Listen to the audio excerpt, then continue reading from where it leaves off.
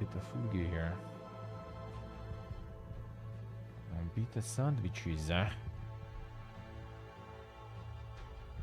a friend went, got the stuff for the IRL setup. The Archer C3U, the legendary Wi-Fi dongle. I will test it. I'll test it and we'll see if it actually will work for the IRL. Hopefully it should. Like, I know a lot of people using it, so it should.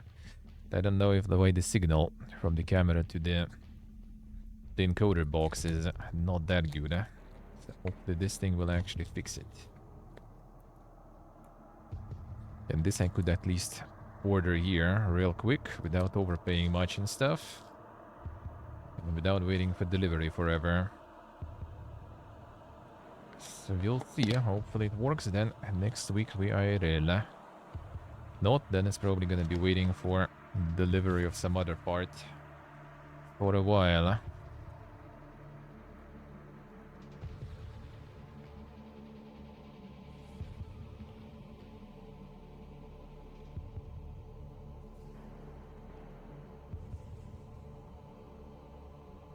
Didn't need to unlock any of this. Come on, dude.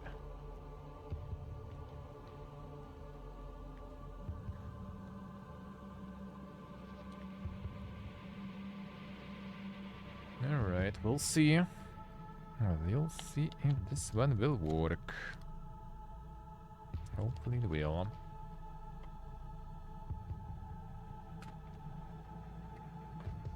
Just another Wi-Fi interface. Ah, that has the 5 GHz and stuff, which is needed for the camera.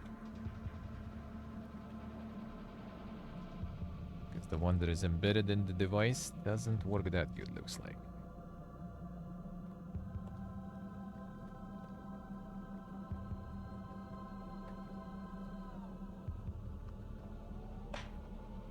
The encoder one. Okay, one there.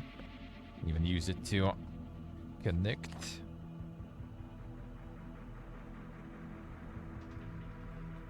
Please get in.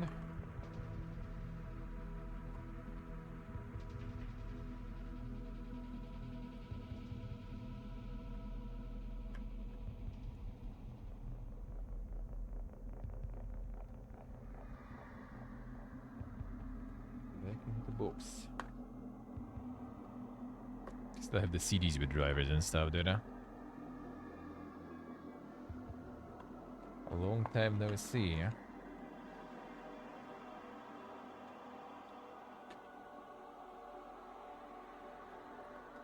Get them as the decoration or something. That's how we had like the big nerds and stuff in the college. With on their backpacks and everything, you know, like some old RAM sticks, all that kind of stuff, floppy disks.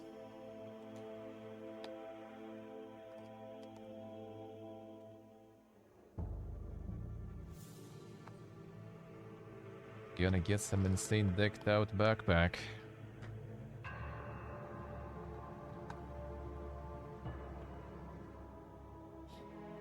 Was kinda nice, but yeah, there was no RAM sticks to spare usually. Alright, so let's go. Let's see what is up. What is up there? The weekly classics. Fields of Mystery. You can see that it's already weeb shit. Hits you missed. Presented by fellow traveler.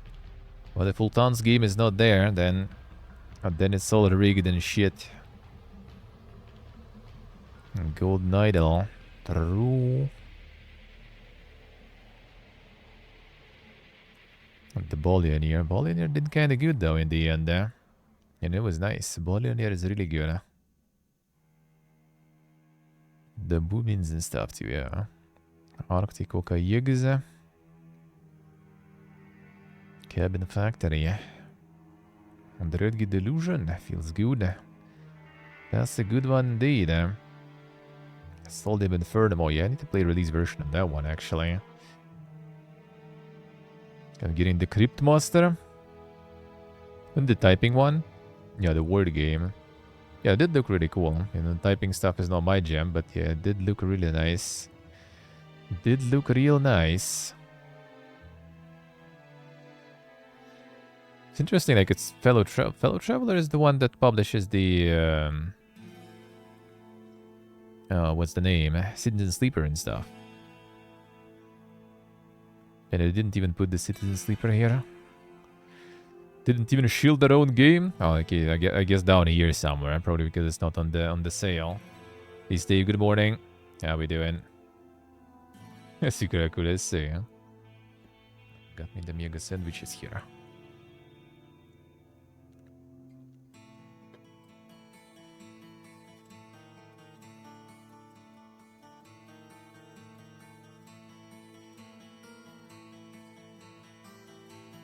Got some good stuff there.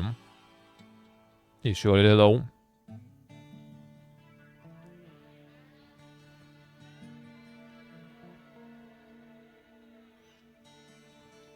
How you doing? Hey, 500. Yeah, most likely returning the degeneracy. Like the Subathon Encore, aka Hobathon, without timers and stuff. Yeah, like some flat goal. If it feels good, if not, well, I mean, whatever, I guess. Just want to degen. And I want to finish reading Citizen Sleeper though at night again. So I'll return that one. We gotta finish the book, eh?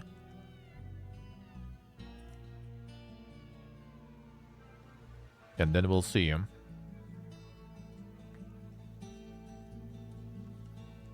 I did really enjoy what I read so far, though. Not gonna lie.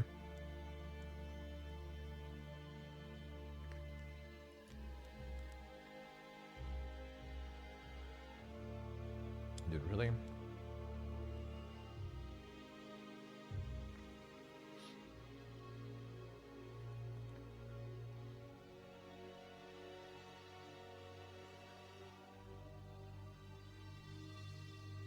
No. Bro, did they add fucking cumin even in black bread here? Seriously. I think Borodinsky bread, it should be a little different.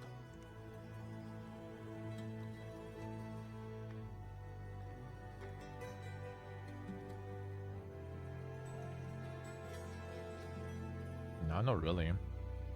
The fuck I see. It was the Kazi or still the leftovers. Alright. I was like, where the fuck is that cumin from?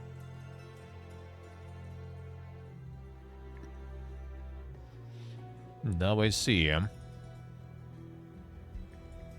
Cumin everywhere, dude. And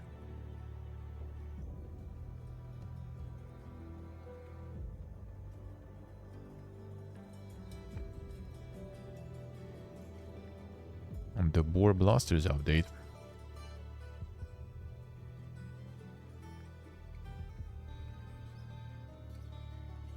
Stranded Deep.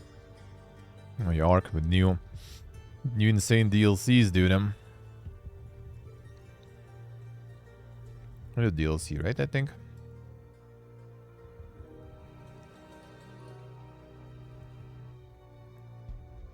Yeah, Bomb Stole Tail, them. I got some fucking cars and stuff there. Mostly negative, huh? Mm-hmm. That's a good DLC there.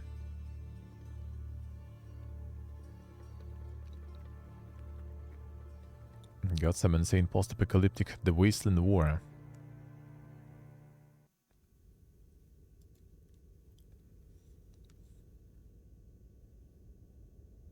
They went ham with Ark there, holy shit. Is it like on any map really also? The weapons and tools, animal structures, player cosmetics. Steampunk Ascent also, holy shit. We got a little bit of everything going here. Third-party maps as well as paid DLCs, I see. Still need a supercomputer. I mean, they remastered it, so now you need a NASA computer already. A supercomputer is not enough.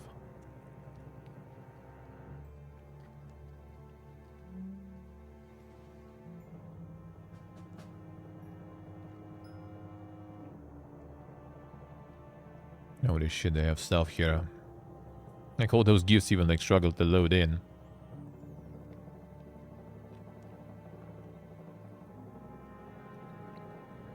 Yeah, nice reviews though. Yeah, Nicolo.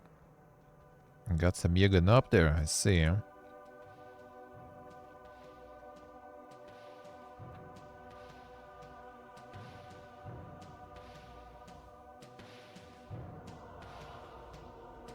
Don't buy this just with the land vehicle. A Bella rig does not function at any map that Wildcard designed. Since Ark Survival evolved, they cannot be able to successfully make a land vehicle that work. Get stuck in terrain after moving a foot or two at best. My video on this is misleading. Don't pay for this just for the vehicle. The rest is not too shabby. Let's see. Super buggy.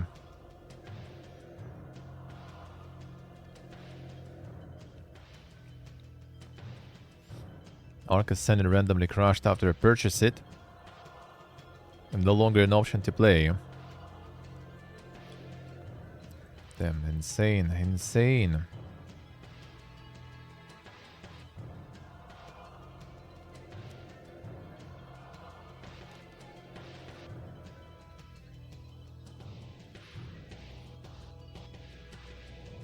And the System Shock remaster next month, I see. I'm down. I'm down.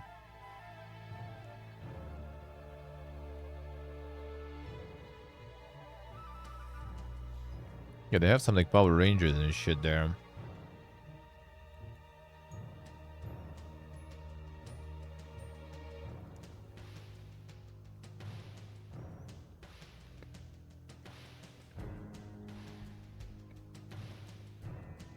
That's some grease stuff there, right?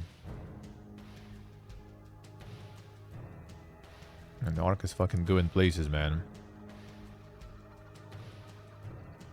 They're made by a third party, I see. Huh?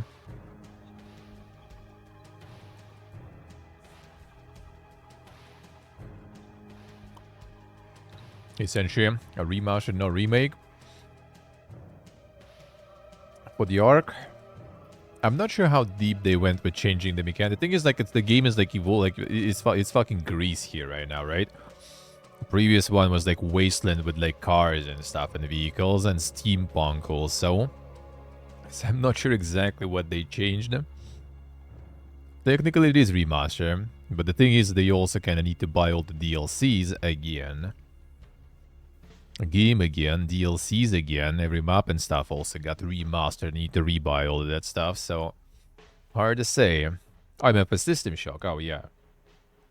For System Shock, it's probably gonna be like the first one though. A remaster, let's see.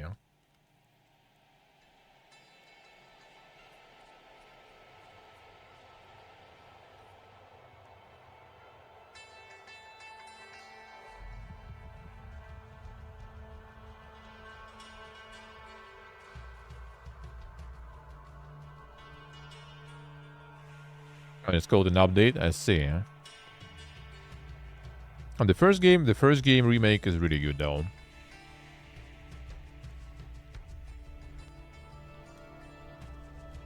That was real nice.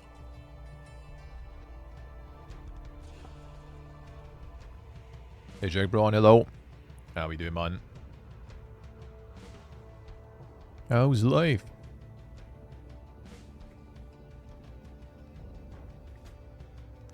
Don't remaster old but still working game. I mean, System Shock games I think at least kinda, you know, deserve appearing, you know, like on new generation consoles and stuff. I think that's not too bad. Not as bad as some other ones. Like stuff that already like runs everywhere anyway. Like that is already weird.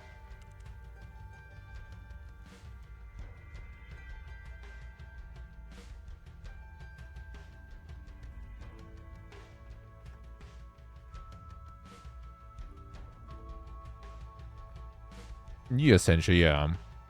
Then Ark, as we just saw. For example,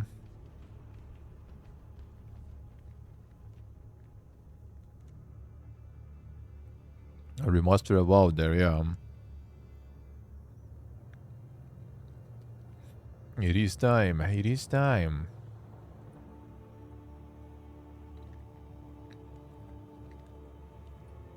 Yeah, Night Dive remasters actually are kind of nice. Like, they mostly cost reasonably. They don't really change the game too much. And yeah, they usually, like, have no issues also and stuff. They use their own engine and stuff for that shit most of the time too.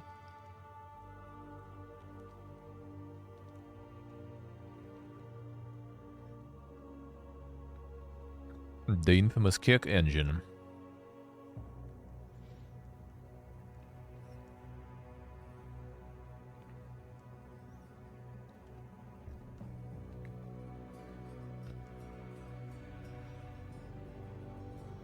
Flash Doll.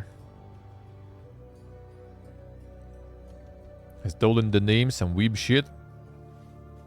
It's always scary to press, but I guess it's fine.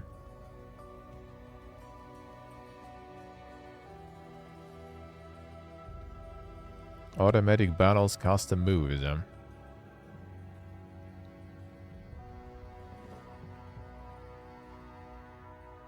it also auto battler then?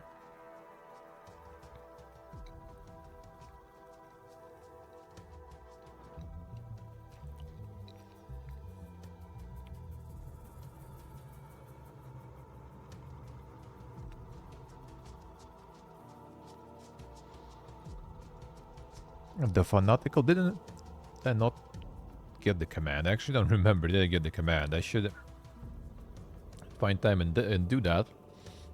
I thought I added one though. Maybe I didn't. And the fanatical code that I got.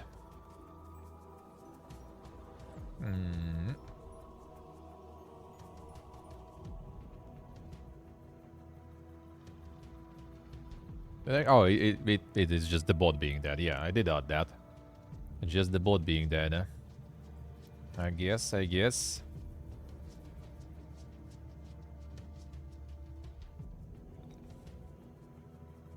Just the bot being dead. So I'll post it for you this way. Boom, there it is. There it is. See the command in the command list, yeah.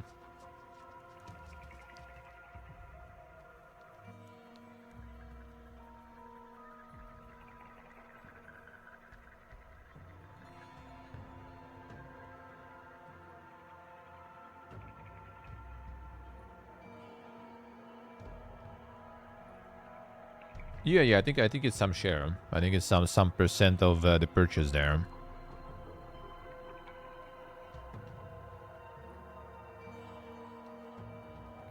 For everything fanatical.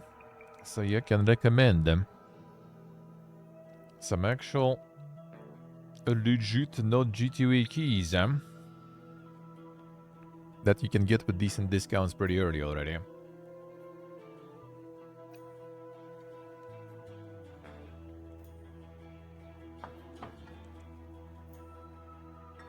A very good one. I just realized that like Rock Paper Shotgun started promoting them with their own code, and I was like, huh. Well, I guess that's kind of seal of approval in a way. Might check that one.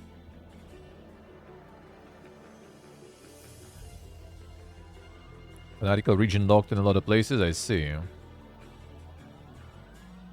I guess they don't want people to circumvent some like region limitations that way, probably. And the wrong spawn again, yeah.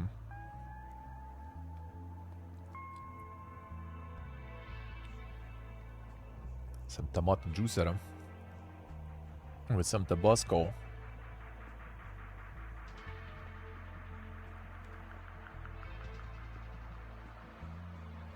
Oh, feels good. Feels good.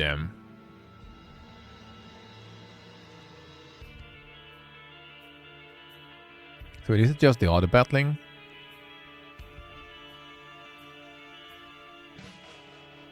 Customize the moveset.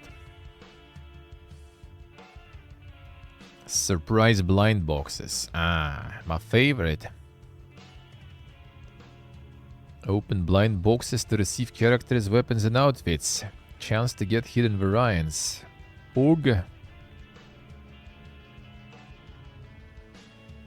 Well, at least it doesn't have the in-game purchases, so I guess you get the money for that stuff in-game, so that's not too bad at least.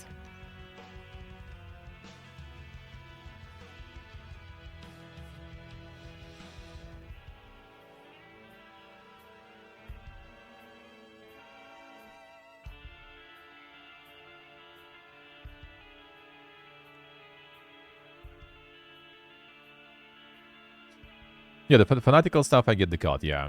I can tell you how much I think. Like the best one is Nexus. Like my Nexus store, that's the best cut. Especially like if Hooded Horse game, the cut there is really good. But Nexus kind of gets like less partners. Looks like Fanatical is actually farming like way better. One moment.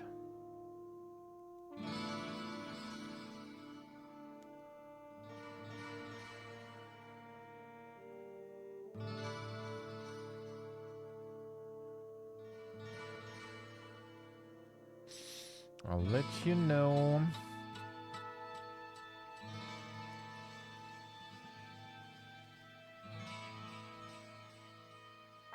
Where was it? Where was it?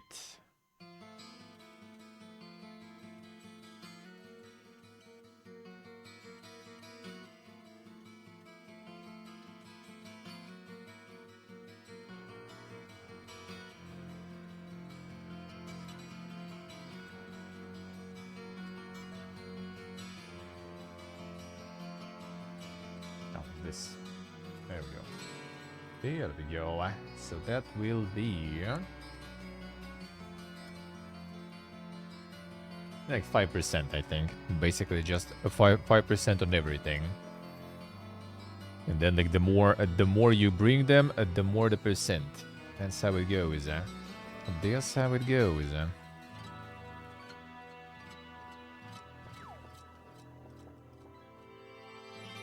That's how it goes.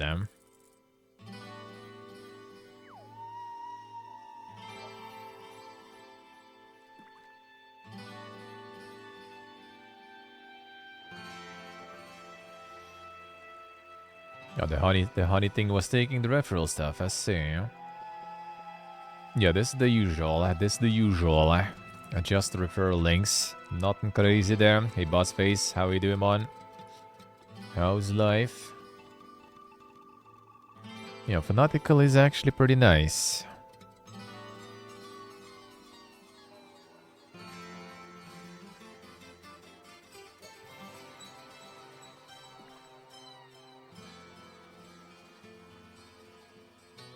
Not enough content there. Auto battle gacha for a fair price with no microtransactions. Damn, no microtransactions gacha. It's like the non-alcohol booze, basically. As essentially say. Yeah, I kind of just learned from Rock Paper Shotgun, so it's nice. It's nice that that people using that one.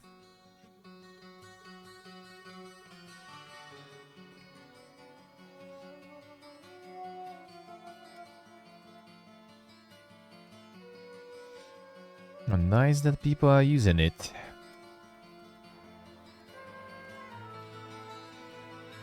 And from position of it, we think there's something. Well, the thing is, like, the Steam keys, like, developers can generate Steam keys and then they can sell them anywhere.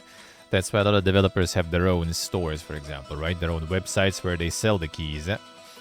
Like the catch is that when you sell the key, even as the key to the Steam, you don't pay Gaben the cut.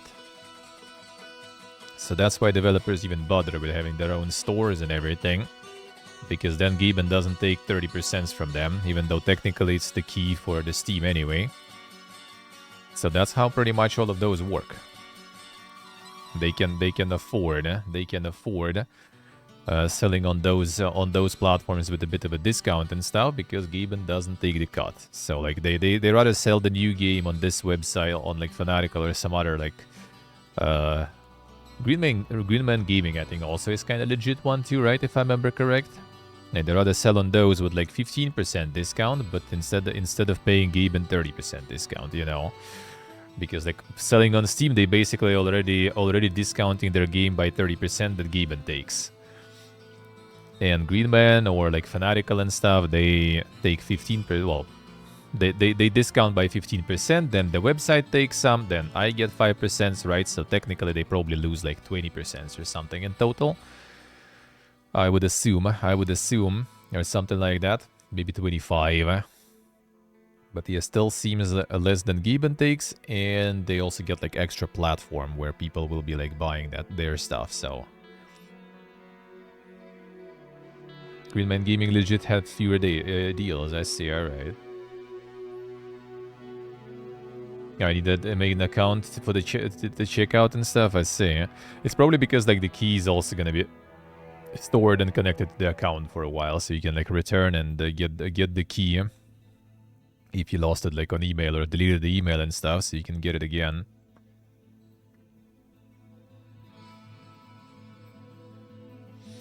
Greenman, Fanatical, and Humble you use, I see, alright.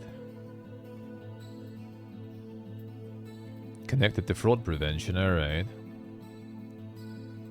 Oh yeah, true. It also like the thing is like as Karakul said, it's like it's blocked in some regions. Looks like, and Lydium also said in some regions it's blocked. So I assume they kind of use it to prevent, you know, well, make it harder, I guess, for people to buy the region locked games that they're not supposed to buy from their regions and stuff.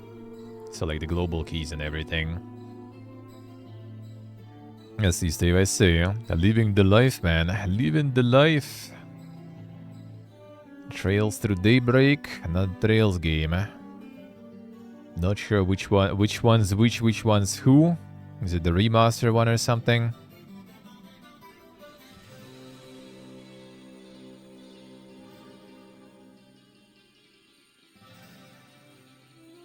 Is the new one? Of course, Crab already has it. Who would have thought?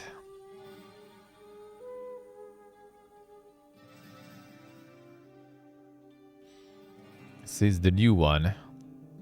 Damn, major content description. Rare occurrences of violence against bound hostages.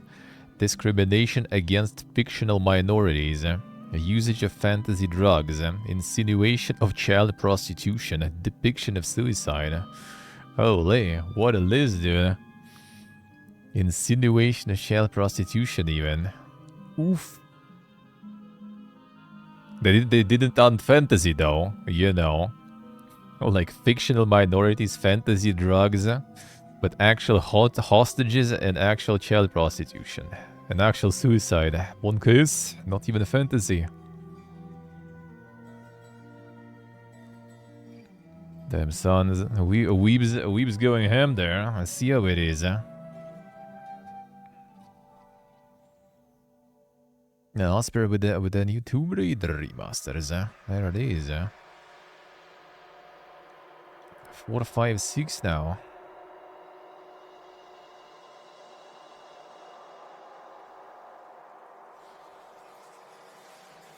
Insane.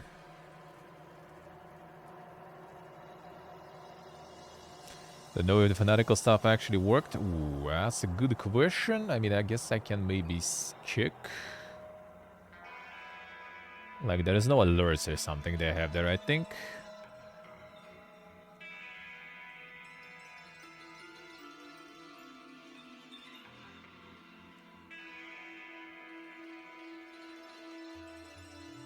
So I'm not so sure. For now, I guess nothing.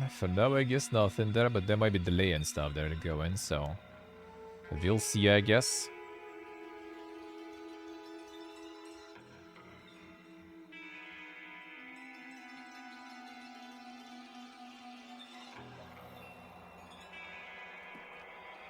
We'll see. Could be delayed. For now, I can't actually check even. It doesn't show anything, so... Hopefully works. Hopefully works.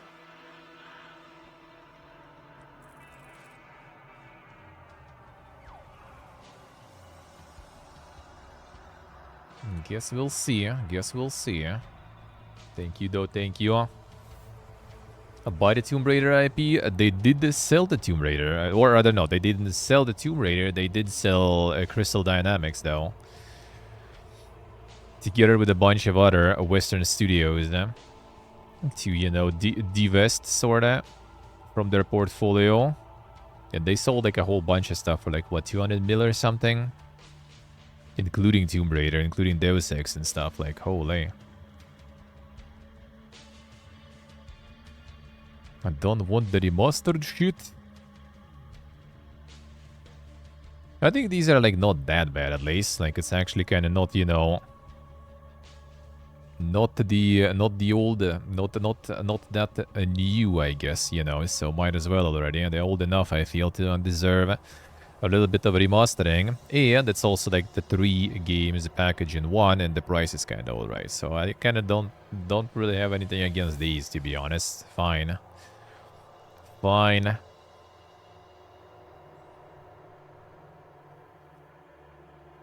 Did announce the new one. Yeah, they did announce the new one, but yeah, that might take a while, especially considering it's... Was it actually, like, basically Embracer got the Crystal Dynamics and stuff, so... Yeah. That's probably gonna take a while for them to make something new out of it. Especially since Deus Ex and stuff they completely cut, so... Yeah, we'll see about that. Published by Amazon, though. Well, then there is a chance. Then there is a chance. Guns of Fury. The insane retro-inspired platformers.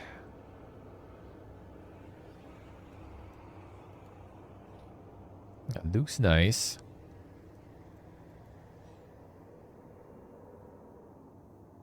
Platformers is so, like, all over the place. Like, so many people try to make their own platformers and stuff, and so many fail. And then some just kind of, like, you know, get released and killing it. Not sure about necessarily, like, completely killing it, though, but that seems good, though. Nasiste USA. Nice, nice.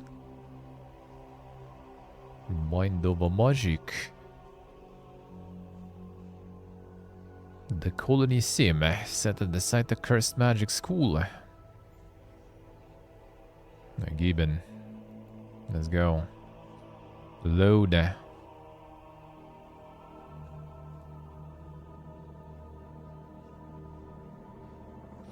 Build and optimize your own magical academy, train powerful mages, and master mighty relics in order to battle through the Underschool. Mysterious Underground Dungeon. That was out of early access. Yeah, that's a lie. It's cleared by Clay Publishing, huh? Initially released at the end of 23. No, gameplay loading though. No, that's probably just like a... Actually, no, this one also kind of shows some gameplay at least, so... Not too bad, not too bad.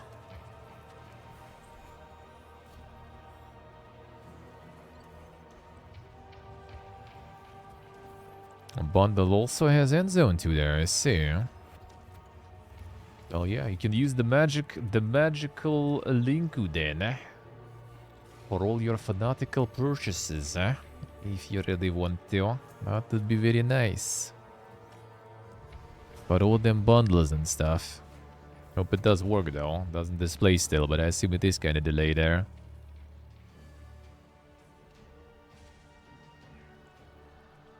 And no second game you like there. Time to broaden horizons. Link better work, I hope, I hope. Worst case, we'll fix it later, hopefully. Oh yeah, Arctic Motel, didn't we see it last week actually there? 11th of February? No, oh, it was like upcoming, I guess, yeah.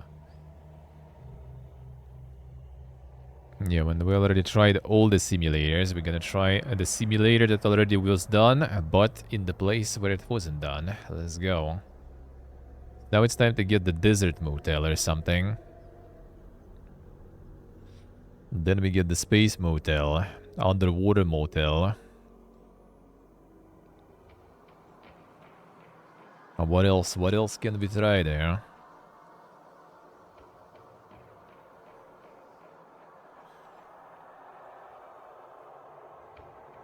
Kinda pumping, wouldn't say like super pumping though. Underwater hotel would be sick through. And that's the thing, is like, it's not easy to do, right? But like if you already have that going, like a bunch of the games like that, you have basically kind of like templates and stuff going on. It's just, you just like keep pumping, I guess. Just like change the theme a little bit, change the environments a bit, and there you go. There's another one. Throw some new mechanics here and there every once in a while. Boom, done. The Civ is still sitting in the mix there. Hey, window, hello. Yeah, we do, man. Still pretty much the same, even after release there. Still 50%. Thing is, it's still farming, dude. It's farming like crazy, I'm pretty sure.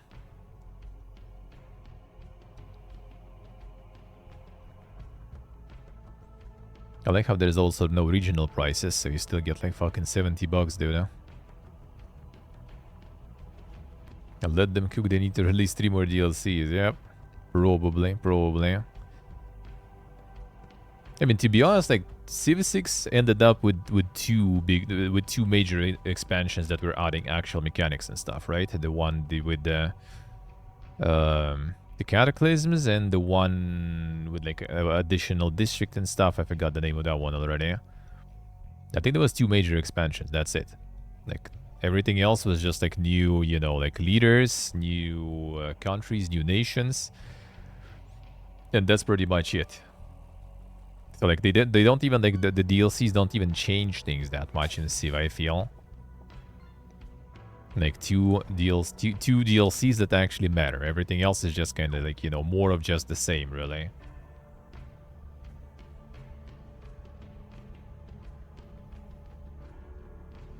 Seven have better potential than 6, actually.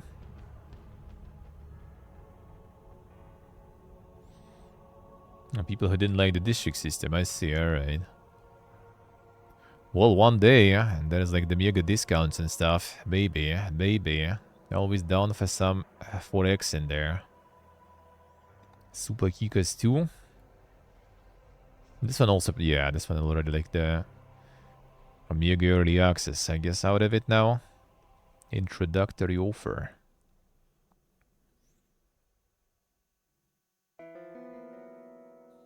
True, say true. Probably. The 1 mega discount for 6? Well, 6 I do have with all the important expansions at least. Let's see. Well, actually then, if you want some 4X multiplayer that is not too much, you can go here. And you can get this. And then you can play this, because this one, even if the matches take a while, you have asynchronous turns and stuff. So basically you can just play at your own pace, sorta. Apparently it's pretty nice. Well, I mean, I played the demo. I do have the game. Actually, McFace gifted it to me in the end, not them sending it even. And I still didn't find time to play it in the end, after the demo. But yeah, this one you can actually multiplayer with asynchronous stuff. So everyone kind of does the turns, and then, you know, everyone like, I guess you wait until everyone is done, you know. And then when everyone did their turns, it kind of advances. So you can kind of play it slow.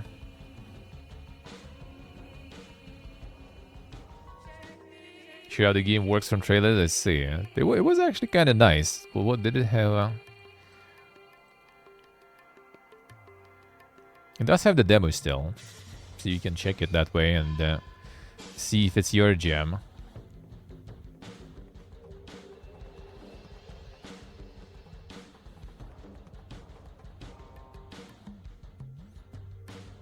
See, next gen, I see, huh?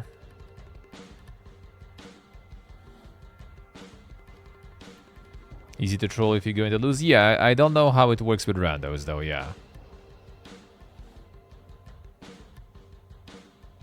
Yeah, play a turn and return another day. I think it basically kind of waits. Like, everyone needs to do the turn. Maybe there's some sort of timer, I guess, you know, like the... When someone gets kicked, for example, and then considers, you know, like a loser if they wait for too long or something, or maybe some voting system. Like, probably does have something. But yeah, I saw people playing it like that, like heard about it. How people play that. Yeah, but like someone getting like the WhatsApp message, while in the gym or something, like, do your turn, dude. Foster. See the gen, I see. Well, happy with the new Stalker patch we'll get. I don't know about happy, really. Let's see. Can we see the happiness or not? It's kind of hard. It's kind of too early, probably, to see the effect of the patch. But apparently there was some massive one. Well, the recent one's mixed, but I assume this mixed already counting from a while.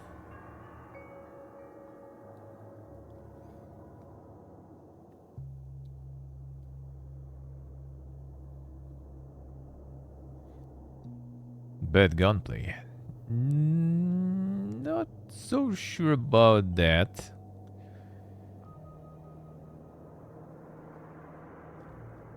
It's hard to say. Like how far the recent reviews kind of go. And then what was the patch? Patch was February 13th. So I feel it's a bit too early to kind of gauge the most recent stuff, you know? Probably.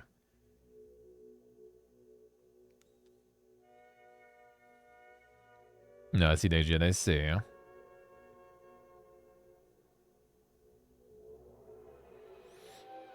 Would never return if something went wrong or just never did a turn. I see. Yeah, you need people kind of committed to that a little bit.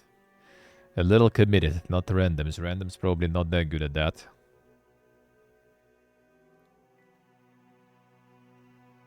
This one we saw before. This one we saw last week too.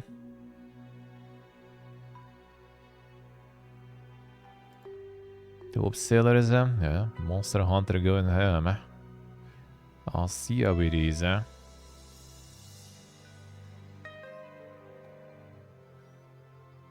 you can just like lower the difficulty and even without much of a 5 ahead, you can continue going. To be honest, high difficulty is AI already cheating anyway, so you know. You don't even need that high of a difficulty for that. Hey, Portable Hello, how we doing? The Baldur's Gate, the discount. That might be at 67% again. Elden Ring is going up there in numbers. I see how it is, huh? So how are you guys feeling about this one? How are you guys feeling about this one? And those who actually managed to get on the server and stuff, of course. Yeah, I haven't played the original, haven't played Elden Ring yet, so I haven't even checked it. And I mean, not gonna, because not gonna spoil too much of it, I guess, you know, to play some later.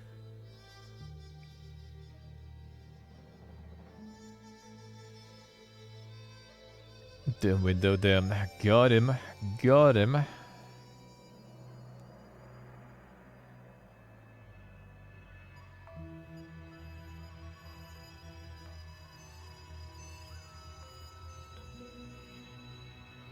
Console only as always. It was console for sure. Was it also on PC or only console? I don't remember.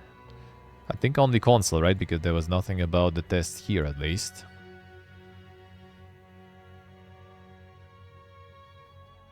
Yeah, it doesn't really mention anything about it here on Steam, so I guess Steam didn't get it.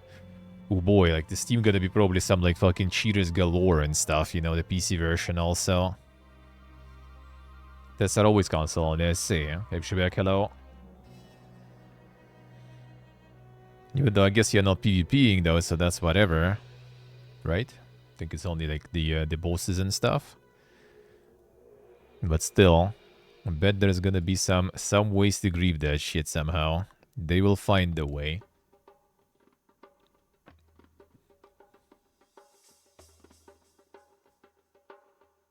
Damn, Monarch is also pumping there, holy shit. I got the easy anti-cheat for that one there, I see. At the OG Keeg Factory. And the point and click there.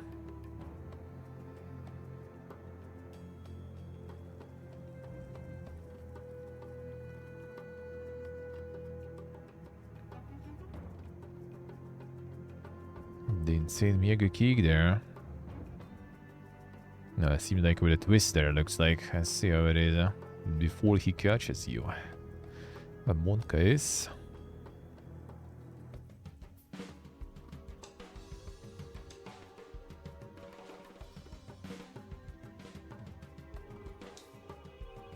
Serious, I say, huh?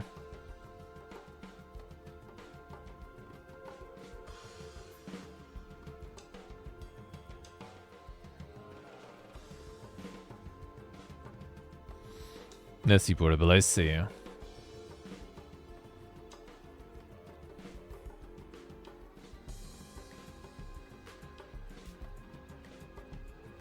Selling multiplayer mod for €40. Holy. People not really enjoying it that much. No stream delayed today. Damn, window insane. I'm getting closer. I'm getting closer. Until he catches you.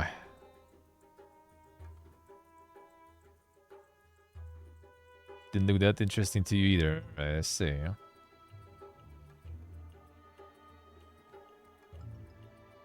The psychological horror there, yeah. It's with the twist, man. Stressful first-person horror game.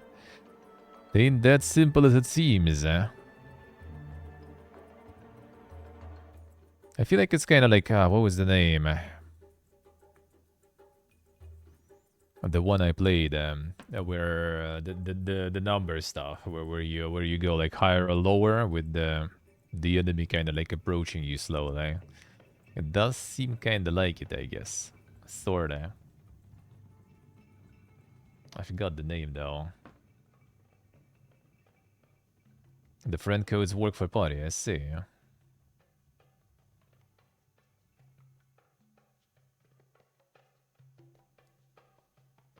Yeah, what delivered it and stuff.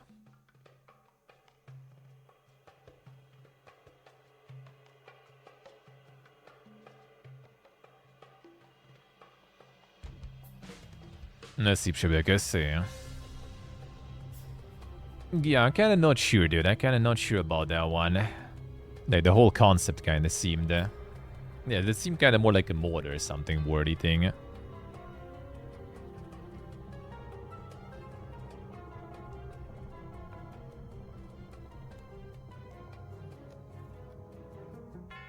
I see, portable, I see.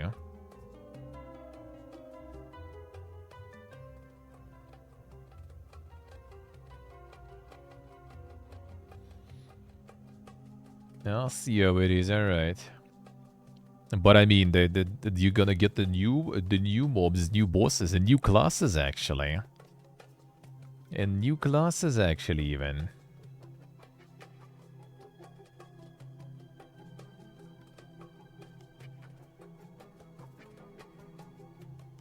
And new classes, too.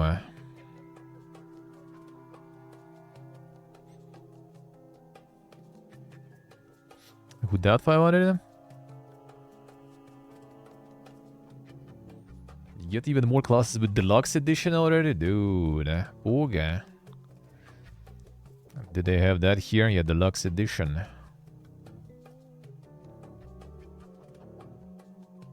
Additional DLC, additional playable characters and bosses. Oh, damn, even the bosses there. Nice. Oh, yeah, additional DLC will be available at Q4. So, yeah, like, basically, I have like, some news about this one, but yeah, apparently... Apparently, you're gonna be getting, you know, the DLCs with the bosses and everything, so... like, it's not just the multiplayer mode for $40. They also gonna charge you more for more content later.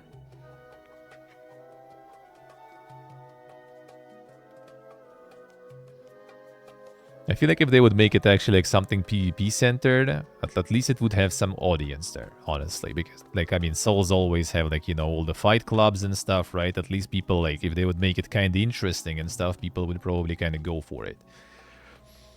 If it had the PvP, you know, kind of like spin on it or something. But like full PvE, I think like even those who will kind of enjoy it, like what's gonna hold them in there? Like what would be the appeal to stay and play and keep playing it?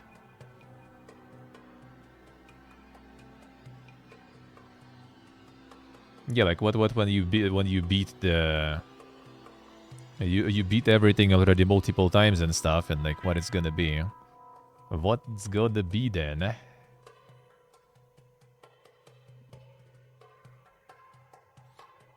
I beat the game with every class, then what? Yeah.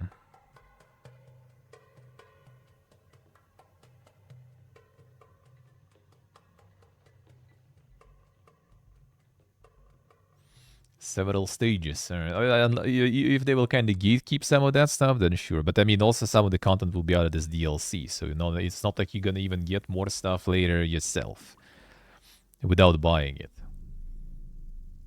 But yeah, I don't know, man. I don't know. Deluxe edition shit is annoying as fuck, and it's just the beginning. There's gonna be more. Gonna be pay more later to get new content and stuff too, and that is weird. Like if it'll be free to play and then you pay for more stuff, that I guess like would be kind of acceptable. At least you can try to do all the free stuff and see if you like it. Like get the new shit. If you don't like it, don't get it. You know, just play for free. But since it's already entry price and then price for new content later, they're just kind of like, I don't know, man. I don't know. And this is different. Yeah, as I said, like the PvP enjoy, if it will be PvP game, PvP enjoyers, it's less of them, sure. But they would probably actually, you know, like play that stuff. And they probably would be like enjoying it also. Like some properly, you know, PvP focused, you know, more polished experience with like better balancing, with better netcode, like some arenas designed specifically for that, right? All that stuff. Like people probably would enjoy that. It would be like small audience, but it would be like, you know, people who actually like it and people who actually play it. PvE kind of reaches out for more people, of course, right? But like, how long they gonna play? How many will they actually stay there? They will sell though, probably quite a lot. I mean, it's already here, so they will. So it's kind of like, I don't know, maybe the thing cashing out. Hard to say.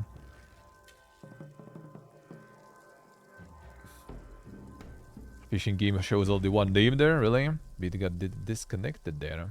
One moment. Could be actually. Try to reconnect there. Yeah, maybe it just kind of got a little disconnect there.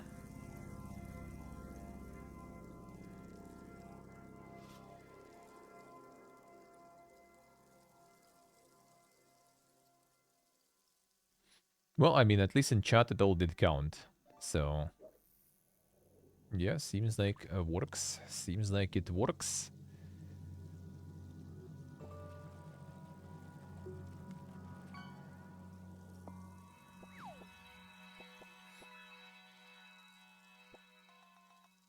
Game Pass Day 1 or PS5? I mean, they'll probably announce that already, though.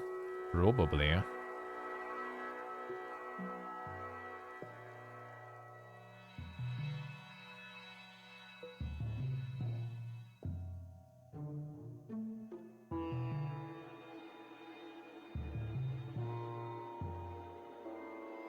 Shows when someone does the points reward.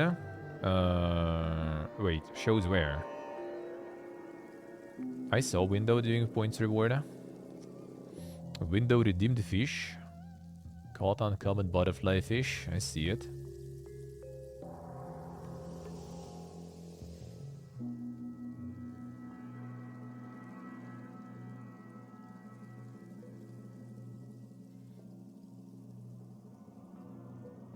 Yeah, I'll see all the names there. I'll see all the names there.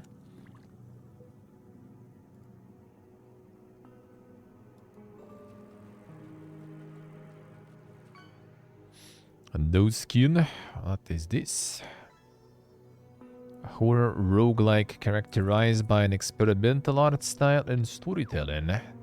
Strategic gameplay and deep mysteries. Oh, damn, that's some dang stuff there.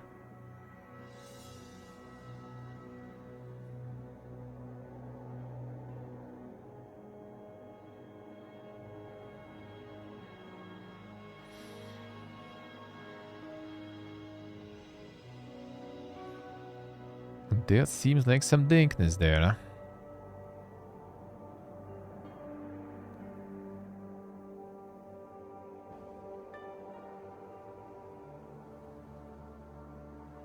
The no eye soft. We'll see.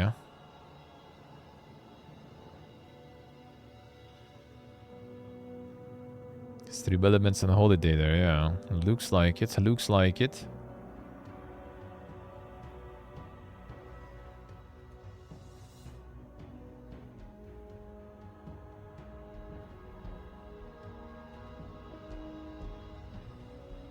Yeah, it was working earlier though. I'm not sure. Could be something on that end there. I think the dashboard and stuff works. Let me see. Can I like reconnect the bot maybe? Just in case. But it's probably just the bot being kinda a rip there. Now a bot in chat. I'll leave. Return. Failed to join bot. Alright, well I guess the bot is kinda dead then. You need to remember to actually join it back though now.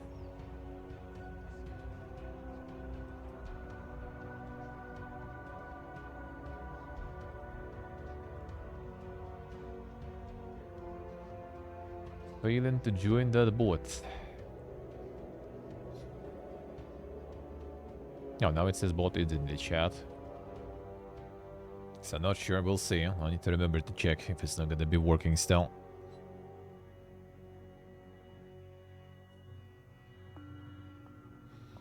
A mini city mayhem. Sounds familiar.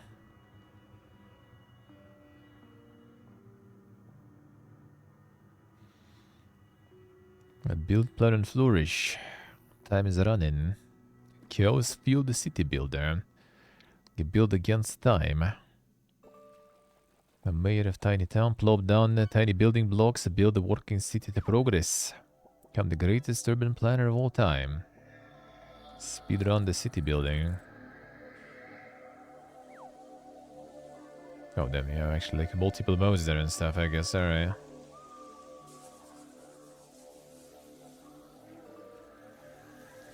A way to think. No, they just like did like speed up everything there.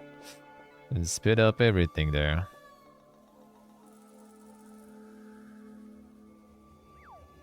Outpace the population.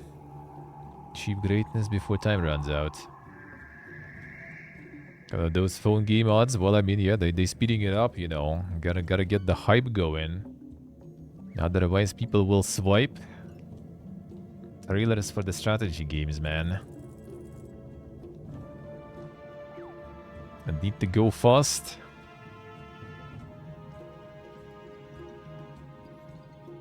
The cinema simulator. Damn, son. Can you actually watch some gachi there or something?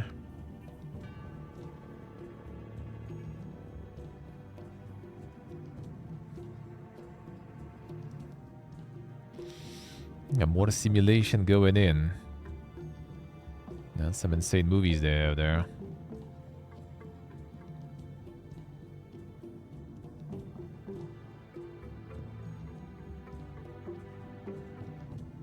And that's the Mega Simulator there. Then even arcades. Well, actually kind of true though. We did have that before. That's the only place I've seen even arcades in my life, I think, back in the day. Next to the cinema, always there were some. How much time people put in games like that? Oh, a lot of time there. A lot of time quite often. I mean, even looking at the streamers and everything, a lot of people go ham with those. Well, I guess with streamers it's understandable because these usually kind of farm, especially for big streamers. But I assume like the regular players also dump a lot of time in. Dink memes.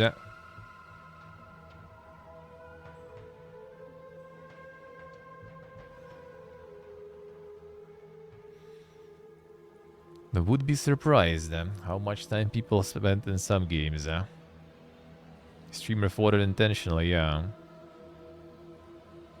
I mean, honestly, like, it is actually, like, pretty massive niche. If you go into development, like, you would think, like, alright, you made the game for streamers, you know, like, streamer game. Like, why would, like, regular people buy that? And to be honest, maybe not even a lot of them do be buying that. But like you don't even really need normal people. You can sell to streamers quite alright too, you know. Like no one outside of streaming would buy this. Like why would someone even buy this game, for example, on their own? Like something that just like not even like the full screen, just a fucking circle there that will be fishing on command. So like just making something for streamers alone can actually, you know, get it. Not to mention that it's not really something like super crazy hard to do, really. So yeah, like the streamer game meta is actually viable, I would say.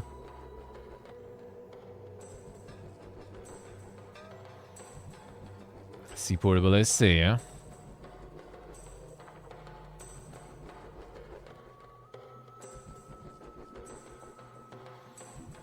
The glorp hater, as I say, yeah?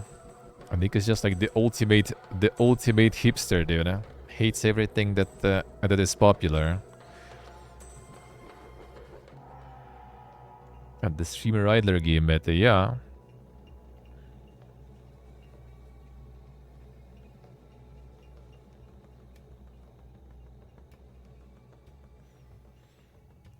The ultimate free riding. Yeah, it would fit like with Forsen's chat and stuff. Like everything that is popular, they're gonna hate. Even if they loved it yesterday, as soon as they learn that it's popular now, they're just gonna start hating it instantly. A minimalistic free riding game.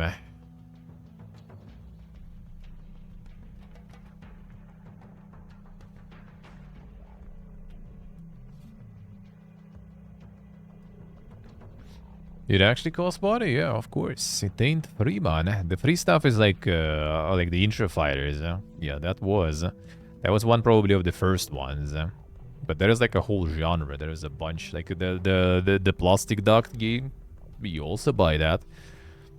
Some of those they do send to some streamers. Sometimes you get some of those, but they usually kind of like some little stuff. Anything that is like more or less, you know, good looking, they be selling. They ain't even sending codes, because if they start sending codes to streamers for the game, then like who's gonna buy it in the end when streamers are the only ones buying it? But I guess you still kind of need to start though. You need to get people to see, to find the game like that.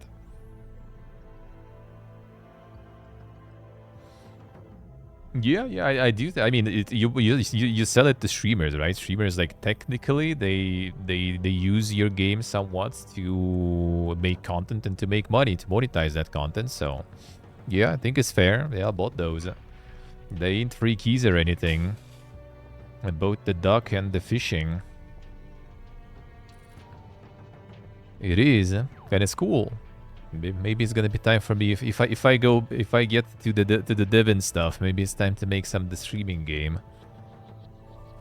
Considering we have the knowledge, you know, we're insiders of the Twitch chat. And what keep? How's life?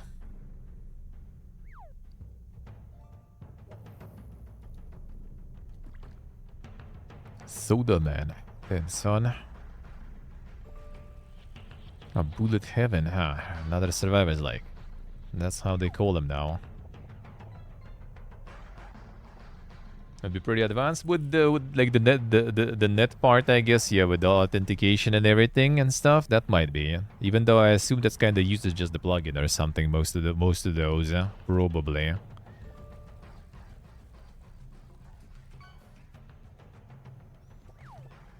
Probably. Even though some of them, they don't even need the login. It kind of depends. Like I think Twitch still mostly kind of kept the IRC stuff going, right? If I remember correct.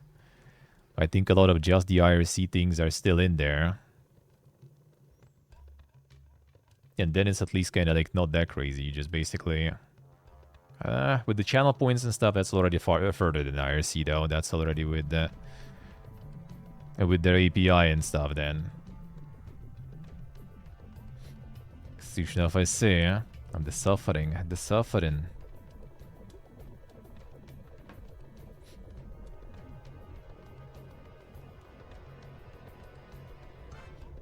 But that's the thing. I don't think I'm gonna be even like if I when rather I guess even I'm gonna be going back. I don't think I'm gonna be even like going for something like super simple and stuff because I know I'm never gonna do anything.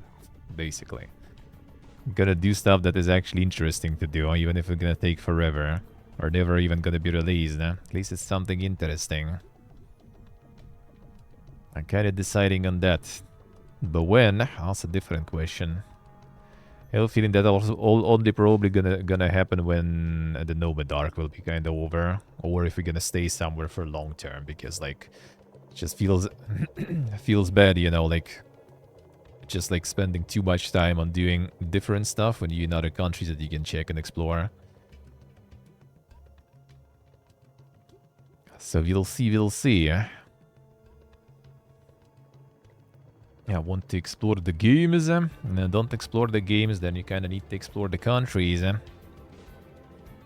the Fiesta gonna be over and it's gonna be a home return or some other place to set the anchor for long term, that's gonna be good then. Then it's gonna be time to grind.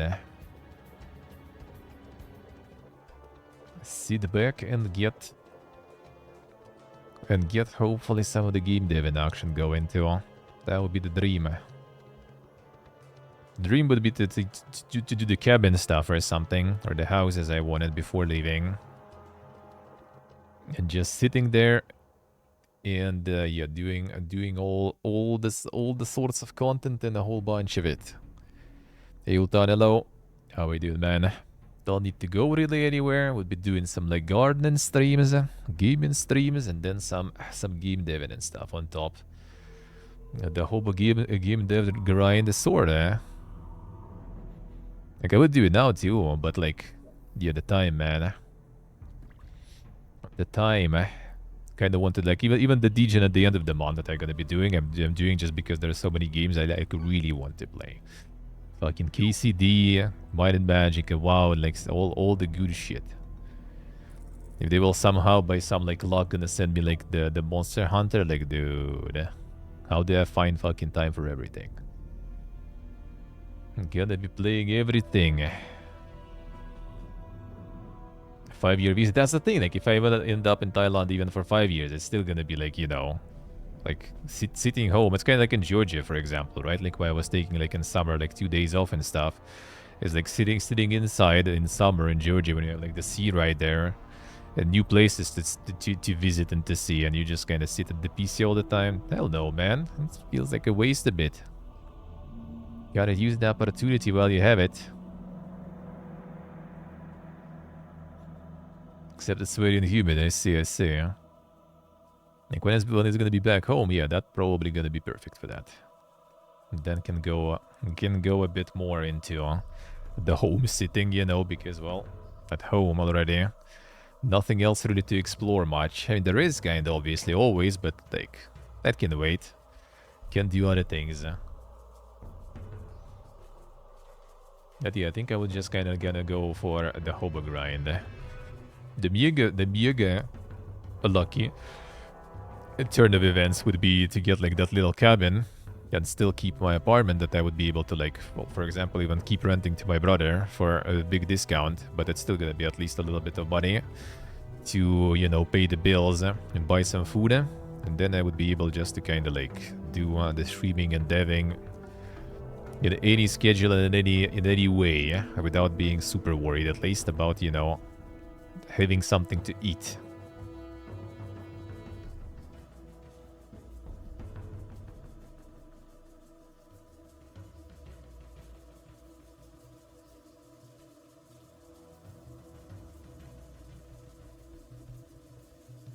Sitting in some AC co-working space. Well, I need to get some AC at home then for that. I'll need to get some of that.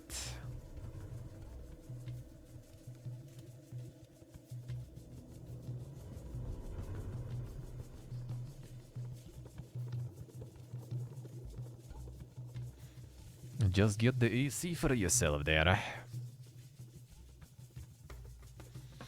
A room with AC. Why not? Hard to find condo without AC. Yeah, I think it should be like almost everywhere there. Like even in Uzbekistan here, like a lot of people have ACs. We have AC here. 2 ACs actually even. Not sure about the second one if it works though. But there are there. There are there.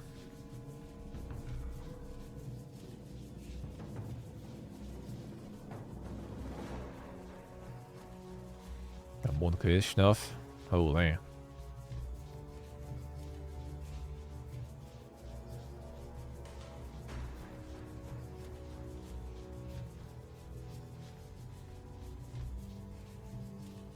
Does indeed suck then.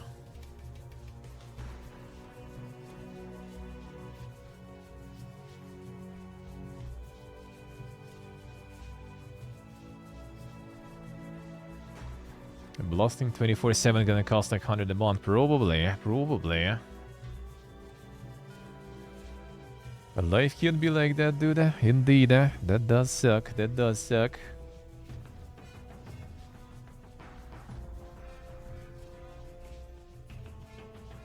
Draw your own map on paper, yeah. If you're grinding hard, probably should at this point, you know. Probably. Gunforged, who'd that be? A goofy fantasy roguelike shooter. Broken builds every run. Then that sounds nice. 40 guns to randomize gun parts, collect possibilities. Embed gun charging runes into your guns. To create the ultimate build. What's paper? Imagine not using it.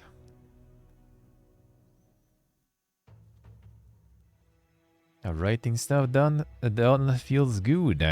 Feels actually pretty good.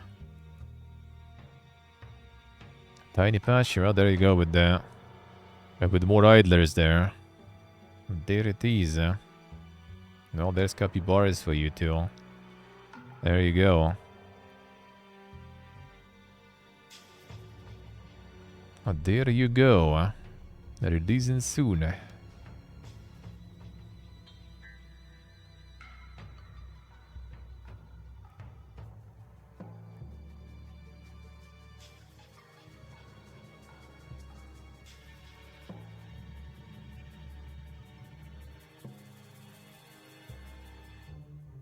Probably like integrations and stuff there too. There is it without.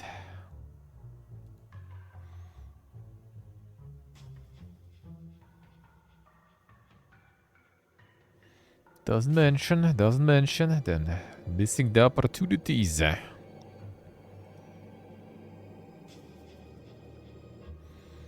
Lost records. 18th of February, alright.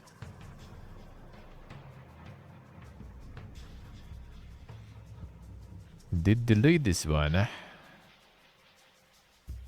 Did they delay the next chapter or something? I don't remember. Oh, the A-Lab A2. The Bruin one. Early access though.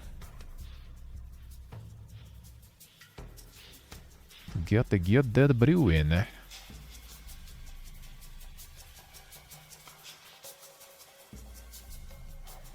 Brew, sip, and repeat.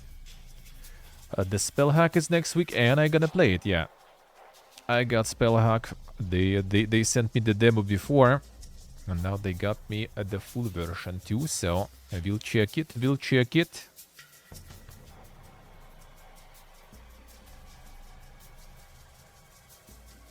Not reading the CEO life hack books, damn son. The Sigma grind.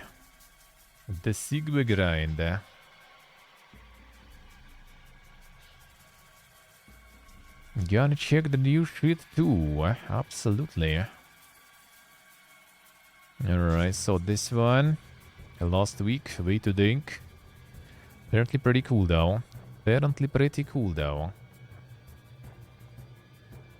A lot of enjoyers of these games nowadays, huh? So what? Oh yeah, this is the Hades-like. The ultimate Hades-like. Do be kinda pumping though. Do be kinda pumping though.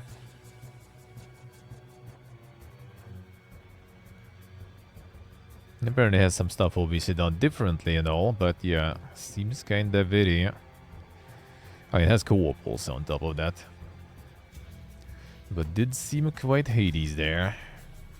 Don't think it's a bad thing, I guess. Why not? The GRBUI and the digging game, I say.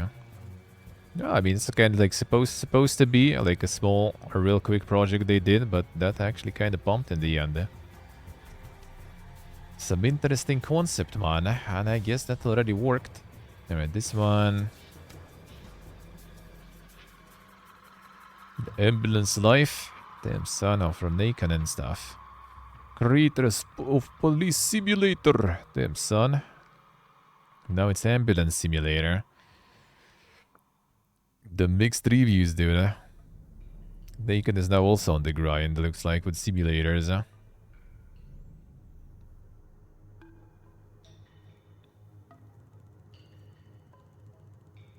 Now, why is the people molten though? Why mixed?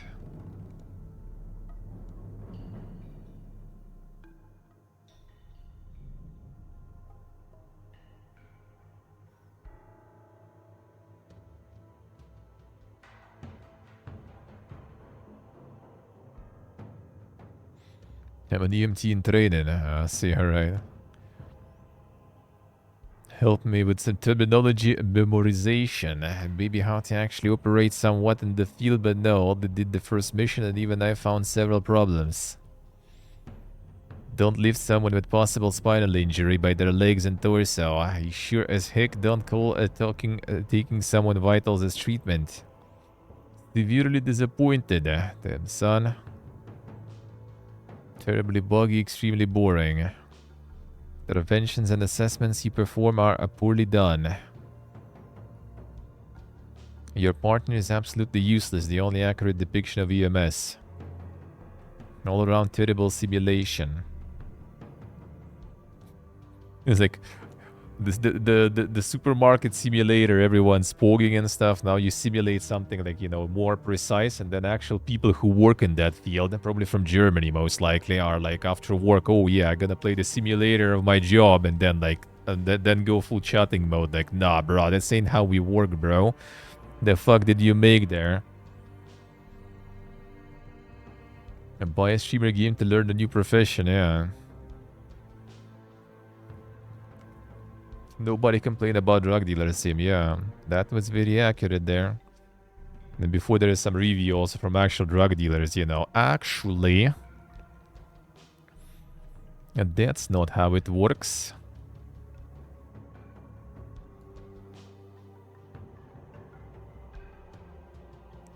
Hostile Throne.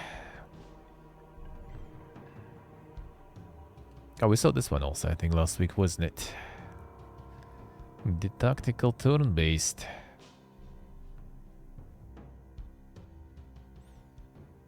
Oh yeah, we sure did, As with the Weeb and the Fury stuff, I think, there too. I remember.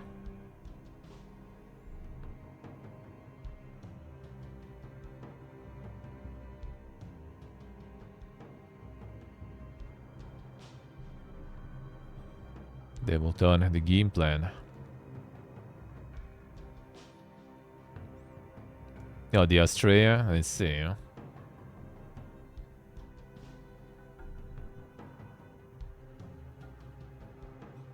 Yeah, so yeah, spinal injuries, you are like You need like I don't remember exactly, right? But with some type of injuries, you need to carry someone around only on like the fixed, you know, like solid surface. With some other injuries, you're not allowed to do that and stuff. But yeah, I don't remember exactly all the details of that.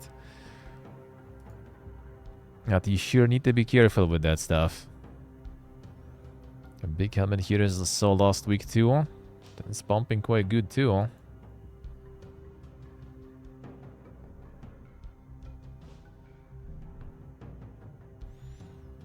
The underwater we also saw, I think. And Gibbon showing the same stuff again. It's not enough games, Utan. Come on. Feel the void. The Gibbon showing the same stuff already for a few weeks there. The Blood Bar Tycoon also. I see there's video game drought. Need more games. Gibbon doesn't know what to show.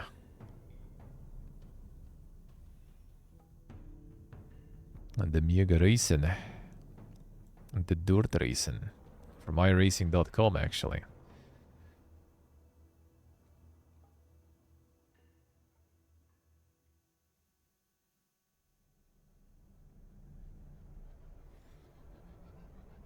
Oh, there's like everything racing, do you know? They did back in the day try back home also to have some sort of like racing, you know, championships and stuff going, but I think it all kind of disappeared after some time. Yeah, I don't remember that. I don't remember seeing that already for a while. Now everyone just watches like Formula if they want to see some racing and stuff. That's pretty much it. This was the dink times when we had all those, you know, like the insane like circuses traveling with those like spheres with dudes on the bikes like going ham in those spheres and stuff. Remember those? Cylinder threads. Point and click adventure. Psychological horror. Monka's.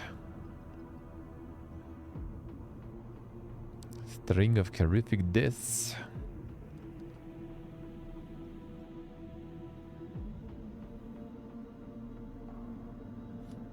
A lot of cases, that's the correct thing. Sorta. Finished this one earlier today, 500. I see. Interesting. The point and click endure there.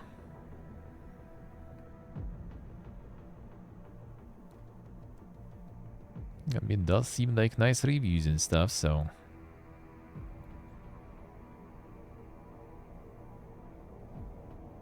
SCP Fragmented Minds. This is also the co-op one, wasn't it? Oh, no, that's actually the single-player one. Ah. But not the Phasmophobia SCP even.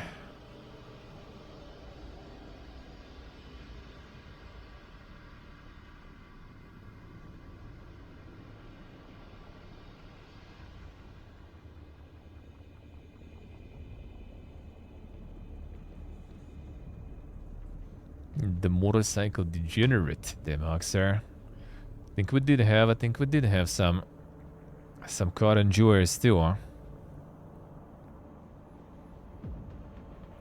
SCP in this one is like two chickens, alright, I see. They went with their own, you know, fanfics of their own. I mean, the reviews seem good though.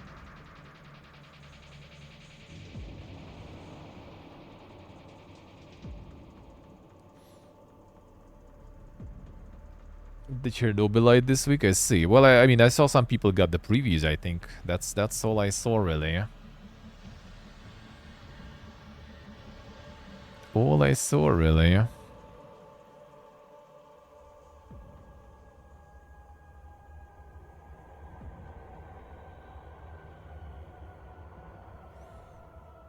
the Virtua Fighter.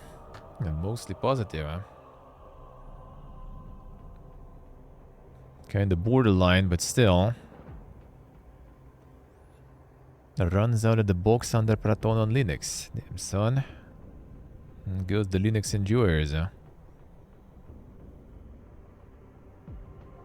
A lack of single player content. Fighting games as single player. I mean, I guess. Kinda do want that, some of that sometimes.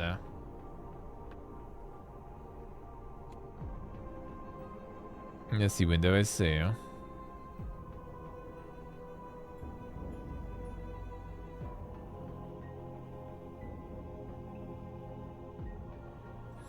Fix your game. Semi-networking issues. Oh, I see. Classic. The netcode and the fighting games. The usual. The usual.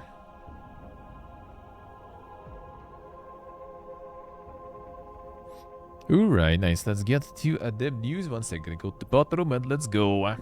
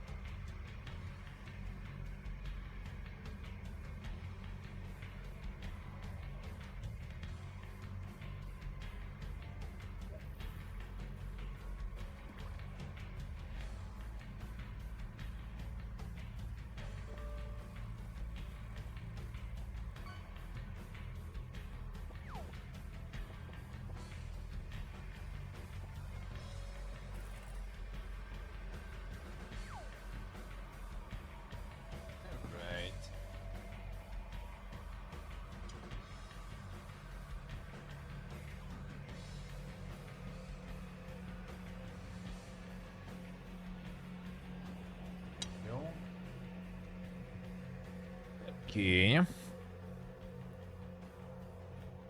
The salmon soup. Have you never tried salmon soup?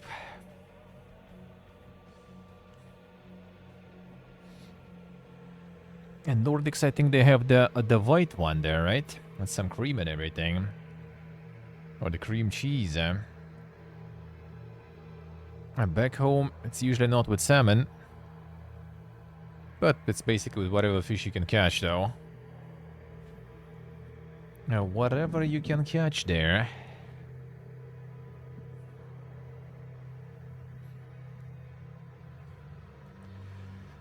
Oh, right. More layoffs news there. The usual, the usual.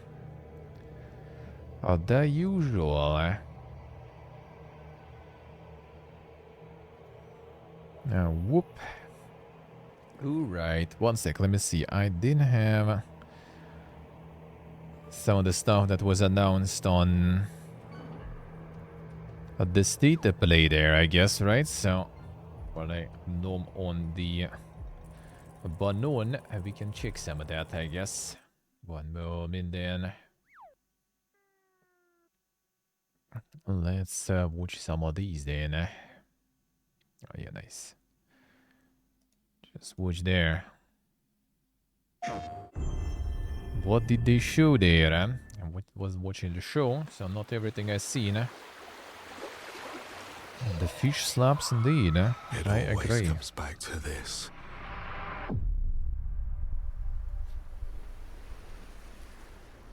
Another mega lupin.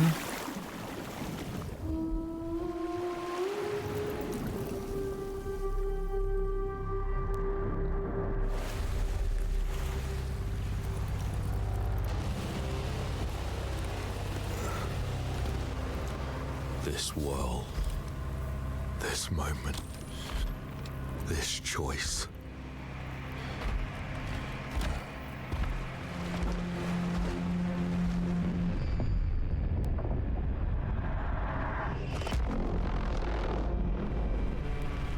Every time the sun dies,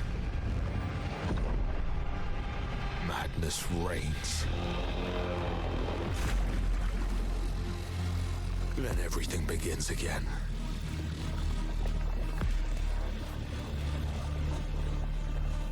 But after every death, I always come back stronger. I know that you are here, and I will find you.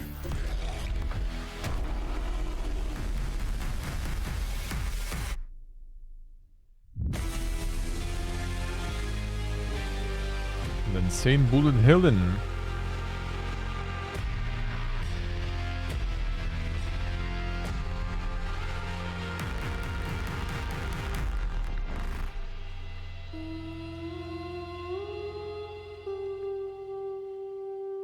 Bullet helling, not exactly my forte though. Not gonna lie. On the house mark. On the returnal creators,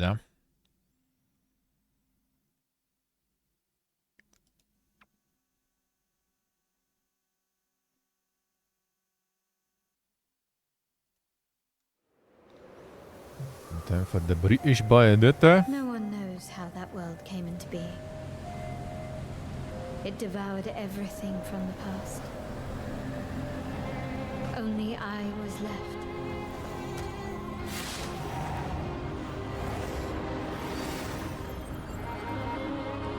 That was a fatal mistake. Yeah, portable. I think it shows. I think. It's the aura of the Grail pieces. I can sense it. As long as it is reforged. My wish can be fulfilled. But wishes come at a price. To pursue one's wishes is to court one's doom.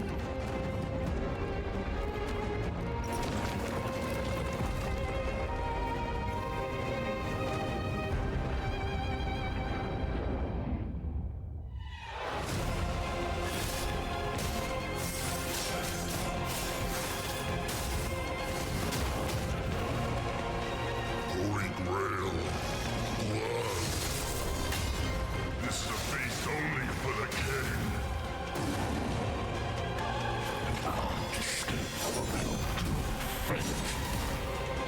Hey, Levis.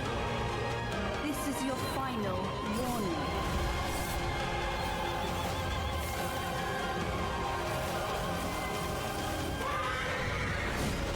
My quarrel lies not with you, but I will take back everything that belongs to me.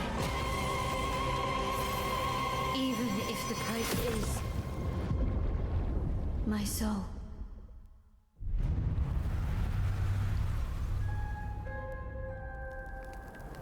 The Tides of The table is Annihilation. It exists no more. Oh, Veeb's already liking it. Who would have thought? Who would have thought? And there was more. I think it wasn't really here though. That's where I pressed it. Let's see. I think there was a bunch in here.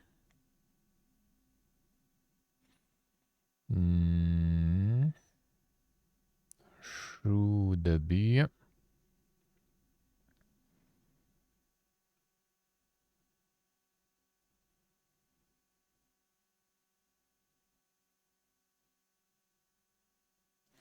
And then this stuff.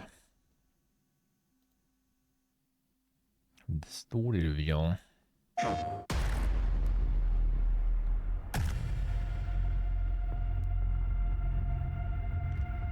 A bunch of release dates as well, I see.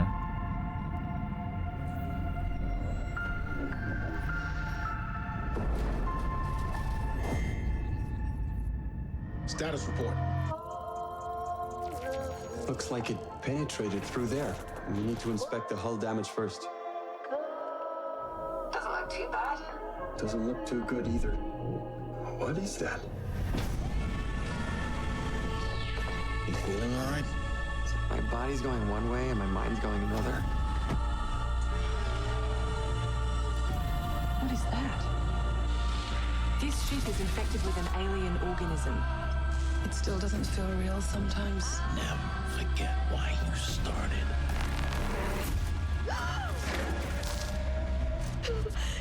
Lord have mercy.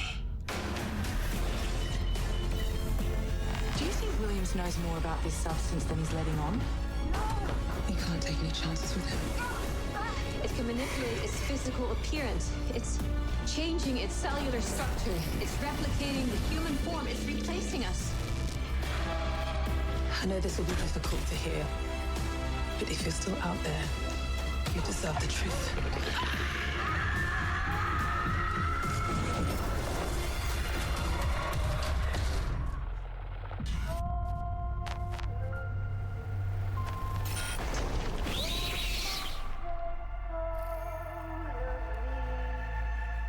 Oh, these guys keep pumping.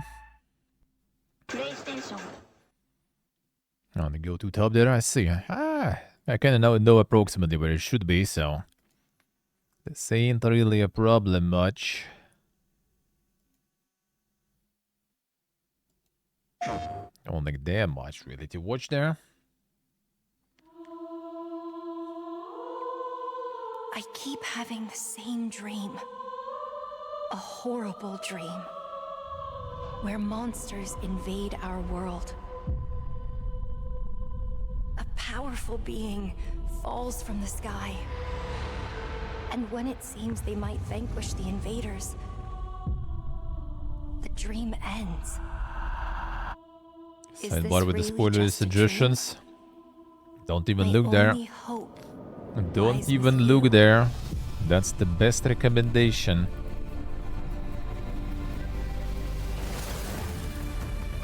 Come, Kaiser.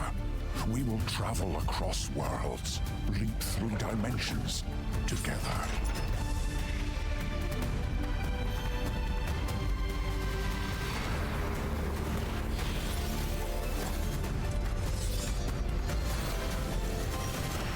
I see great power within you, a destiny waiting to be fulfilled. If someone would say it's like new Final Fantasy, I would say, alright.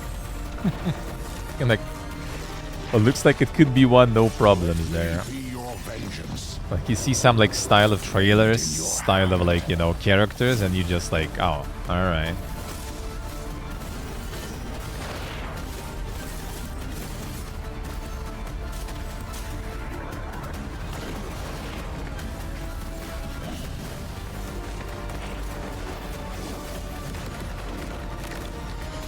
You never wanted to be a hero. But for humanity's sake, you must. Then give me your power, Arena.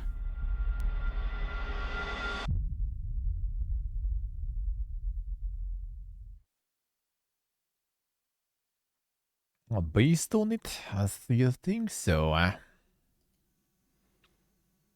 mean, could be, could be.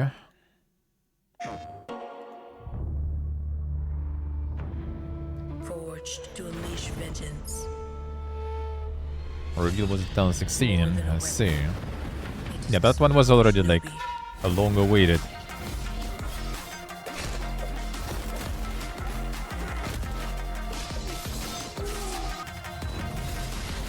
No obstacle can stand in their way.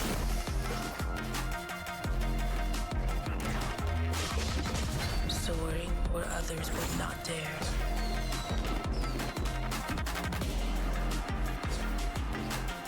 Striking with lethal precision. They stagnated too much. I don't think it really has anything else like to do with like stagnation and stuff. It's just kind of like Weapon, a tool. Each tool. A they part of just the got some eyes on them. whole. Shinobi. And I guess they kind of made it easier for their companies to work with the West. So like there's a shitload of them on Steam now. The legend continues.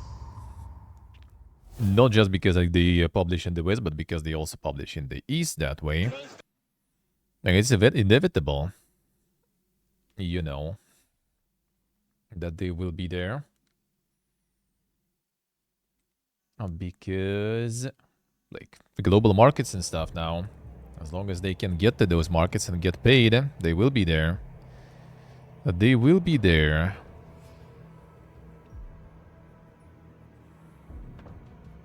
Like even a while ago, they did have some like stuff like the Papercraft, for example. I remember playing for the kind of like, you know, this like deck building also sort of type of roguelike. Yeah, they do have some fresh ideas there. They do have some fresh ideas. But there is a lot of slope too. A lot of it now, and they're using some interesting methods to promote that too. And that we were talking about already before also, like with Ultan and stuff. They have a lot of that. They have a lot of that there.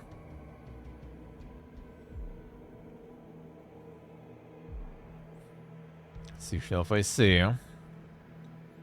It's nice to have that. It's nice to have that.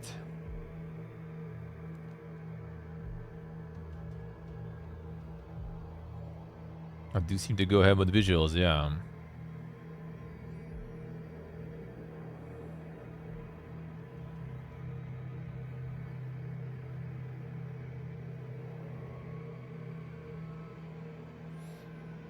But yeah, I mean, Raiders also has the valid point. They're not really that much different quite often in terms of like the action stuff. I have to say.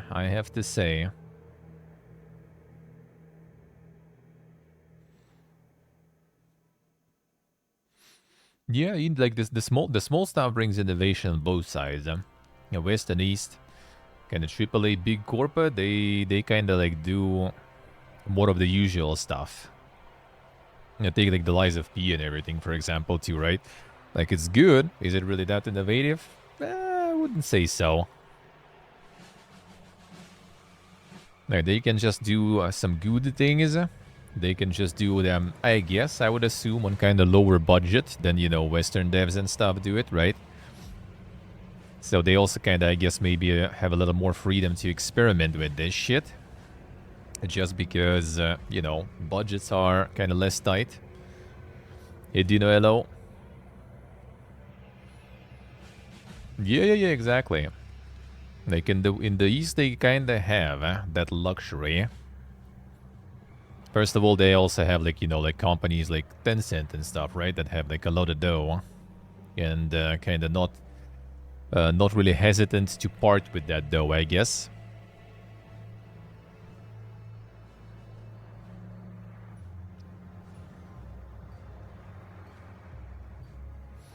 And in the East, they kind of can. And in the East, they kind of can.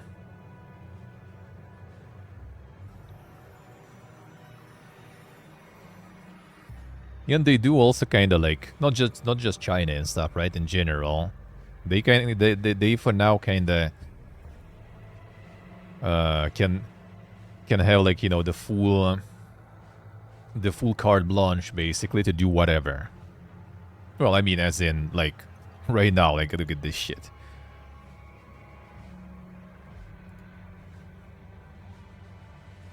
And look at this shit, typical weeb stuff, right? You go there, and there's the rare occurrences of violence against bound hostages, discrimination against fictional minorities, usage of fantasy drugs, insinuation of child prostitution, depiction of suicide. In which AAA you will see that nowadays, dude. And these guys just like fucking dropping it there. Not like it's like a selling point, right? It's just the fact that they don't give a fuck. They just have their own like vision of that shit. And they do that shit, you know. They want like the big boobas and stuff, they will do big boobas. They want some dang shit, they're gonna add some dang shit. Not saying you need to. Not saying you need to, right? But like it's just the fact that they don't need to like walk the eggshells, you know. That's the annoying part. Like I don't really want to like go on the usual, you know, like the grift and stuff there that people do. Like no, I don't agree with that, with the DEI stuff. But I do feel like when you constantly walk on the eggshells, you do kind of tend to kind of like limit, you know, your the creative freedoms and everything, because you constantly need to think, oh, will it be too much? Will it be, you know, like offensive to someone? Will it be, you know, kind of cancelable and stuff like that? That is not good. That is not good. Kills innovation and trying new things. Yeah, in general, you just need to think twice, thrice what you like do, what you say, and everything.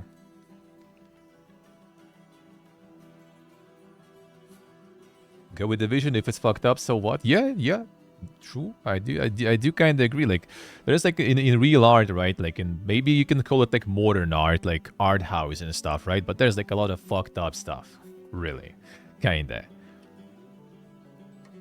Like if you think about it, like people who do some like dank performances, like bro, like there was like political activists back home who like literally went naked on the Red Square and nailed with the hammer and nails his fucking ball sack to the Red Square. Like, bruh, that's way too dank, you know. But I don't know. I guess that's still, you know, like for someone that was some sort of message. That was some art. Maybe I don't appreciate that kind of art, right? But like someone does. I mean, obviously he wasn't fucking. I think they let him out or something not long ago. I think he was out already. I was in jail and stuff. All that. Like, yeah, you need to have some limits, you know, too. I guess. In how far your creative freedom should fly, but you still should have less of that. You should. It's not even the fact that you like should incorporate all those things. It's just that you're not afraid to kind of like, you know, pass the edge a little bit here and there. Because nowadays you can like do something and that suddenly ends up being like, you know, oh no, you can't do that. You can't say that. And if you go by the modern vocabulary and everything, that every fucking second word that is normal, you know, is already like gonna be a bad word in some place and stuff. So yeah.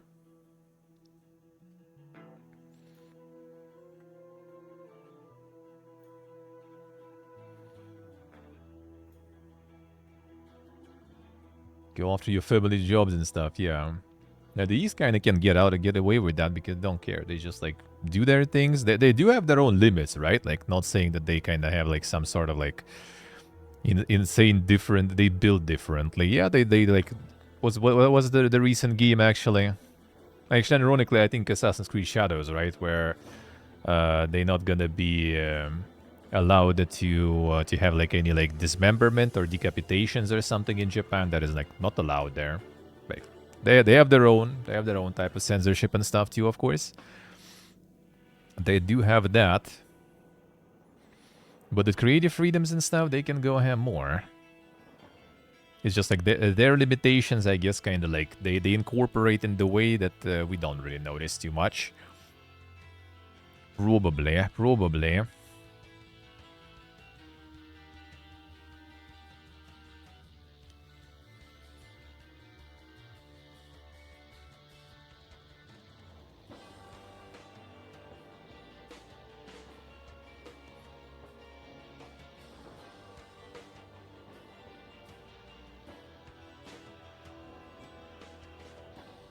Could be entirely different copies, yep. And to be honest, like maybe... Well, I mean, it is kind of bad, right?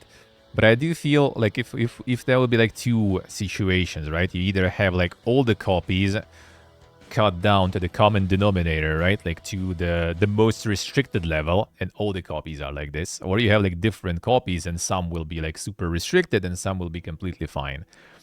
I think that would be actually kind of not too bad, because that is kind of going to be, you know, like the legal way to kind of circumvent some stuff. All right, you know, you can't have like decapitations allowed in your country, but you like, you know, a huge fucking gore enjoyer or something, so you can just like go with VPN and buy it in some other region and have your gore and poke about it, you know, there you go. Like this kind of stuff. Creates inconvenience, but in the same time, like cutting everything to the common denominator sounds kind of weird to me, especially if we take like some regulations like in Australia, for example, right? Like any like drug mention or something is already like, game is like, you know, like fucking 21 plus or something, or forbidden completely. Do we need to remove it completely from the games and stuff? It's just the fact that they are there also, like speaking of like the drug usage, for example, right? Like Fallout. Like, dude, I played all the Fallout games, right? Like some fucking Jet or some stuff. I never did. Not a single time. I'm like, you know, like, I don't know. I'm flexing by being straight edge in the video games, you know, like it's there. It adds to the atmosphere. You have like the drugs in the post-apocalyptic wasteland. They are there. You can use them if you want, but like that doesn't mean that, you know, all the kids playing or something, they're gonna be like, oh shit, all the drugs, like give me all the drugs, and then they go IRL, also inject everything. Like, doesn't work like that, dude. It's just like part of, you know, like the atmosphere, part of the universe. Like you don't necessarily like kind of need it to use it or something. It's just there to create the illusion that is like the real kind of real-ish world that you can immerse yourself into. Hey, Grey Feather. Yeah, true. There's already there. They just can't do those restrictions across the globe, right? Because that will be kind of like not POG in other places. But some restrictions that they can restrict everywhere, they probably could, huh?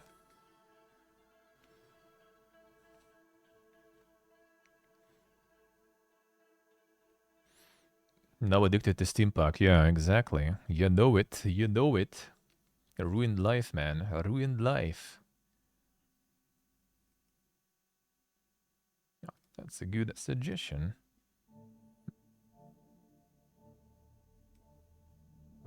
We'll go with it. We'll go with it. Sure.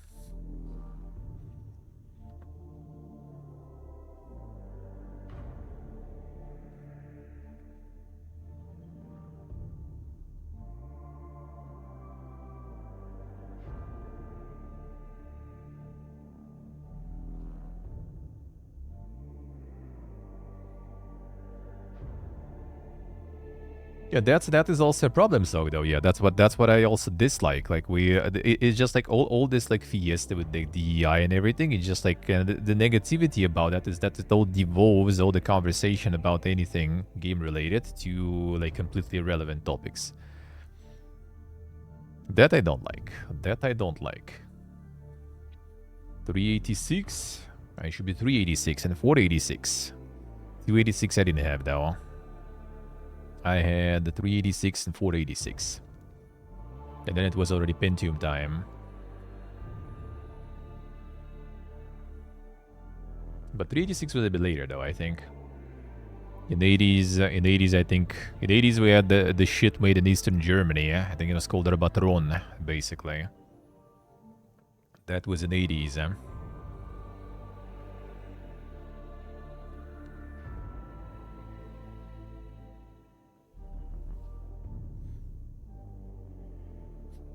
Come on, from DOS, yeah.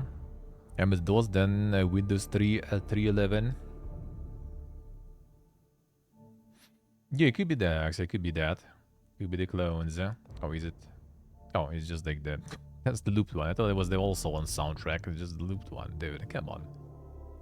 It's a nice song, but... Give the proper soundtrack, not just the looped version, then. Whatever, we'll return to it. And do the classics then for now. The usual. Alright, let's get to the back to the news though. Company of Heroes devs Relic bounce back with plans for big RTS games, smaller experiments and spiritual revivals. Dawn of More. There it is. The talk of sunlit uplands. The Relic will continue to support their existing games, like 2023's Company of Heroes 3. They'll also work on projects of similar scale and complexity, perhaps including remasters or re-releases for older Relic games. Oh man, Dawn of War will return. Dawn of War will return. Hey, Gustamani, hello. And the dangle carrot of remakes that capture the spirit of the originals, but by implication take a few liberties with the fundamentals, picking which older Relic games to revive will, as you'd expect, be a multi-factor process of haggling it out with external partners. Yeah, need to have Games Workshop on board with that one. Dawn of War 4 leaks a while ago, huh? Dawn of War will happen. Like I'm pretty sure. The thing is, like, they need to also figure out. There was Dawn of War 3. Nah, never happened. Never happened. Still need to play that. Whenever it's gonna be again on like 95% discount or something, maybe I'll get it. If I would get it for free, I would probably play it maybe. It's kind of funny how like they just devolved from Dawn of War 1 into 2. 2 I still did enjoy though. And then 3. 3 everyone didn't like. I haven't played yet, so we'll see, I guess. You hope it's like Dawn of War 2. For single player, I actually kind of do like Dawn of War. Like, I don't mind Dawn of War 2 for single player. But to be honest, like, I don't know. Like, I played 1 again on stream recently with the expansions and stuff. Like, all the story campaigns and everything with the DLCs. It was kind of better, really, honestly.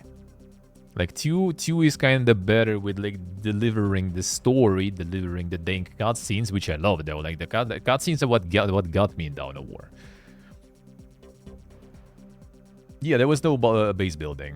Like, people didn't like 2 because it's, like, the squad-based one with no base building. Base building wasn't multiplayer. But single-player campaign is basically squad-based. So you have, like, the squads with heroes that you gear up and everything, gear out, and send fight in. And control only them. So some people didn't like that. For single player, it wasn't too bad of a concept. I think it was alright, kinda. But yeah, actually, 1 I did like kinda more, honestly. Like, the campaigns in 1 are really good, actually. Like, I thought it's more kind of like nostalgia talking for people. But it was actually really good. Like, I played original Dawn of War Dark Crusade, I think, which didn't have, like, you know, kind of like proper streamlined campaign. It had this, like, planetary control thing, which I don't like in strategy. It's basically kind of just playing skirmish, skirmish, skirmish, skirmish. And I don't like that. I like campaigns when they kind of like give you some sort of like special scenarios and stuff, and kind of it's different. Skirmishes I just play once, try all the units, all the stuff, and then I kind of bored of it. The proper campaign I did like a lot though when I returned on stream already, because I always thought that like Dawn of War 1 is like that. And then people were like, nah, you have like, you know, different DLCs with different campaigns and stuff. And I was like, all right, let's try. That was really good, actually. Yes, it did. I see. I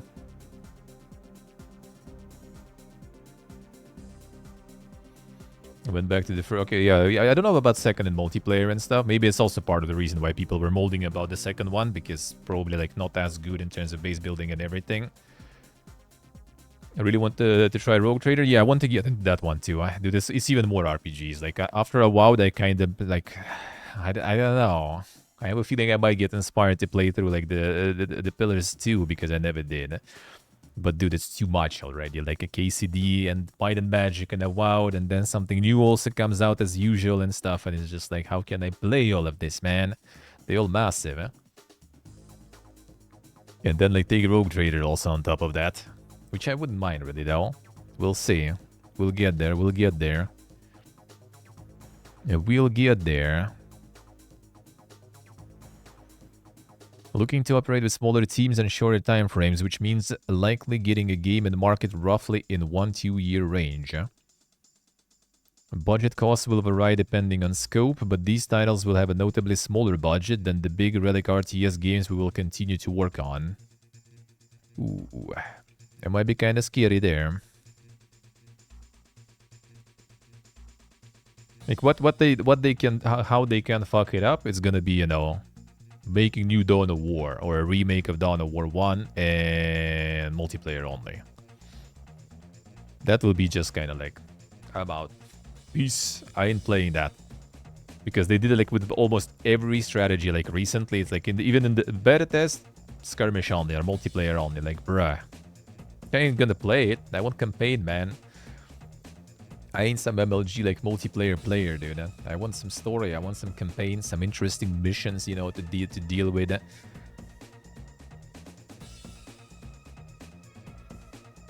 And they never do those campaigns, man. And campaign is what I mean. I do like sure some people like skirmish and like multiplayer, but like yeah, I think you kind of need to get people on board with the game, right? Which usually is with a good single player. And then when they enjoy it, then you kind of can try to kind of, you know, like put more emphasis on the multiplayer if they want it, because quite often they just don't, you know. That's it. Because everyone wants to make like a new StarCraft and like starting with multiplayer and thinking like, yo, dude, yeah, we're gonna have esports now. You know, we're preparing for esports. Like, what was that? Like the StarCraft, wannabe StarCraft killer from StarCraft creators. I forgot that Storm, whatever, Gate or something, right? Where is it now? Like, I haven't heard about it for a while. Like, is StarCraft dead already? You know, like, did they do it in the end? And yeah, like I mean, the Warhammer lore, like that is actually like how I got even in Dawn of War 2. I just saw the intro trailer and I was like, dude, I need to play that shit. And that, like, I mean, I don't remember exactly, but that could be like one of the maybe first things, like about Warhammer for me that kind of got me on board. I can't say I'm like super Warhammer nerd or expert or something, but I mean, I like it, and that's kind of probably partially what kind of got me there. Just like the Dink cinematic, and then you start playing like the Dink campaign with nice story with more cinematics, and you just kind of like, all right, I want some more of that. That was good, huh?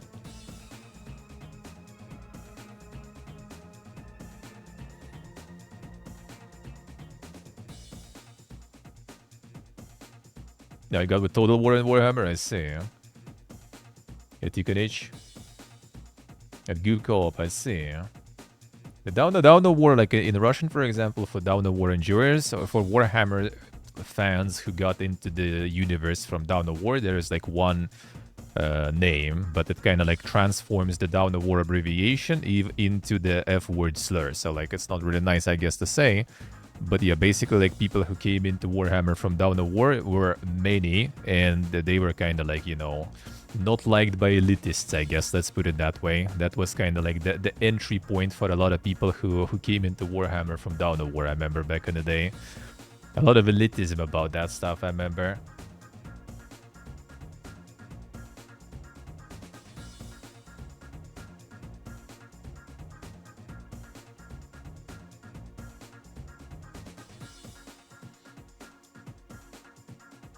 The new frogs, kind of like Dawn of War frogs, I guess. Let's put it that way. Let's put it that way, I guess. But that kind of like kind of blends into the word itself, though, in the language. The people like Dawn of War brought a lot of people into Warhammer, and like some of the OG elitists were really molding about it. And I mean, I guess I'm part of that too, because I also got in with Dawn of War. You know, like miniatures and stuff, like I probably would never be able to. It would be kind of maybe interesting to try at some point, maybe, you know, like on stream or something at one day. Well, that's gonna be probably when I'm back home, right? Because like I ain't traveling with fucking miniatures, dude. Like I already have way too much shit on me to carry around.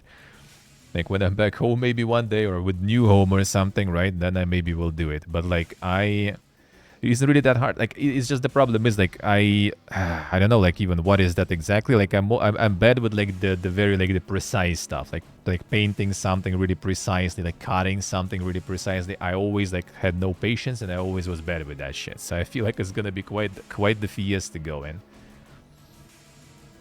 I can like fix some things and everything, but like something like cutting something really carefully, like I didn't have patience ever, you know. Like I don't know, maybe it's like some light form of ADHD or something I had always, or some other shit, but like I just couldn't. Like I always, when we needed to cut something off, like, you know, like on the paperwork or something, like, you know, like paper cutting, like not origami, but you know, like some shit with like the colored paper and everything. I always was like really bad with that stuff.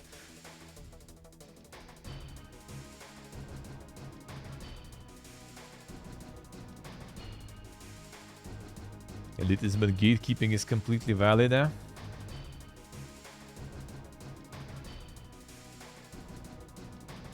Yeah, I mean, it kind of depends, though. It's like weird how people with different like things like that can like, you know, like work in general differently. It's kind of like some people, some like camps of people hate, you know, when someone tries to belong to them, while other camps, for example, they are always super happy whenever someone new joins, you know. It's kind of like with some MMOs, for example, right? When like new people joining and like the old guard will like shit on them. And then some MMOs like Ragnarok or something, right? You just like new player going in and they'll be like half the server just kind of like babysitting you, you know, helping you, sending you shit and everything. Just because they're always happy that someone else is trying the game and stuff.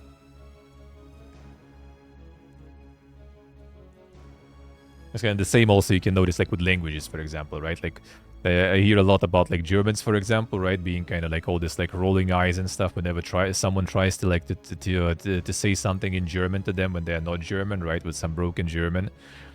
And at the same time, I'm like traveling all these like small countries and stuff, right? And well, like if you like say something like in the local language, you know, something coherent to like the locals, they're like, yo, like it's extra like bonus points instantly, you know.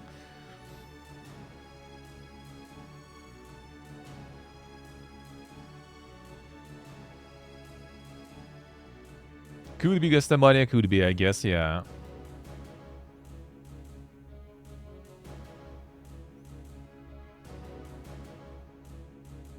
That's easy, but I see. Hello, hello. Oh, that's the Half-Life Direct. Ah, I see.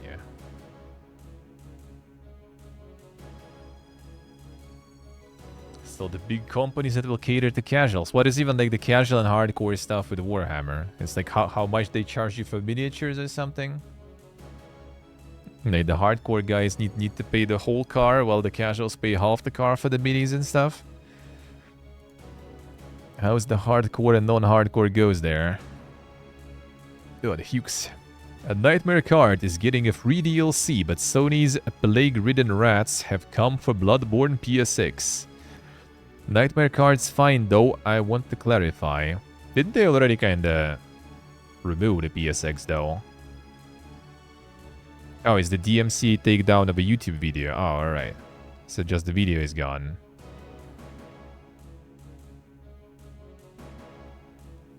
Oh yeah, the 60 FPS Bloodborne mod also was DMCA'd. Alright. The Lance McDonald again there.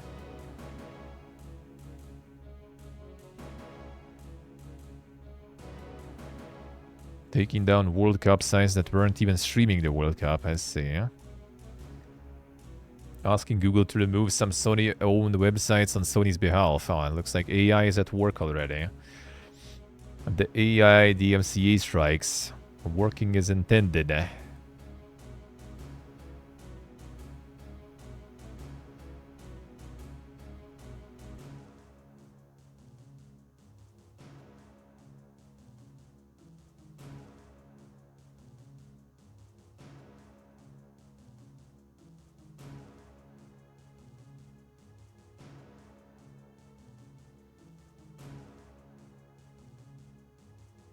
A latch on the identity of the fandom. I see.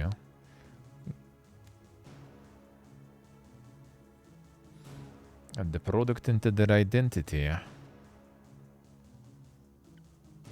Improving Civilization 7's UI is the top priority, says Firaxis. Hold on there, Bates. You haven't heard about RPS things yet. Yeah, didn't post the review, I guess, there still.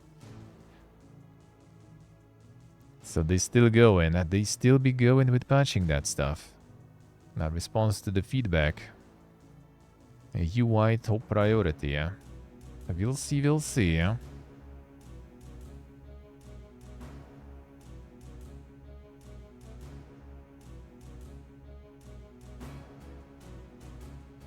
I mean, I do think, like, you know, like, gatekeeping also people into the fandom just based on like how long they are in or something is also kind of weird in my opinion.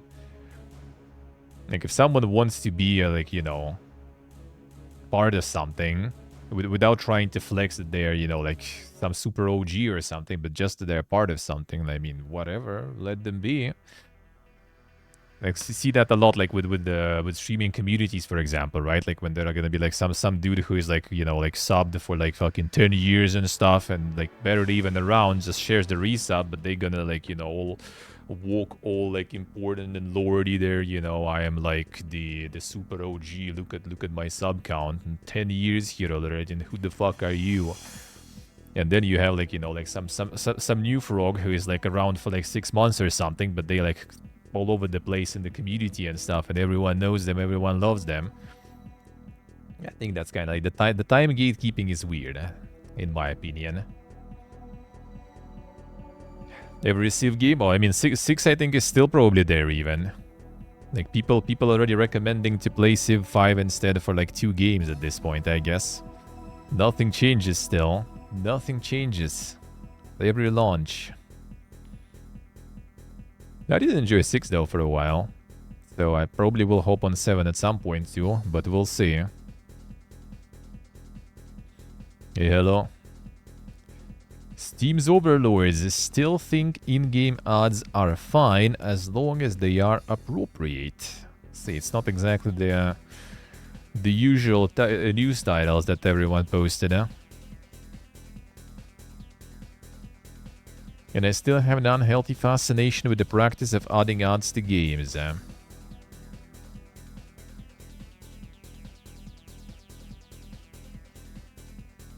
Games may contain real brands, products, personalities, etc. as part of gameplay, provided such portrayals are not disruptive and are appropriate within the context of the game.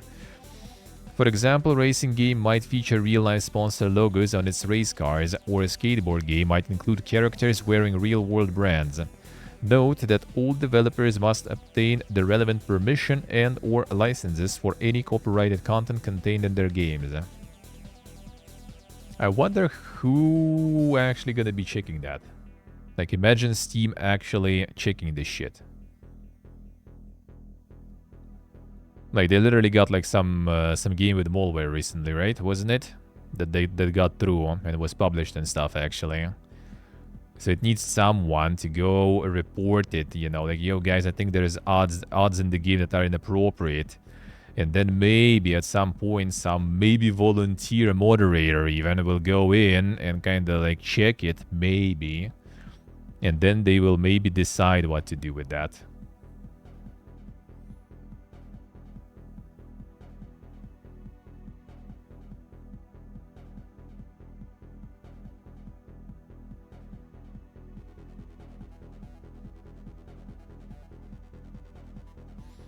Shaming someone for following for 5 years and having 6 months to sub. Yeah, that is like giga weird shit. That I never understand, dude.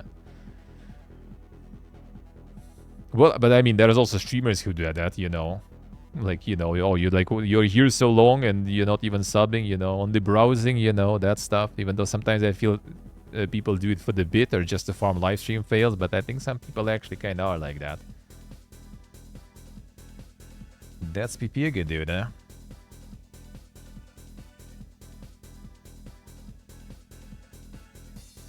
What are you supposed to do with such number of users? True.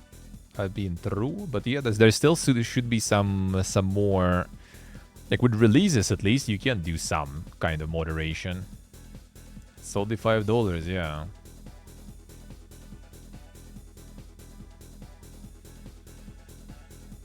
Keep you in Florida.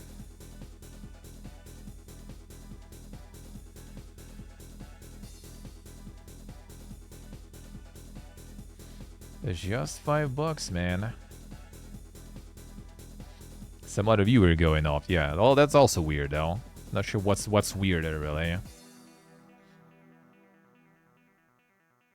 Streamer wasn't even live, damn, I see, alright.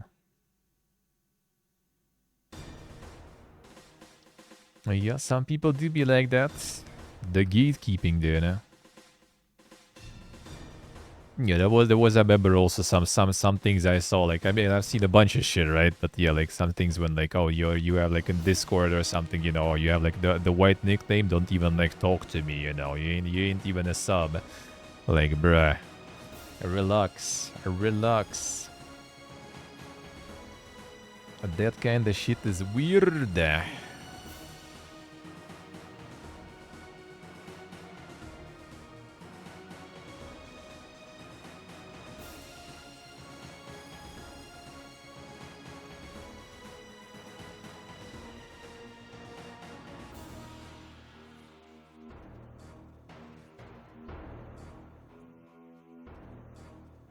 The benefit is there of subbing it to this. Well, it's not subbing to Discord. You sub on Twitch, and Discord just kind of takes the sub status from Twitch, basically.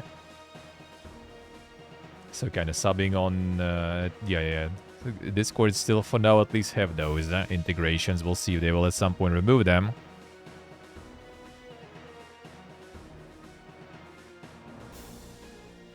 Now, yes, for some people it might be a shtick though, but still kind of weird one. Not gonna lie. GTA 6 publishers think PC is of increasing importance in 2025, but still won't announce the magic date. Starring contest continues.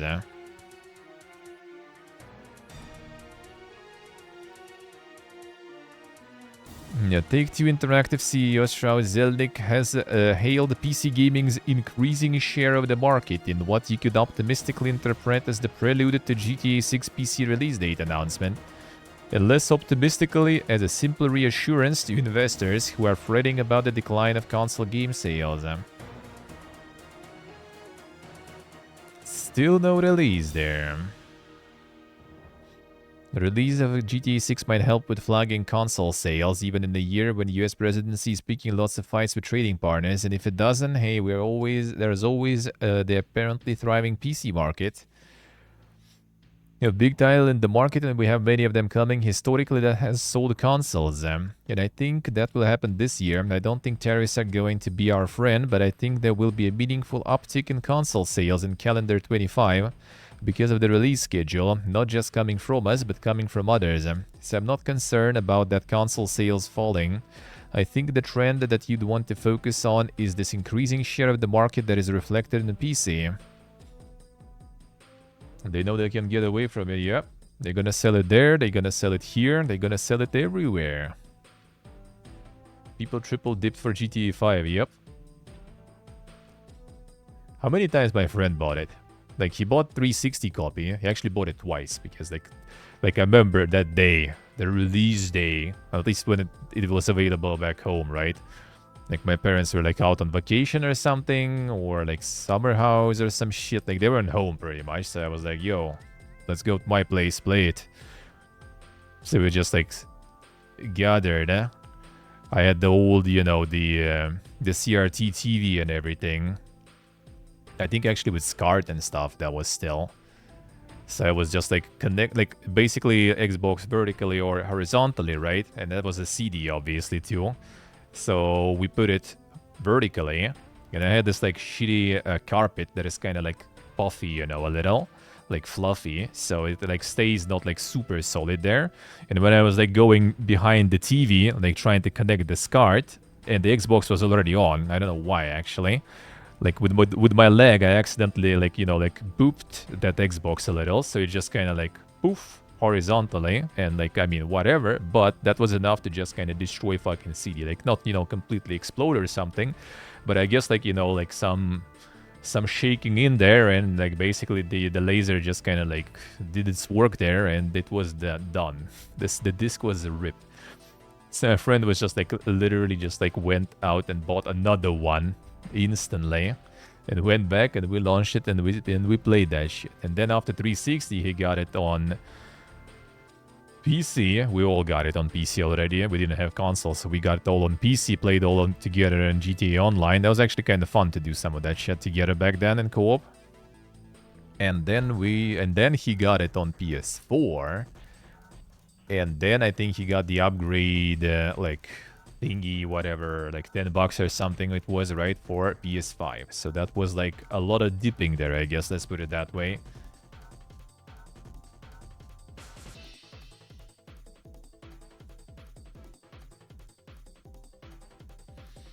The GTA 5 is overrated. I think it's alright. It's an alright one. I think they all pretty good though. I think they all pretty good, huh? Like, I can only tell that 3 is kinda dog shit though. Wasn't a big fan of 3. Well, 2 is kind of more like nostalgia stuff for me. I think it wasn't even like translated back then, so I have no idea what the fuck I'm doing.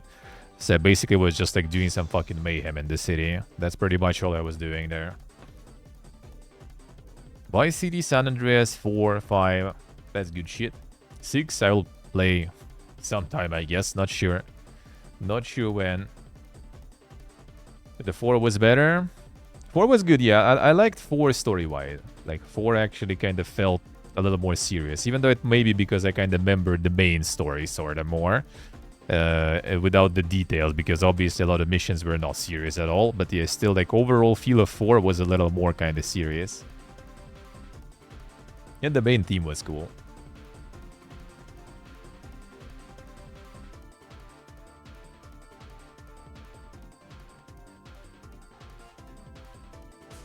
Didn't like most of the gameplay in 4, I see. Yeah, a lot of people didn't like physics and stuff. I didn't really notice that too much.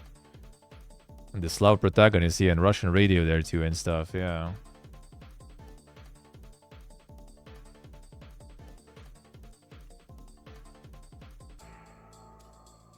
Was nice, was nice. We'll see about 6. Yeah, I'm gonna be playing like at some point. Like, first of all, it's not even on PC, right? So that's an auto skip for me until it's on PC. And when it's on PC, I'm also probably gonna wait because I'm pretty sure they're not gonna be sending any keys and all of these like to just like someone like me for sure. So I'm just gonna wait until it's like on some like Mega Giga Mega sale probably or some shit. Maybe, or maybe at some point I will just maybe if we will be back home, I'll just yank my friend's console with it and just play through it or something. Why not? I have a capture card and stuff, so no problemos.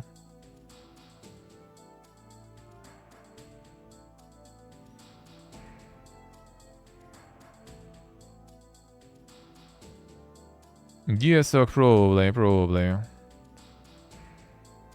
Well, I mean, it was kind of like the Russian like quarter of the city and stuff, right? Which I mean, that one does exist, you know. So yeah, maybe that's why they kind of got more like Russian themed stuff. But yeah, they still kind of like generalize it a little too much. You ain't like even with similar languages and stuff, we ain't gonna understand each other anyway.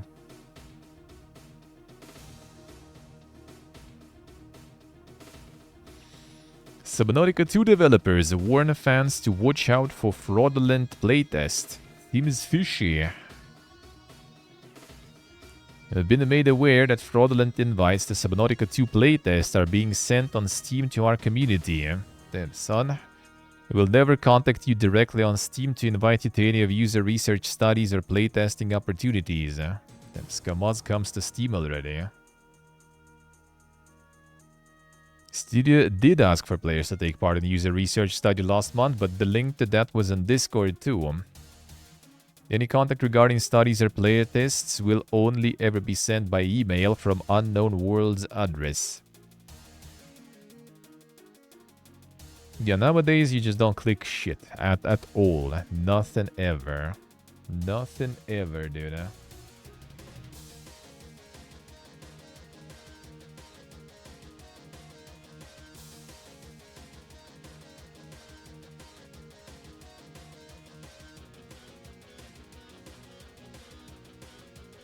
Very little variety in terms of missions. Yeah, it was like the city was kind of like more like monotonous, right? Like there wasn't much of like sea stuff going. Wasn't was no. Well, I mean there was a plane though in 4 actually, wasn't it? Wasn't there the what was the name? The shitty scuffed with cut wings one that you can like fly a little bit. Right, was it not in 4? I don't remember actually.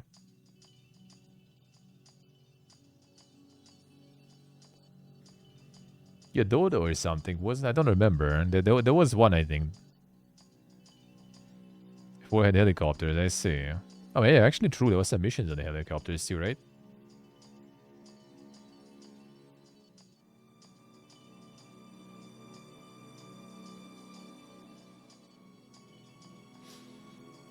Yeah, 4 was kind of alrighty. I did like that. I did like that.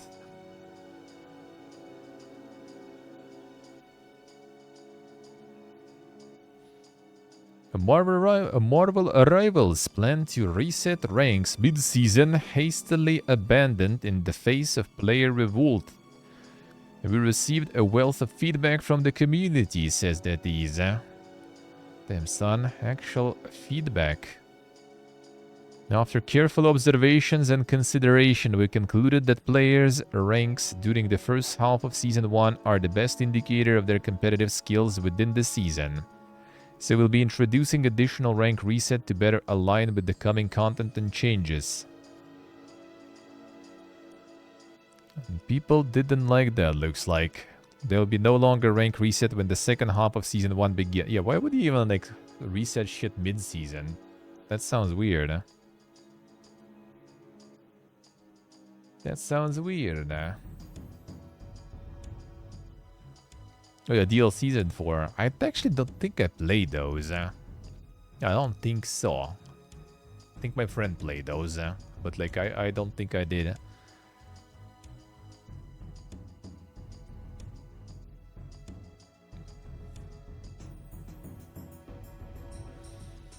Dead game is dead. Wait, which one? Marvel? Nah, that shit is that shit ain't dead at all. That shit ain't dead at all.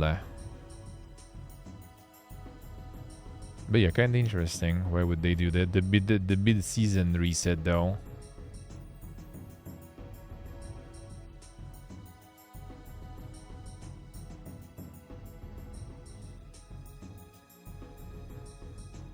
See portable, I say, huh? Kingdom Come Deliverance players actually want less authenticity if this Infinite Shoe mod is any indication. Less animations also. This I just thought that, like, because it's kind of funny. It's like, you know, let's get some... Like, on one hand, it's kind of interesting, though. Of a take. Yeah, what players of the RPG are downloading most at the moment? So it's kind of like the interesting concept of, you know, just like checking which kind of mods, you know, like pop up faster and are more popular, because, you know, like to see what people kind of want changed, I guess, in the game. That's an interesting perspective. Like on one hand, that's kind of interesting. The usual stuff, yeah, infinite saving, instant herb pickup, which that I kind of understand, that I install in KCD1 now too. Also, and they stay clean for longer, carry more stuff and everything. But yeah, that it's just kind of like it's interesting for research. But I don't think you should kind of go, you know, like with the, like, yeah, players actually want less authenticity. Like, dude, you just like go and it's like the biggest mods will be like. Oh, are you not showing me the amount of downloads here? Did it open on laptop? It was showing amount of downloads right here. Because like some weird, actually maybe because of all the scripts being closed here, most likely. Could be that. Fine, allow everything for now. Yeah, now it shows, alright. Yeah, like 25,000 people, you know. That's the biggest one, I guess. 22, 20, like 25,000 people, like no helmet vision, for example. The Washing Deluxe 2, 25k people. Enhanced perks collection, variable options, better potions. Limited weight radius XP, infinite shoe durability, like 20k, like, dude, 25,000, like, there's like 250 people peak playing at the same time together, and like more than 1 million people who bought the game. Like, do you really think, on the second page even, oh, why did I link to the second page? All right. This is a bit... Oh, yeah, unlimited saving. Yeah, unlimited saving already, you can say, is a little better indeed, eh? Is Samurai, hello? Yeah, why did they link to the fucking second page, though? Alright, this is a bit better. This is a bit better. But still, like, if you have, like, over a million people who already bought the game, And it's just kind of like, you know, like 180, 200 people who download is not an indicator that, you know, like players don't want authenticity. I don't think so. I don't think so. What I do think, what is kind of maybe interesting idea, and this actually kind of showcases this really well, is like these should be accessibility options. Like you want a limited saving, fine. Just get the switch in the options. Instant herb picking, and like instant herb picking, I kind of agree, dude. Like that animation is not necessary. It's annoying. Like maybe if I would be playing like off stream alone, maybe I would care kind of less. But like on stream, especially, just like spending a bunch of time just like watching a fucking animation is just like dumb. Honestly, I just installed it in the first game. That I can see 100%.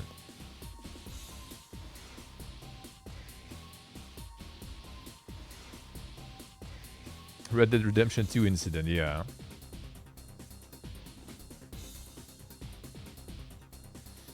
The quality of life stuff, yep. And like, well, I mean, the unlimited saving is also probably like kind of like it's not something I guess you're gonna be bothered like later down the line. Like I uninstalled it because like in KCD1 I also like read a lot of people said like, oh yeah, saving is annoying. Like install this mod, it makes things better. I installed and people said like, nah, that's dog shit, man. So I was like, all right, fine, let's remove it. And I removed it and I had no problem so far. Like I still used one, I think, schnapps so far. I did not really lose like massive progress yet. Maybe like 15-20 minutes maximum probably. And I do kind of see already that I have a bunch in my storage. I'm just a hoarder, right? So like I could be using it more. And I do see that it's in like the recipes for for crafting and alchemy, right? And I see that the ingredients are not anything like super crazy. So it probably won't really be a problem very fast. So that's kind of whatever. Hey, Belial, hello.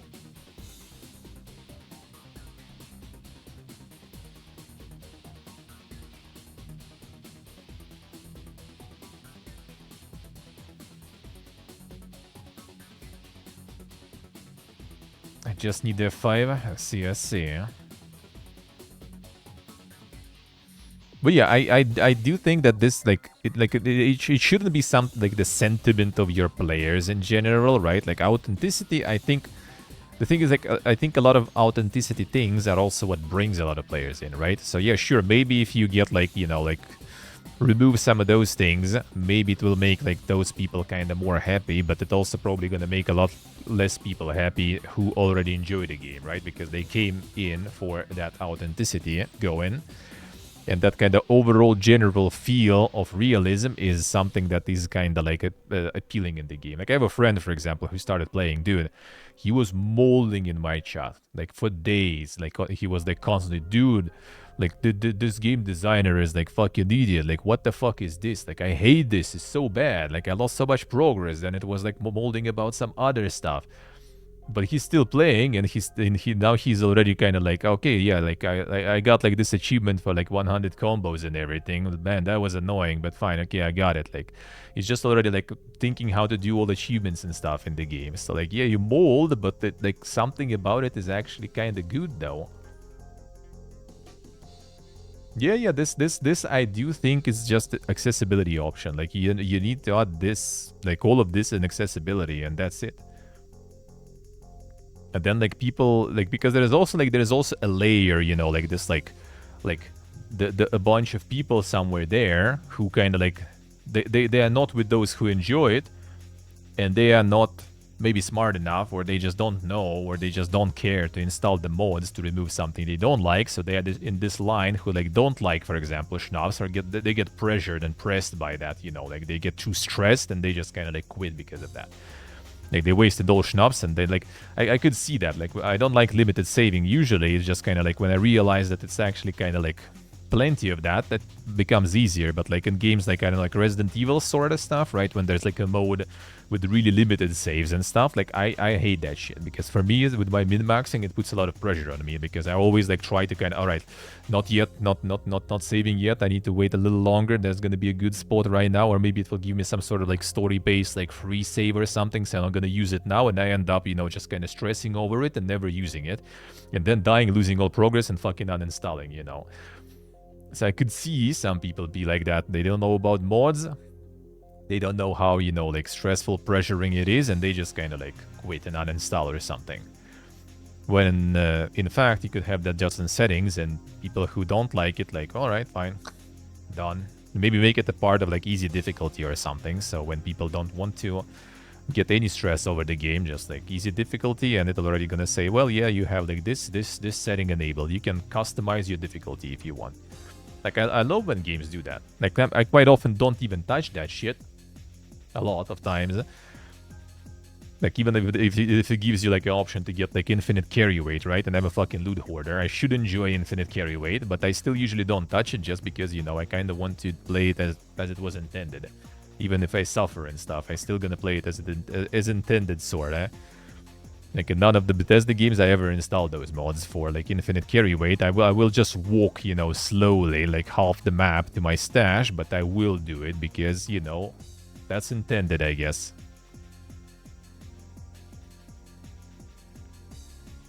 But yeah, it's interesting to just, like, look into it just from accessibility perspective. Like, with KCD, I feel like it's actually, like, you know, like, super indicative. Like, unlimited saving, like, the checking the settings, right? Instant herb picking, checking the settings. Easy smithing, checking the settings. Carry weight, like, slider, how much more carry weight you want, right? Like, stay clean for longer, you know, the scale also you can do the slider, how much longer you want to do it. And again, you kind of also maybe want to say, you know, in a little, like, note there that, yo, guys, like, later down the line with a bunch of perks and everything, you're not gonna have a much of a problem with that, so maybe you don't need that. Like, reach merchants, like, all of this could be, like, the slider and chicks and stuff. Yeah, pretty much all of them. Like, yeah, reticle for the bows and crossbows. I could kind of see that. Not gonna lie. It is kind of dog shit, and you just kind of, like, tolerate this dog shit just because you kind of into CBT or something. I'm like, alright, fine. I guess I suffer through that.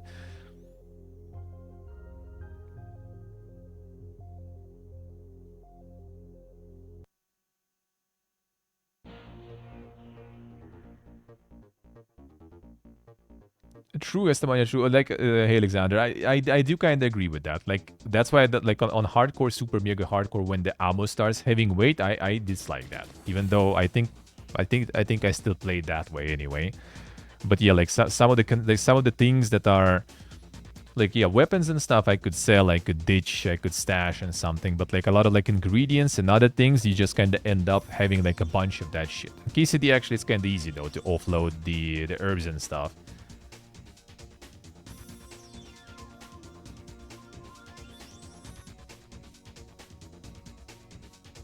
See, Sober, I see, huh? Radical is not necessarily more than KCD 2. Wait, that's because of the crossbow, right? That's what I heard, at least. I heard that the bow actually is even worse, I think, in the second than in the first one. But you have at least the crossbow and stuff, so you don't really even need to aim that much anymore.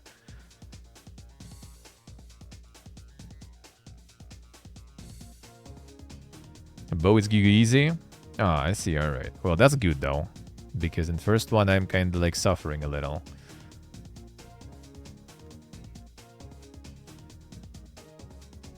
The arrow points directly in the middle of the screen. I see, alright. He is coming. Oh, the gun is the new bow. I see, alright. Who Did Horse, by the way, publishing. Nice. Here's the demo already. Who Did Horse and got another banger there. Didn't like the demo this, why? And what was wrong with this one? What was wrong with this one? Is it like kind of like the auto battler stuff? does say like turn-based strategy, but it kind of does seem like it's just auto-battling there. Pretty heavily luck-based, alright. Not enough player input. Yeah, it does look like auto-battler in general, even. Very basic, alright. I guess kind of like a little basic game might be not too bad. Like, what do you even do as a player? Like, I only have the speed up. I see the speed up here. You have like your gear, you have the weapon. Like, where's the like button skill? Does feel like the auto battler, really. I guess you like kind of build the build, and that's it.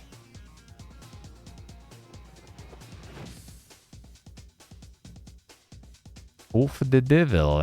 Oh, that's for Nick probably. Weeb shit, visual, well, kind of weeb shit, I guess. Visual novel. Something about the lawyers. There it is, man. Let's see what I see. A neon smoke and high-stakes legal gambles. Defense attorney. With uniquely killer insights in this episodic, diabolically stylish visual novel adventure game. There it is. It's a deck builder? Where? I mean, I guess it's kind of like the part of the combat thingy, sorta, maybe.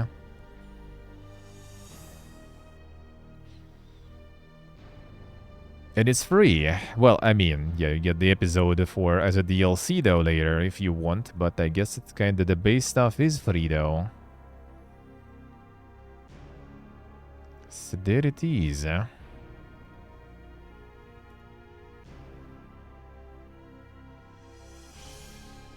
I mean, I don't think it's really cars though. I guess that's just clues and everything that you kind of use for, you know, the court case. That's it. It's like people see something, you know, like square with pictures and it's like, deck builder, dude, cards, dance game, refunded.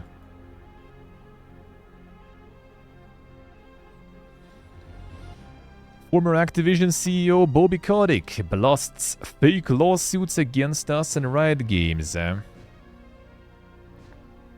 CCUSA, claiming union workers use harassment claims to drum up members. I mean, think about it. I dated Sheryl Sandberg. Damn, son. And Zoltan, his favorite interview, probably. Right after Todd. Kotick statements reference widely reported incidents alleging a company culture of harassment, intimidation, and pay inequity around the time, coinciding with a lawsuit against the company, and the petition referred to appears to be this one to remove him as CEO, which attracted over 1,000 signatures. After being prompted 2021 by Kotick, the podcast host Jubin Mirzadega says peak social activism in the workplace in reference to that time period, and there was a petition. Like 1,000 people signed it. That was fake. The board, the independent auditors, everybody was like, this guy's doing nothing wrong. Mirzadega goes on, confirming that a petition against Kotick is the subject of the conversation.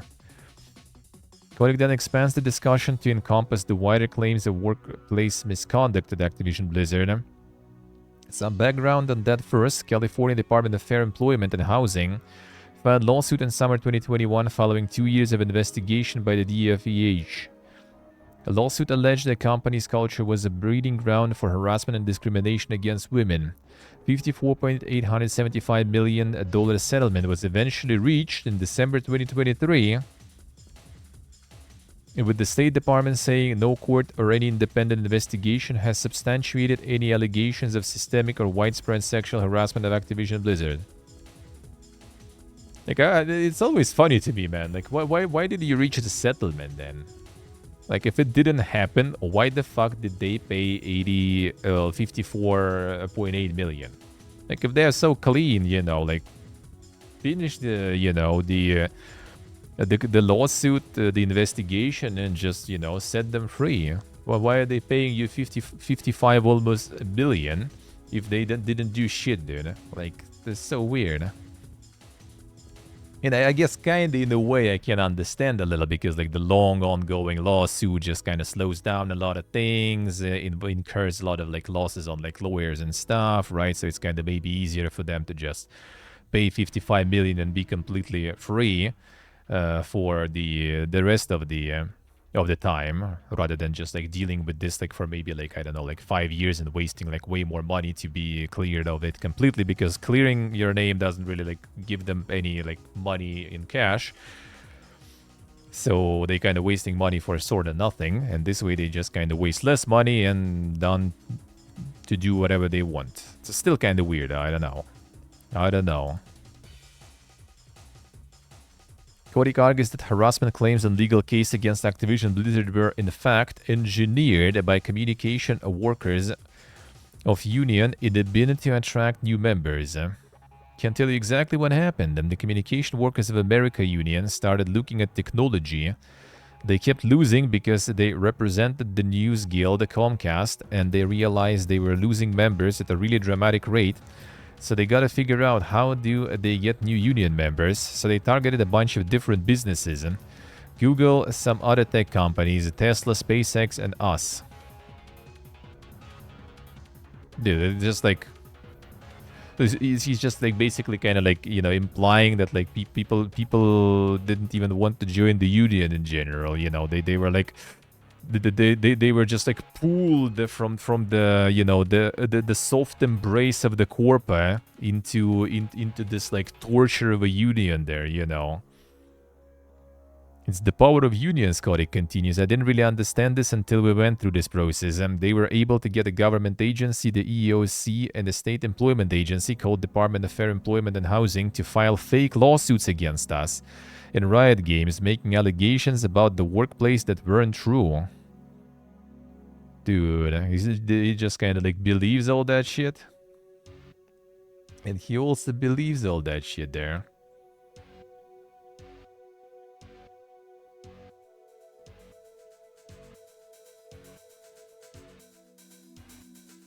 So clever. They realized that would be a thing where they could come into company because we pay well. We have great benefits, and they could say, hey, the culture is bad. People harassed and they are retaliated against. There's discrimination. The guy and the lady who ran CWE, they're really smart. They came up with this plan, hired a PR firm, and they started attacking our company. They got these two agencies to file these lawsuits to claim there was some sexual harassment. We didn't have any of that. Ultimately, they had to admit that this was not truthful. Don't remember them admitting anything, really. Seen in another company, they knew in advance. A lot of the press was made up by union activists. Didn't know any of it. I'm one of those people. I think it's probably from my upbringing, but when I heard about things that were inappropriate conduct in the workplace, I just fired people, like on the spot. Didn't fire himself then. Yeah, view is you don't want to have a culture where there was any kind of discrimination, retaliation, misconduct. It's bad for recruiting and it's bad for retention.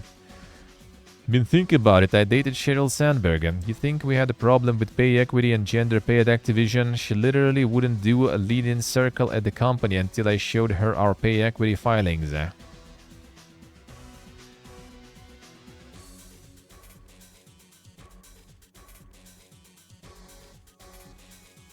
According to Wall Street Journal, Sandberg allegedly pressured UK tabloid Daily Mail to drop stories about restraining order against Kotick from an ex-girlfriend while Kotick and Sandberg were dating. So, yeah, I guess you did date her then. She also seems quite an interesting person then.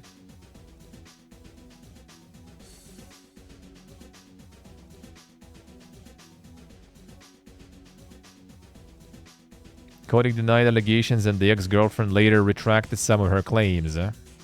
Probably got some settlement there too for a few million, most likely.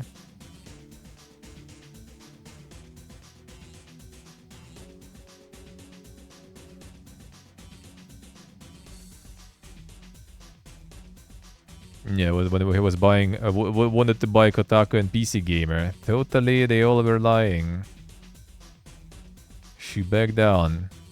That's like... You could just, like, with all this money, could just, like, disappear completely, you know? Just, like sail into the sunset on his yacht and live the rest of his life and, like, probably a couple more lives without, like, ever working, I would assume. Nah, we need to go in the interview and try to gaslight everything, you know? that I'm actually a good guy. Oof. Unity make another round of job cuts as CEO acknowledges exhaustion associated with prior changes.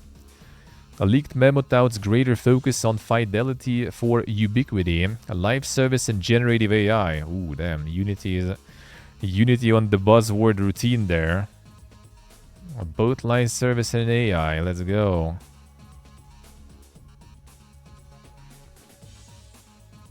The restructurings have yet to right the ship from the point of view of executives and investors, at least.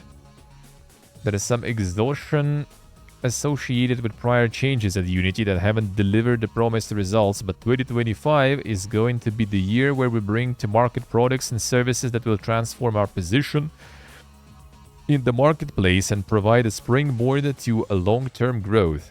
Damn, the copium.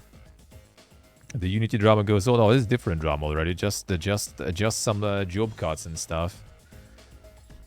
Fires workers in generative AI there, yeah.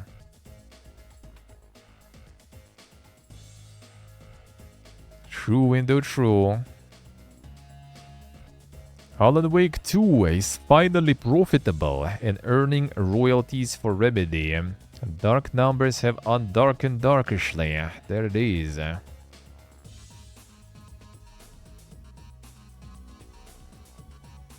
So in September they almost recouped the investments. And now they did it, looks like. Finally making it. Remedy latest financial report. After selling 2 million copies. So for 2 million copies was the break even for them. And they finally did it. Feels good, man. It didn't even, I think, lay anyone off so far. I don't remember Remedy laying someone off. Did they? So that's good, eh? Elden Ring Night Rain release date knocks back Nestus and takes a swing at May 2025. The beta this weekend, but only on disgusting consoles. True. But also, I guess not like we care that much. Mostly. Until the Monday. Releasing 30th of May.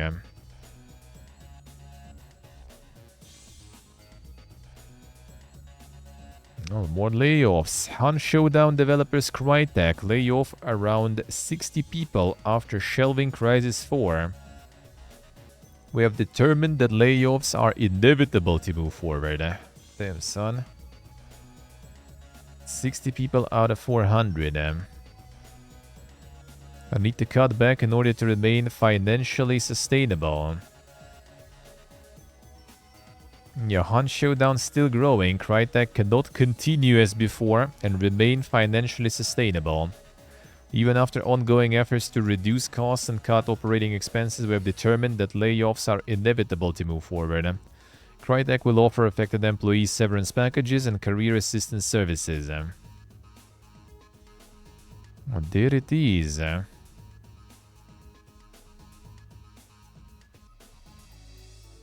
The game's doing well.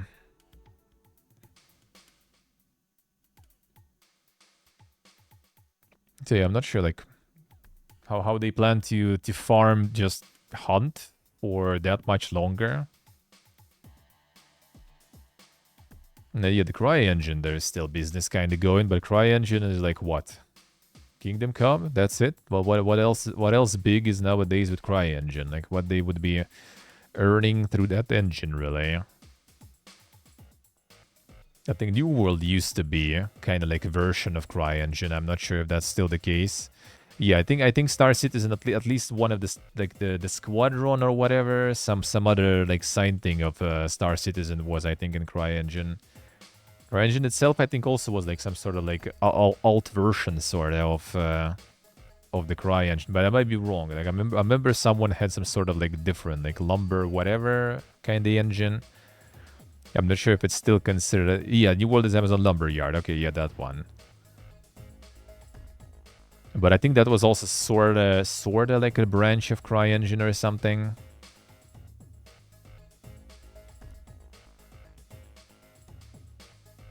Was based in CryEngine, yeah. A Borderlands 4 release date gives us a clue about GTA 6 arrival. Well, I mean, kinda, I guess. When GTA 6 will not release. Borderlands 4 coming September 23rd. Yeah, and that kind of means that I guess GTA can be close to that. Or, like, Borderlands can be close to GTA, right? But since they know when both gonna release, they probably not gonna schedule them too close. The autumn 2025. I would assume then they probably just gonna drop it like close to holidays or something, I guess. The sense of humor there, yeah, true. The humor in quotation marks, indeed. But yeah, I think it's probably gonna be like November then or something, maybe. Like if they don't want to be close, it should be still autumn, so it can be like early September. Would make no sense, sorta. I guess. I guess it could. 20 days would be enough. October, maybe, but like November closer to all the holidays, maybe then. Like, you know, the usual Black Friday stuff, then maybe like closer already to Christmas holidays and everything. So they're gonna like farm the all the festivities there. Alrighty, Axer, have a good one. Enjoy.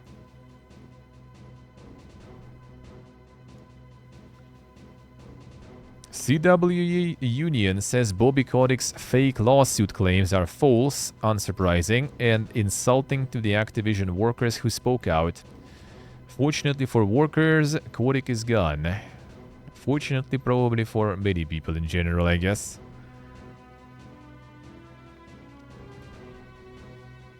Claims Bobby Kotick presents in the podcast regarding the fake lawsuits are false.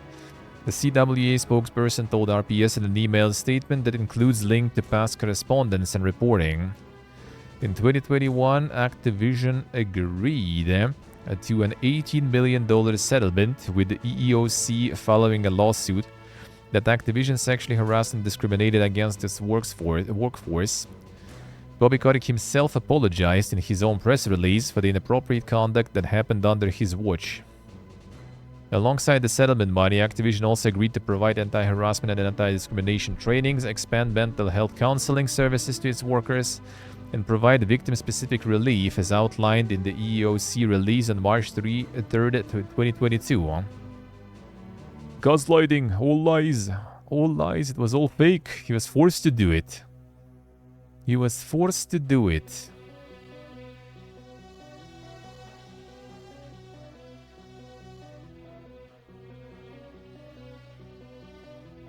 Subsequently, in 2023, Activision reached $54 million settlement with the California Civil Rights Department for discriminating against women in the workplace and for pay inequities. Following the settlement, State Department said no court any independent investigation substantiating allegations. Activision Blizzard spokesperson noted that the CRD, previously DFEH, acknowledged that no court or independent investigation substantiated. Yeah. Kotick himself denied personal wrongdoing. Alright, Ishnav, alright, enjoy. Bobby Kotick's comments on the podcast uplifting billionaires are both insulting to the Activision workers who spoke out about the harassment they faced and unsurprising. The CWA say in their statement about Kotick claims this week, fortunately for workers, Kotick is gone and thousands of workers have organized unions with CWA without intimidation or interference and now have a voice at work.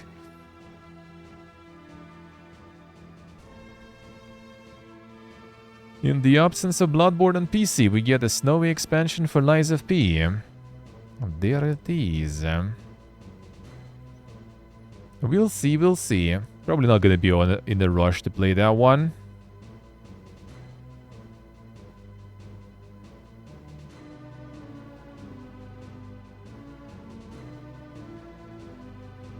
Doing good, MKHP, doing good. Doing good.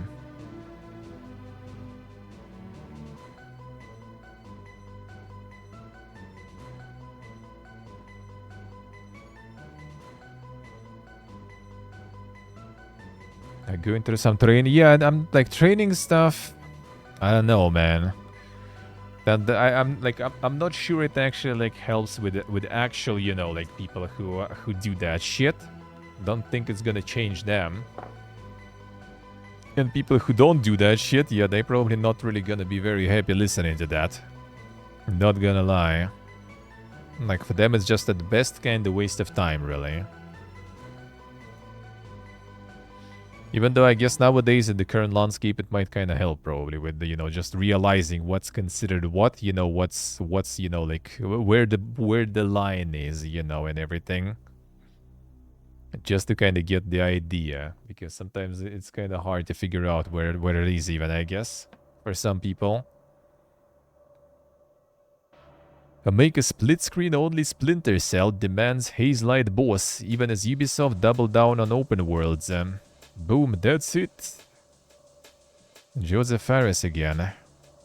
Called upon Ubisoft to make a split-screen only Splinter Cell game. A move that even I, with my absolute lack of business acumen, recognize as being comparable to demanding that Cadbury start making chocolate bars out of soot. He thinks it would be a guaranteed success.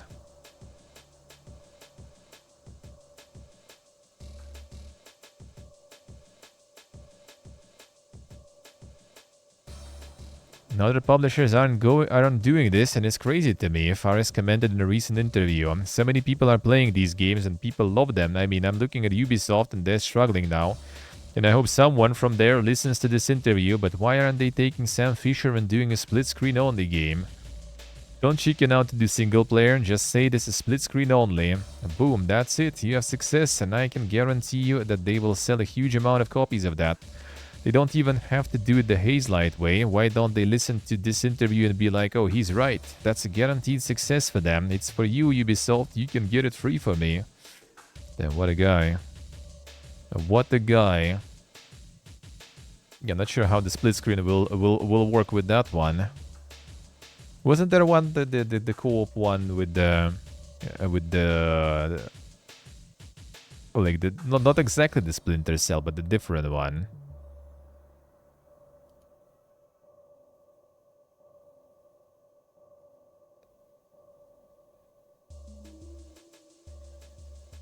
Most Civilization players don't finish a single game, going by Civ 6 data, and perhaps that's the best way to play, hence Civ 7's age system.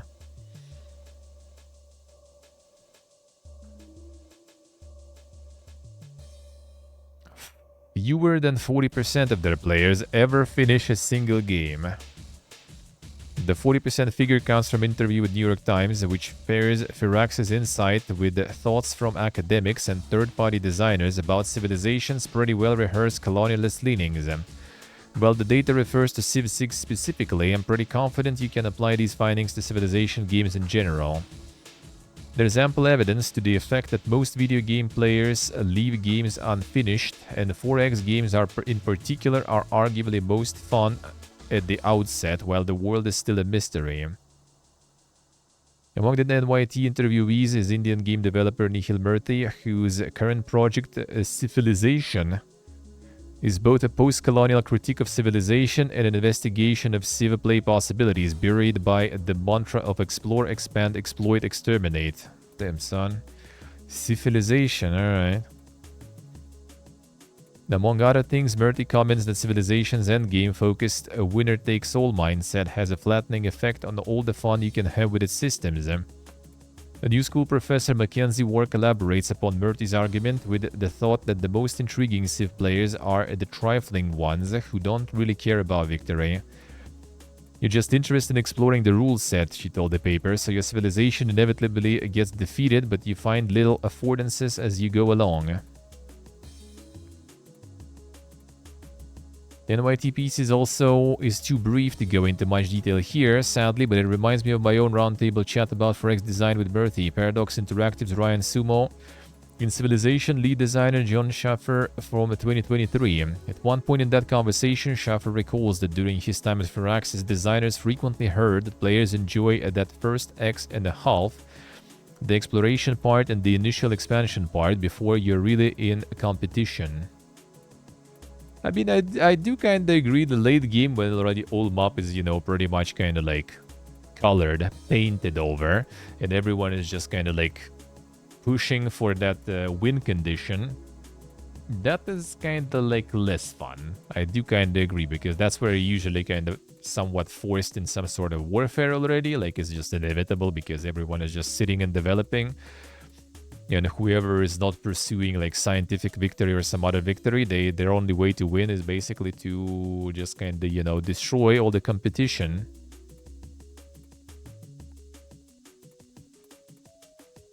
Civ 7 creative director Ed Beach also alludes to this in Developer Diary about the Age system. From our perspective, not finishing the game is a signal that players are hitting points when they are no longer having fun. We want everyone to have a great experience from start to finish. We know that players often feel the beginning hours of Civ are magical, and we want to make sure that every part of the game feels just as epic and exciting as that initial rush. Can't tell you whether Firaxis have succeeded in this with Civilization 7. A review remains forthcoming. I'm certainly among the players who favor the early game and prefer tinkering about as a mid-range Civ to assuming a position of monotonous economic, cultural, or military dominance. I think kind of all of it is kind of fun, but like early stuff is always like mega fun though. Way more fun, I would say.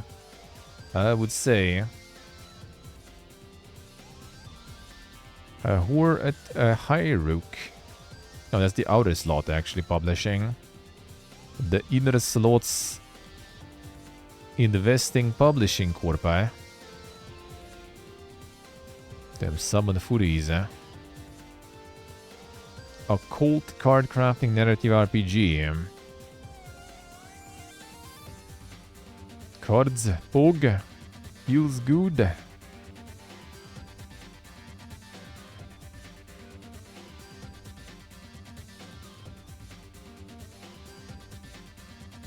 Yeah, what if it's closer to the cultism and stuff? The cultism, the Book of Hours, the second one. That one is nice. That one is nice. The cultism like it is? I see. Nice, nice. The remote knows them all. This nice. I did like Book of Hours. Book of Hours was nice because it also wasn't like the cultism is a little like kind of monka because like time pressuring. It's always like pushing you. You're on a timer. And Book of Hours was just kind of nice to like slowly, you know, explore through things. With cards. Former Deus Ex developers' moody sci-fi action game Hell Is Us will launch in September. Trailer full of trepidation. Fuck, was that there? What was that there? I want to see what was that.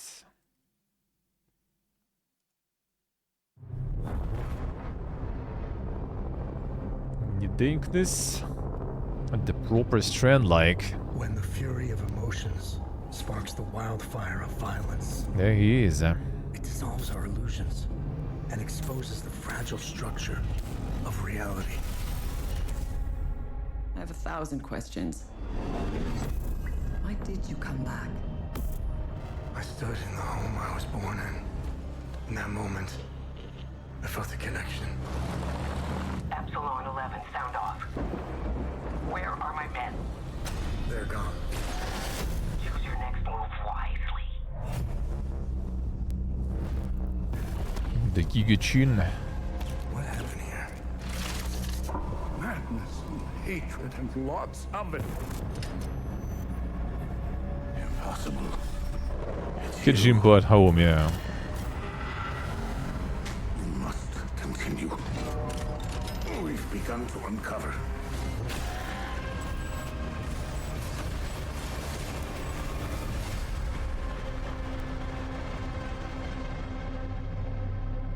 Yeah, someone decided to go full Kajimbo on that one, looks like. What if we just try to do what he does, you know? Boom. See how it goes, We'll see, I guess we'll see. Art direction is alright, yeah, I guess. Looks alrighty. And the Stellar Blade on PC in June 2025. Coomer's already starting to lube up, man. Time to get all of those battles of lube prepared, eh? Install the Shrek mods and let's go.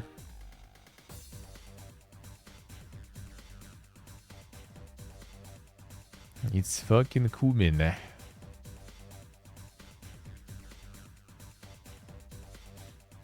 Yeah, we'll see.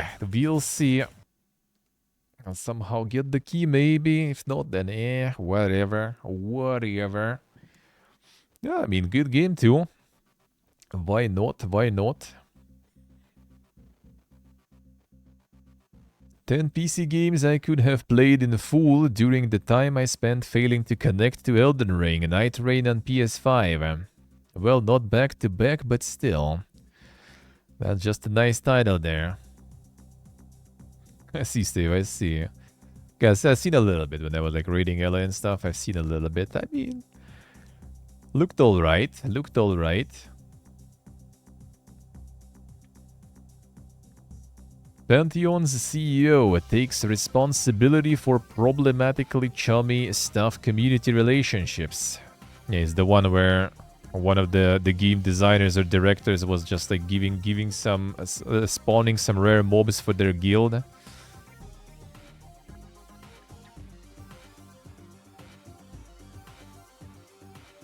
And more important, any arrangements involve communities such as pre-patch testing cannot and will not be structured or run in a way that allows any advantages, whether real or even just perceived. Until now, we have worked closely with the guild for pre-patch testing because they were self-organizing, insanely competent, and saved us a huge administrative effort required to marshal testing forces when needed. But guilds compete. With that comes a great deal of passion and potential volatility, especially when there is any perceived risk of one guild receiving unfair advantages. We thought we could contain the risks, but that turned out to be overly optimistic and just plain wrong. I should not have allowed it and take full responsibility for the poor judgment on stopping it. The coin involved with them? I think he was just like basically one of like some big Kickstarter backers or something into it, so he was just kind of like doing some interviews and stuff every once in a while. I think he was like even molding at some point. I remember about the game's like progress or something. So I think he was more kind of like into like playing it. I'm not sure if he's actually like behind them as some sort of like investor, or well, maybe he did kind of invest something though, but like not exactly like some sort of assistant or some stuff. I think he was even involved, like, you know, like in some really old times, because this game is around and developed for a while. Like, he maybe wasn't even, like, as big when that started. But yeah, this one actually kind of does alright, though. This one actually kind of went up in the Steam players and everything. But yeah, like, using guilds for testing doesn't sound like a good... Using the actual players and on their same accounts also, I would assume. That doesn't sound good. Providing some benefits for some people. People gonna use it in MMO, man. People gonna use anything they can just to get a little edge over someone. APB Reloaded and Fallen Earth has still offline after a week, and it may be a lot more. It still kind of baffles me that, you know, like these are even alive still, man. I just kind of hope that they will actually like remake the Fallen Earth into something good, though. I would revisit that shit for sure. I played it a little bit. Still going, yep. Still going, man. Get us back on the line. All those conversations happening usually 3-4 weeks to move to another provider. Don't have any more information than you guys do. I see some posts of other links talking about the Path Network outage, and there's been extensive discussions with the team. And the best ETA I have right now is Tuesday, but I'm unwilling to post a new date till I have more confidence in it. Yep, APB Reloaded them. And the Fallen Earth also. The Fallen Earth, I'm looking forward to them remaster. They're working to port it on Unity, I think, and stuff, so... It was kind of interesting post-apocalyptic game. Post-apocalyptic MMO. I would be down to check it again. Let's see. We played with friends also on like test or something when it was like just starting and everyone was super hyped about it, and it was just kind of like the controls and stuff were really like clunky in the car and shit. I remember. So we just kind of like, you know, tried it. I think maybe even for one evening or something. Maybe we returned a little more, but that was a very, very short one, and then we were all out. Temtem continues to defend its final content patch as the completion of a journey that began 8 years ago. Man, Temtem was 8 fucking years ago. Holy shit, dude. 2 million total users for its creature collecting MMO Temtem. When we first set out to create Temtem, we had a clear goal in mind. A world with 6 islands to explore and roster of 141 Tems to tame. By the time we reached our desired finish line, we had expanded that vision far beyond its original scope, delivering 165 Tems, additional zones, and an experience that pushed the boundaries of what we had initially imagined. Goes close with the final acknowledgement that the game is feature complete and the look ahead to different titles within the game's universe, including possible yet unplanned potential for a proper sequel, and the release of its project down below. It's kind of weird, like, yeah, people can't accept the fact that they're done with the game, you know. Not sued ones there, yeah. Not sued ones indeed. They just want like 8 years, dude. After 8 years, just, yo, guys, we're done. We're moving on. We're closing. No! Keep going. For free. We bought your game. Need more 8 years more. True, 500 true. Yeah, people just can't take the fact that, you know, like, the single player, you know, like, finished final games, finalized games even exist there. Oh yeah, the SteamDB links and this shit. A moment. Let me see. Can I get that going here? Okay, I can get that going here. Good. There we go. It's like Chrome and Firefox opening different URLs. The one open once, the other one doesn't open them. Like, I don't know what the fuck is this, man. What is this internet, dude?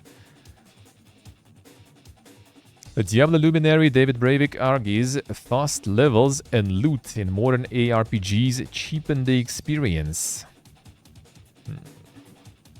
Think that RPGs in general have started to lean into this. Kill squads of enemies all over the place extremely quickly.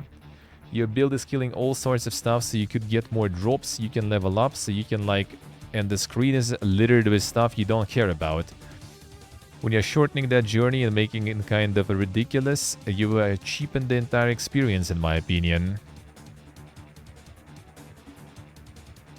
Diablo 2 endured because its pace of leveling and loot was more slower paced and realistic. RPG progression should be about the journey, and that racing to max level and loot is a problem that is affecting modern MMOs as well. I do kinda agree to some extent. How fast can you level, how fast you can kill everything, it's all about speed and things like that. I just think that makes the kind of worse experience, and I tend to shy away from that direction. Like, with the MMOs, I do kinda agree though. With the ARPGs, I think if it's like a seasonal ARPG that you're kinda supposed to return to, then it's actually not even that bad. Like, if you go through it kind of fast, get like, you know, kill a bunch of mobs. Like, killing a bunch of mobs and going fast is part of the appeal of the genre, in my opinion. Like, it's like, I mean, it could be different games, right? But you kind of usually play that kind of game just to get like the build going, that you basically go fast, you click, and things just disappear, right? And like you still kind of like spend a bunch of time getting to that point where you can actually like click and things disappear and go fast at the same time and not dying, you know. Takes a while usually. And yeah, in the seasonal model, I think it's not a bad thing. Like, if you level fast, I also don't like... It kind of depends, I guess. Like, in Path of Exile, for example, you still level really slow, though. Like, No matter how fast you go, you're still gonna take a while leveling, I guess. And obtaining the good loot also will take a while. I do kinda agree though that in many games and MMOs and I guess RPGs too, there is a lot of like trash loot really. Because everyone wants, you know, obviously the dank stuff. No one wants to run around with like some little white weapon anymore. And I mean, I do kinda agree. It's just more fun to get, you know, like the weapons that have something interesting about them. Not just the weapon with damage, but the weapon that also like does this, does that, you know. It's just more fun. So like progression should be about the journey, but the thing is like when you play the seasonal RPG, when you do that journey a lot, again and again, every season, you kind of care less about the journey and more about, you know, the actual seasonal mechanic and stuff that usually is somewhere in the end game, right? So it's just kind of different approach to the games, I guess. Like if a single player RPG, yeah, it should be probably kind of like more slow and like kind of methodical, so you can kind of like go through it, finish it, you know, get the build going and be done with it, or maybe like do like some sort of like harder difficulty run after that and stuff. That I can see, but then like the modern, you know, like the seasonal based, I don't think you need to be slow with that. In MMOs, I kind of do agree. Like I think there is also some sort of like little appeal in like being kind of like sort of hobo, you know, there. Like starting with like some little weapons, you know, when you get like whatever, something from the store even to use, you know. Or you craft some like little white weapons and you still use them because you don't have anything better. And you're kind of slowly getting up in this world. It's kind of like the same as like with the where you that was about to say Ultan, and there he is. Like when Ultan said about like the KCD, you know, when you need like just the separate game about the hobo simulation, when you just constantly say the little hobo in KCD. Like that is also kind of appealing in MMOs sometimes. Especially when everyone is kind of the hobo too. But then you also kind of like get to the situation when people already like past the hobo stage, right? So like most of the server, most of the players are already somewhere in the end game, you know, with a bunch of dank shit and you just joining. And you're probably not really interested in going through all this like hobo path when there is no other hobos anymore almost, like barely any, right? Because everyone is already up there. And you just starting down here and you want to kind of reach, you know, the masses up there faster. So it's kind of hard with MMOs really to balance it that way.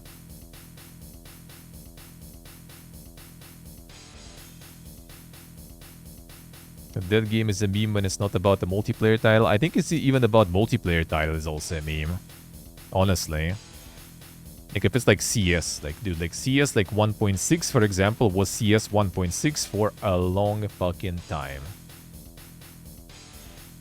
And there was nothing really added to that, and everyone was happy about it. And even with all those custom maps that people made, like there was still like all those servers with like fucking Dust 2 only. Or you joining some server and like instantly the vote starts and it switches to fucking Dust even though you fucking hate it already and you wanted to play this map. Or at least some other map after, you know, but it's fucking Dust 2 again and it's just like, bro, you're playing this Dust 2 already for like decades at this point. Can you relax already? Let's play something interesting.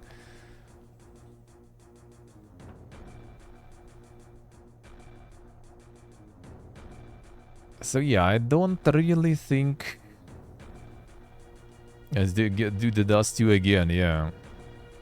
Because it's perfect. I mean, it's a good map, but it's just like some people like literally just were playing this for days. Like no one really cared that there's no like new weapons. There's no... Like, what else even they add in Counter-Strike nowadays? Like, what can you do? There's no abilities, nothing. Like, you know, maps, like, balancing changes, new weapons. Like, that's it. Like, and there was none of that even. Like, same weapons, same map, same everything, same with the League. In League, they change things around. Like, I tuned in Triza's stream and, like, the fuck is going on there? There's, like, some fucking portals added. There's some, like, shit laying on the map. There's, like, some extra mobs walking somewhere. There's not just Baron. There's, like, different, like, mobs cycling where the Baron or the Dragon is. Like, there's so much shit actually going on nowadays. I don't even know that already anymore. It does change, and even like some of the paths padding on the map. In general picture, yeah, the map is kind of the same.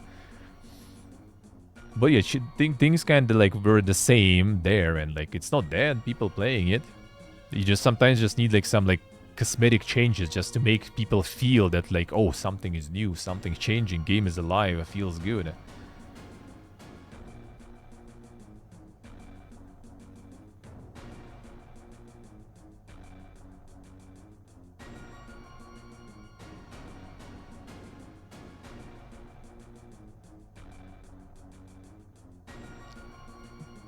The thinking with Zoomers is no longer as prevalent about the game as a service. Dude, I'm not sure actually. Like I kind of like, you know, not really familiar with that with the Fortnite generation, right? Like didn't really get to encounter many people there from there. But like seeing the amount of people playing like Roblox and things like that, like dude, that like yeah, those people don't play single player most likely. And not sure how used they will be for the single player after like growing up in those games. Like it's gonna be like it's gonna be some sort of like the generational thing, you know, like when they kind of get introduced and stuff to some single players and try them and enjoy them, you know, through some like friends or something. Because they like a lot of those, like I mean when like years ago already, like when the Fortnite, when the Epic Games Store was started, right? And like the Fortnite people who were like managing the Epic Games Store said like, you know, like half of our platform doesn't know what Steam is, you know. Half of the people playing Fortnite here, they don't know what Steam is in general, you know. They live here in Fortnite. And since then, that even probably reinforced because they got all those islands and stuff. There's fucking Lego shit there. Like everything is there already. Same with Roblox. Like it's like a bunch of games inside the game too. And the Minecraft is already also like game as a service at this point too. Like, and yeah, just people like living there. And parents probably happy with that too, because like imagine if you have like a kid who's into like live service free-to-play shit and kid who is into, you know, like single player games. Like you need to one, you just kind of like bought Minecraft like a decade ago and they still play that shit. And to another one, you need to buy like, you know, fucking Call of Duty every year, FIFA every year. Like, dude, that's expensive, man. Like, go play like Minecraft with others. Like, here's Minecraft, bro. Go play with other kids. Huh? That's it.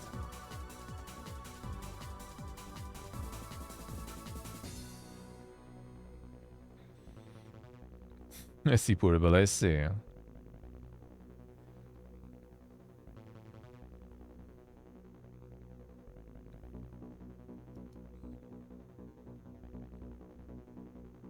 Co-op roguelike Raven's Watch counts 700,000 people and drops first content patch. Damn, Raven's Watch went places there. I'm buying football games every Christmas for $100. Yep. Call of Duty, Foodie, all that stuff.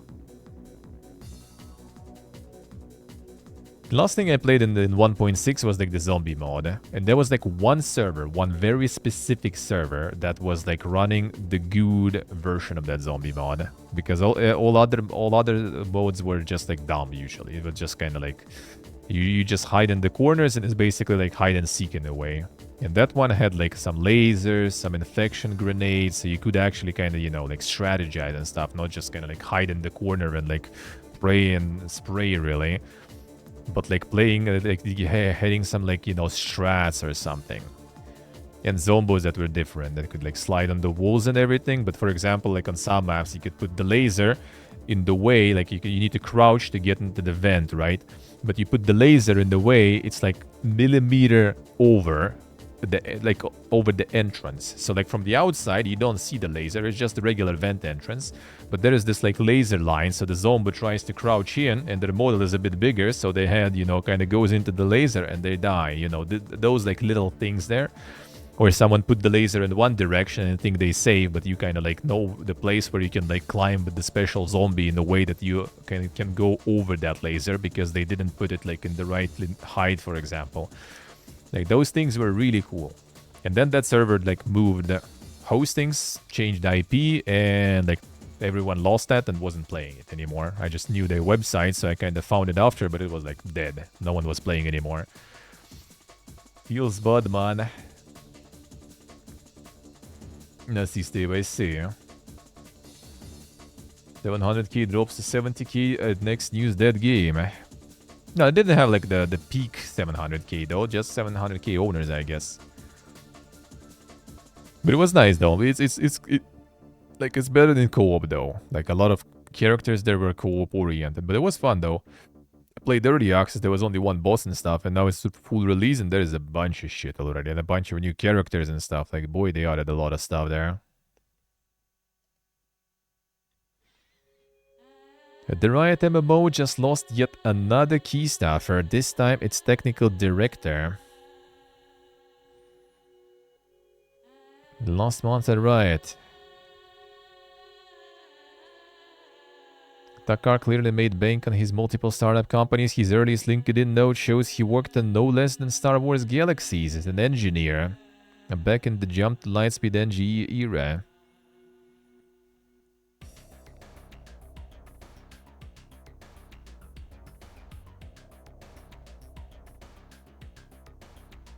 No, they like tracking all those insane MMO corporate news too there.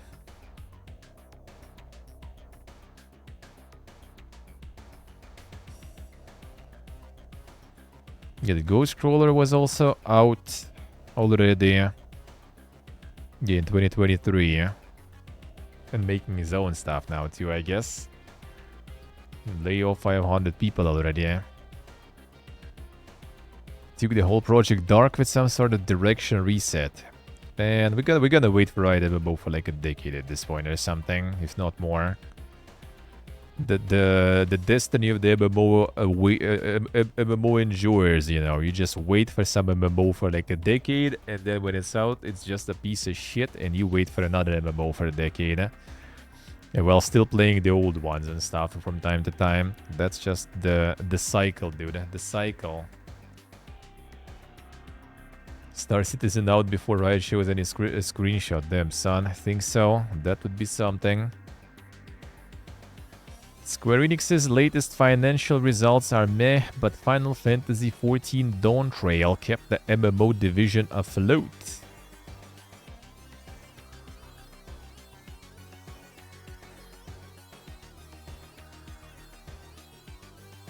Digital entertainment sales down 19.3 billion yen. Operating income is down by 3.1 billion yen. But none of that has to do with the company's two biggest MMORPGs, and net sales in that division are up 9.2 billion yen compared to last year, and operating profits are up by 2.9 billion yen.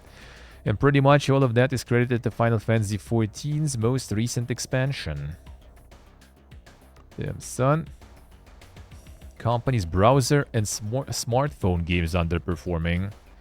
That particular division lost 21.7 billion yen in net sales and 7.9 billion yen in operating profits year over year.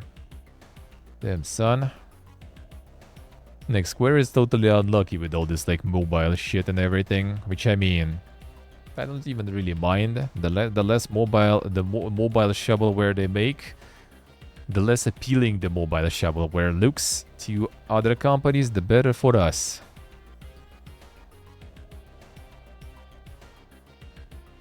A New World is merging its PC servers again, with 28 servers total affected this time. But how many servers will be left even? That should leave us with 30. Yeah, that is already not very alive game. And the problem is they still kind of doubling down on things that are for like specifically this, like, you know, like, well, I mean, maybe they already like know that it's the way. Like they can't go for like the wide appeal, so they just kind of like narrow the scope down to the people who are already there, who are already enjoying. So they don't want to get like some influx of people who will just leave afterwards. Still 60k? Yeah, they still have a bunch of people though. Content plan is not suited to new players. Yep, I mean, that's not even like the content plan. It's just the fact that like you basically need the DLC to even play on par with people. Like that doesn't work. That doesn't work already, dude. Yeah, it's just kind of reinforcing the milking of those that are in. But the problem is that those that are in are also kind of different players, right? So they just kind of like still kind of like narrowing down the scope to the point that some people like they're squeezing it, so more people leaving pretty much, and new people like not gonna be joining. Like if you need to buy the game and buy the DLC just to kind of play, like, nope. They did even this like the what was it, Eternum, or was it, yeah, the New World Eternum, when they got the console version and stuff up too. Maybe on console it kind of does okay though, like more people join maybe from consoles, but on PC I think they didn't really like explode that hard as they did with like the year after release when they did the Return to Eternum, when we were playing again for like 2 months. That was good. That was actually nice. New content, free new content. You know, fixing a bunch of other old issues. People went in, people did enjoy, but yeah, like after some time, people kind of got tired, you know, and no new content meaningful. And people left. And then the new content that was meaningful was the content in DLC that you needed to pay. And nope. A lot of people were not ready to pay.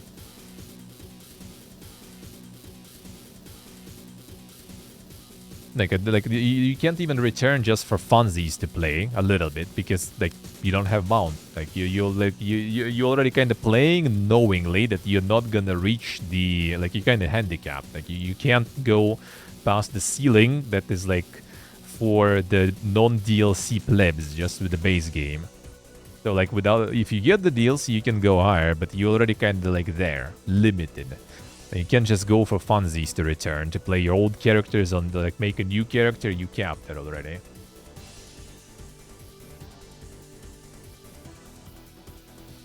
Oh, the season battle pass system, yeah, I didn't really look into it too much even. But I think a lot of it's kind of also PvP centered, at least this season.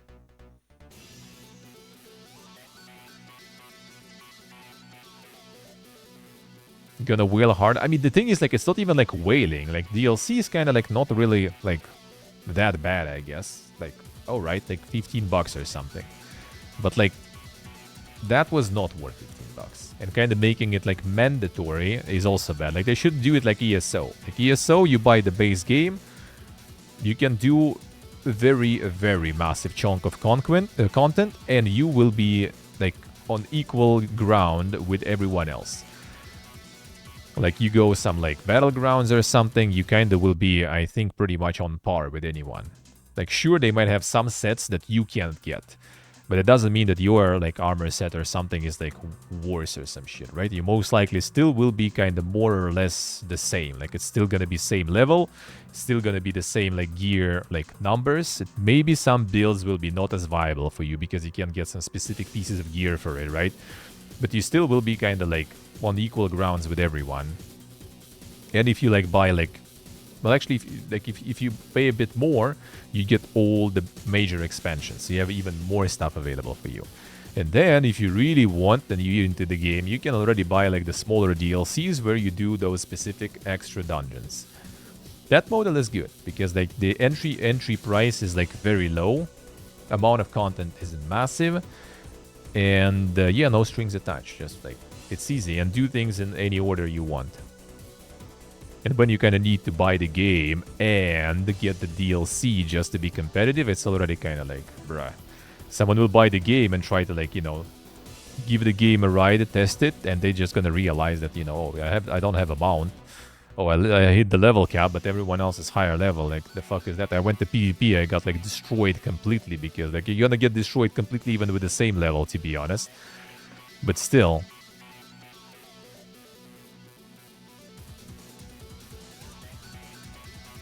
Yeah, level cap behind the wall. I think mounts behind the wall are also important, though. Because, like, mount is probably, like, even in PvP and other things, mount is probably still very important, you know, mobility thing. Well, at least in open world PvP, I guess.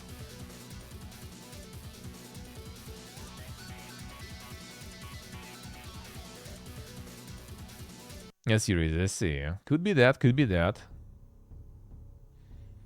The new DLC with a special gear slot or something. I mean, yeah, that's basically how it was with this one. Like, the higher item level items, basically, only available with DLC. Like, dude. Like, sure, like, in other MMOs, it usually, if it's like this in other MMOs, it's usually something like you have like the trial account, right? Or something when you're like limited to something, and you try it for free, and then you go in for DLC. If they would make it that way, alright, fine. Just like make it, you know, like free to get original game, for example, and then you buy the DLC. Maybe that would be better.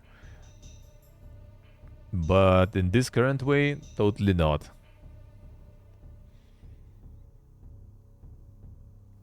In New World, you basically bought the trial. Sorta, yeah. NCSoft Q4 2024. Guild Wars 2 and Blade and Soul are doing great, with Aeon 2 waiting in the wings. Man, Aeon 2 also, holy. I'm surprised that one is still going, because, like, I remember it was kind of like, kind of whatever, you know, just generic sort of Korean MMO. Like, Lineage fans were kind of waiting for it, but it ended up being different.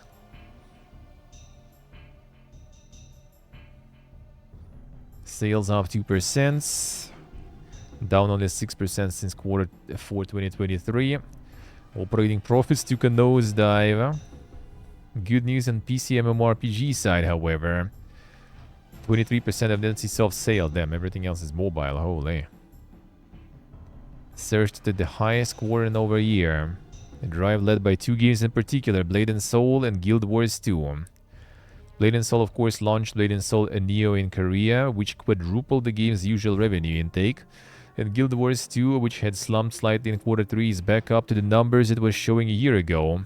NCSoft credits Guild Wars 2 Giant Tier Wilds specifically as the chief driver of Q4 sales in North America and Europe, where the company is putting renewed effort, but it's clearly not returning to its 2022 End of Dragons driven modern peak. Worth noting that Throne and Liberty is still not included among NCSoft's MMO revenue chart, in spite of the fact that it's now been out in Korea well over a year and out globally since last fall. Company does say that it saw royalty sales rise by 93% and 140% year-on-year as Throne and Liberty global success was fully captured in the fourth quarter. So apparently that's where NCSoft is talking those numbers.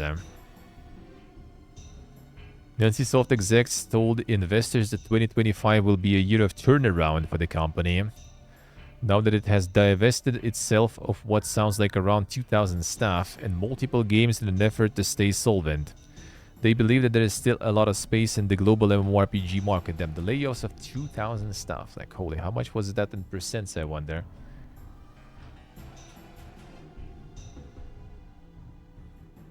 Probably, Otan, probably. Believe that there's still a lot of space in the global MMORPG market, especially for companies positioned to launch globally. That includes Aeon 2, which NCSoft previously said was coming in 2025. However, now it sounds as if it will release in Korea and Taiwan in the second half of this year and go global after that. No date given. With a different approach for the user bases, similar to the Throne and Liberty rollout.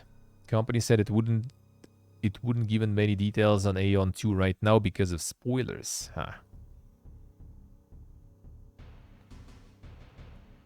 Finally, in response to questions about AI, NCSoft execs say AI is a must, not a choice, and confirm that the company already deployed AI and LLM technology and is looking into ways of using it more to save costs under NCAI. Not a lot of specifics here though, it sounds like mostly localization, animation and moderation though. Still feel like playing it, Siotan, I see. Oh, that good. Man, I kinda still said that I missed the way when everyone was playing. We could have some people playing together, that would be cool. The fucking move timing wasn't perfect there. Tibia hasn't released a new class in 25 years. Dead game. But here comes a new Monk Combat Vacation. Damn son, 25 years for an update, man. Hell yeah, dude. At least it's out though. A melee-focused fighter attacks with martial arts. It will also have support and healing skills as well as some very special features such as Harmony, Virtues or Serene. Hold unique position without undermining the value of the others or rendering them obsolete. The insane Monka there.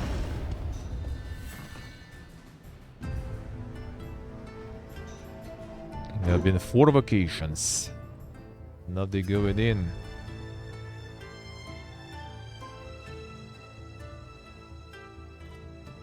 Seriously, I say.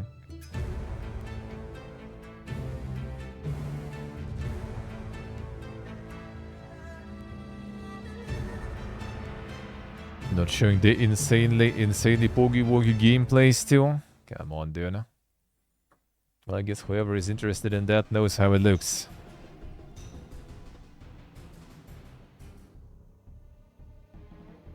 Overwatch 2 unveils new perk system, third-person game mode, new heroes, and the return of loot boxes. Damn, son. Ecstatic about the Tibia, damn. Time, let's go. Oh, let's go. Time for the guild. Back to the loot boxes. Well, I saw kind of like the take on it that some people actually were happy about it because now you have some rewards for playing, actually. Like, you get those loot boxes from playing the stuff, at least. I'm not really, like, into the Overwatch stuff, so I guess whatever. I'm not so sure. But apparently some people said that, you know, like, people who just started, like, instantly reading about, you know, loot boxes back. Apparently kinda wrong. Because the loot boxes, the cosmetics-filled loot boxes. Transparent odds will be designed to guarantee a rare or better item in each one. Epic item after 5 consecutive boxes. Legendary item after 20. Can be earned from daily and weekly missions and from the Shooter's Battle Pass, granting 1 legendary logbox for the free track and 2 legendary logboxes from the paid track. I guess kind of gives people some motivation to play it.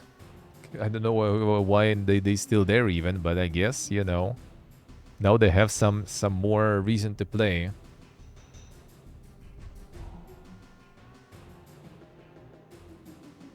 Back to the level system, I guess. Korean court finds Dark and Darker Studio infringed Nexon's trade secrets. So not the copyrights, but the trade secrets.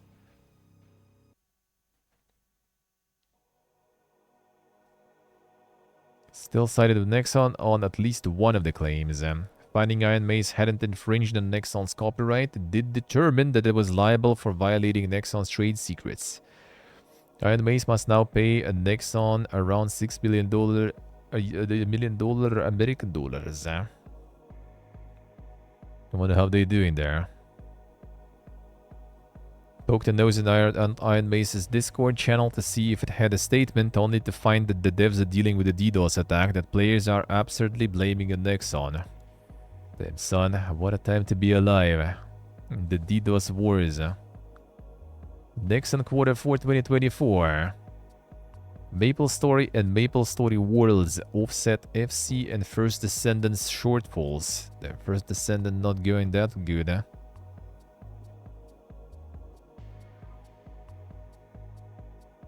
Dungeon and Fighter franchise, Maple Story franchise, FC franchise. So the FC one there even.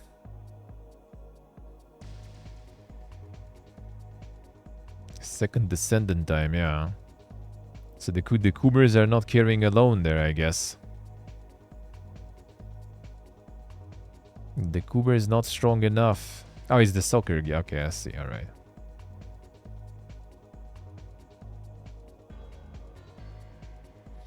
Probably not gonna recover 6 billion. I think they'll be fine, actually. I think Dark and Darker was doing actually quite good there. So I don't really think they're gonna suffer, like, struggle with that hard. It will kind of suck, but I don't think they're doing that bad though. I think they're one of the, probably like the only one actually out of all those like rip-offs that started appearing after their success that actually still is around and still doing good. So I think they will be fine though, actually. Let's see. And I only saw like the new seasons. Whenever the game was resurfacing again, it was like some new skin or something that was even more Coomer bait than before, basically. That's the only times I actually even saw about it. And that's it. That's it.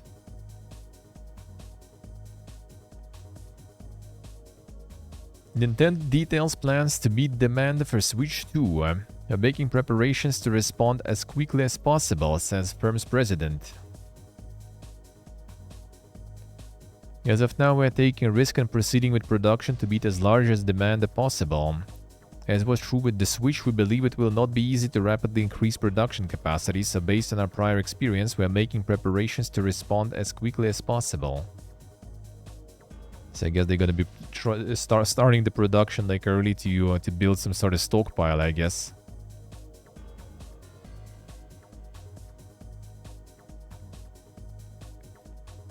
We'll see, we'll see. Many people playing Switch were able to develop appealing software. We would like to continue releasing new titles. On the other hand, exclusive games are crucial when launching new hardware. With this in mind, we will consider various ways for Switch and Switch 2 to encourage as many consumers as possible to enjoy our games. There's gonna be some exclusives for Switch 2 only. Well, I mean, it makes sense though. Like, they haven't really released any bangers for a while now, right? So I guess they're gonna drop a whole lineup with the Switch 2. Ghost Hunting Sim Phasmophobia hits 2 million console sales and 22 million sales overall. Not bad. PS5, PSVR 2, Xbox Series X S since October 29th, 2024. So now it's gonna be also taking... making only like the smaller maps and stuff they're going instead of the big ones I saw. So they're changing the approach there too. I wonder if there's already like some modders making custom maps and stuff. I would assume that already is a thing. Former Mojang and Coffee Stain staff form a new indie publisher, Three Friends. We partner with developers early, helping them figure out what makes their game special.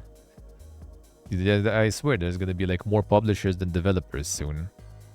Everyone just like, you know, like everyone making their own publisher now. Every week we have some layoffs and every week some new publishers still.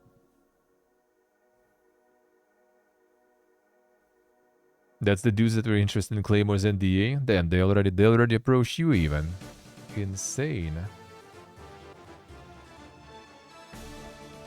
Ah, I was pitching to them in person actually. Damn, son, I see. Well, actually, yeah, it was the what's the name?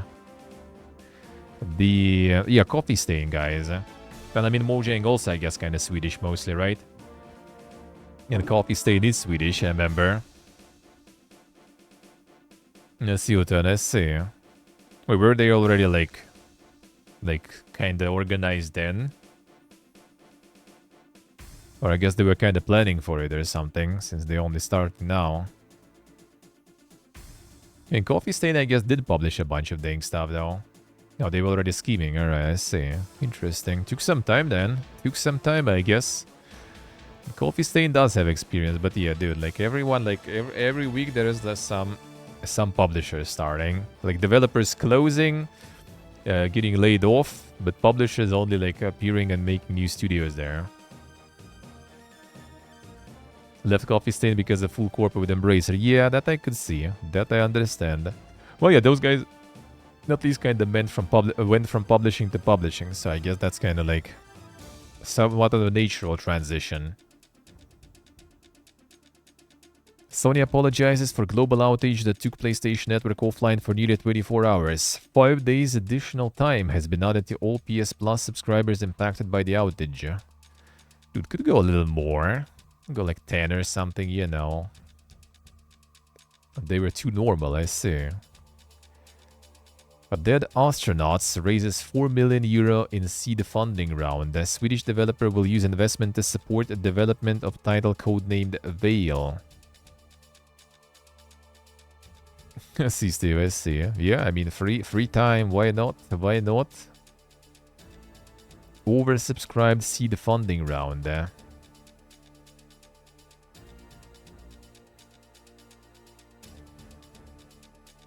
The seed funding round. When's the seed funding round, Oltan? When is it? When is it? Time to get a few million to develop the sequel to Claymore's. Come on, dude. Oversubscribe the seed funding round. Krafton reports all-time highs in sales and operating profits in 2024. With our AI defining the future of gaming, we aim to evolve beyond game development, says CEO. Damn, son. The epic plans there. 41.8% full year revenue. Operating profit also increased, this time by 54%. Holy. The Baba G going ham.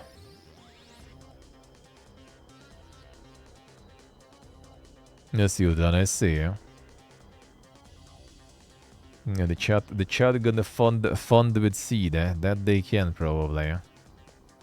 Let's make another Cooper game. You'll get a lot of seed and funding there. There it is. Strong performance echoed in the firm's fourth quarter. Sales and operating profits up 16 and 31% respectively with Inzoi. Oh yeah, Inzoi. Inzoi already out, right? I completely like missed that stuff when it was out and everything. I remember it was like about to, and then I completely forgot about it. Dark and Darker Mobile. Oh yeah, these guys also farming with Dark and Darker Mobile. And it's also Krafton actually, yeah. So like 6 million will be no problems, dude, for them. I'm sure. Subnautica 2.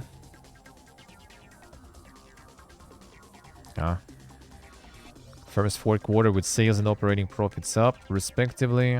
Oh, all cited as part of the firm key strategic lineup going forward. Okay, going forward, alright.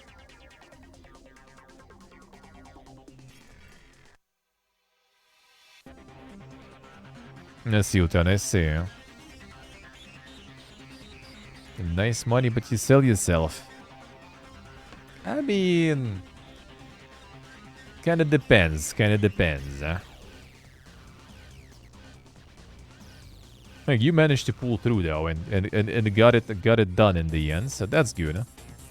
That's good. But also, like, you know, might as well every once in a while sell. Why not? It's kind of like some devs, you know, like resort to like go to make some Multan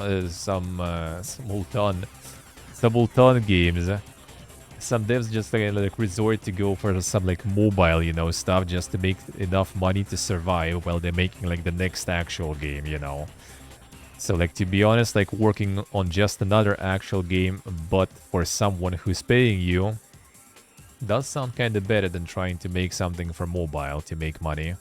Not to mention that you still might suffer on mobile anyway, trying to publish there. You already know that at least yourself.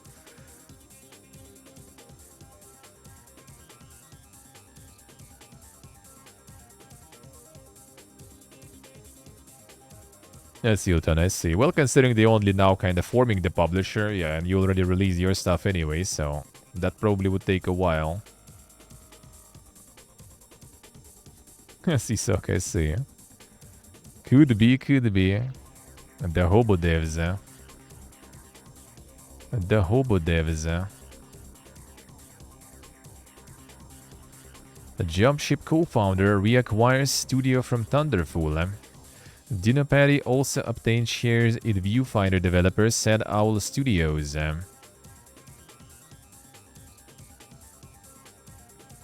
Everyone's buying back their companies now. That's kind of like five-head move, though. Like, you basically kind of like they basically kind of like sold their stuff to Big Corpa when it was kind of on the peak hype. Yeah, now that the corp is struggling and like laying off and stuff, they're just buying their shit back, probably for like way less money than they sold it, or maybe for the same money, but you know, because of inflation, and they maybe actually like did something with that money. They're just buying it back and basically kind of making easy profit that way and returning back to what they were doing.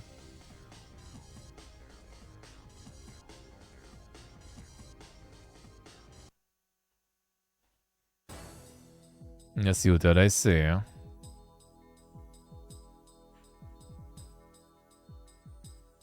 Rebooting Jumpship in the new direction.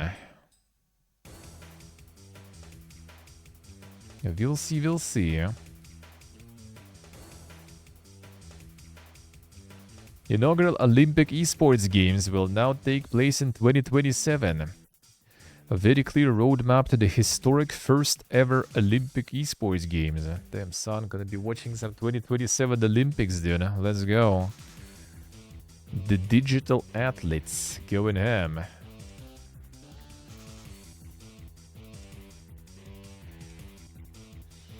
Let's see what I say. PS5 experiences record sales during holiday period. PlayStation revenues reach $11 billion. Firm recorded highest number of monthly active users in PlayStation history during Q3. Sales up 8.2%, income up 22.9%, games and network up 13.8%, operating income up 74.8%. Damn, son. Slowly been farming there. This total includes sales of PlayStation Pro. The best quarter for the PS5 so far. So what was driving so much people there though? Success of Astrobot and Helldivers 2. Ah, I see, alright. Makes sense, makes sense.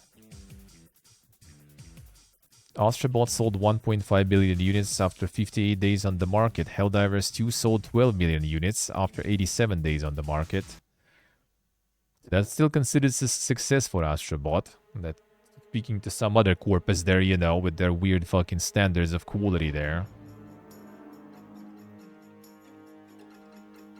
Ubisoft revenues declined 31.4% to 999 million euro. 190 million euro. Firm also experienced a 51.8% drop in net bookings during its third quarter.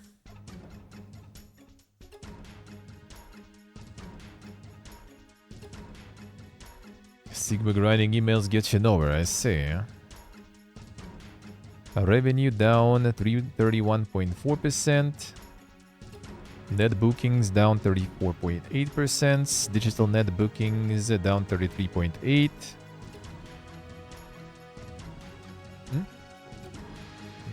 Ну, еще минут 20, наверное. Back catalog net bookings down 27.7%.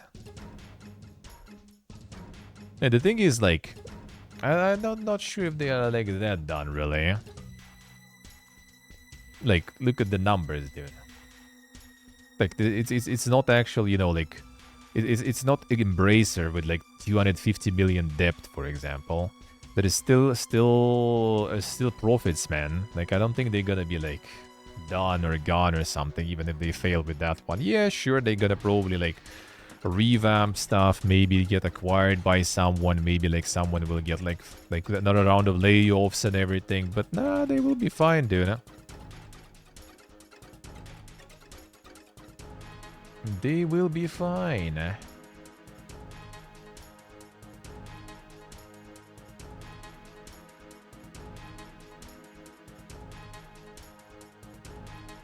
Absolutely sell their IP rights or something. I mean, could be. But that could be.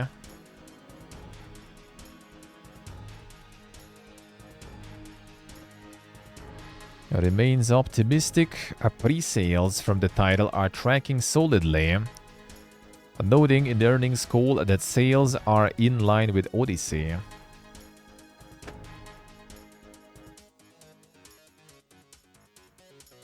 Incredible talent there, alright, the usual stuff, dedication, the corpus sheet.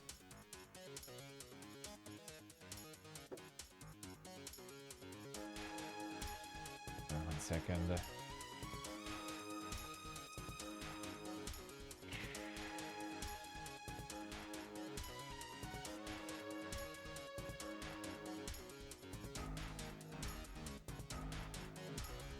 Okay, one moment.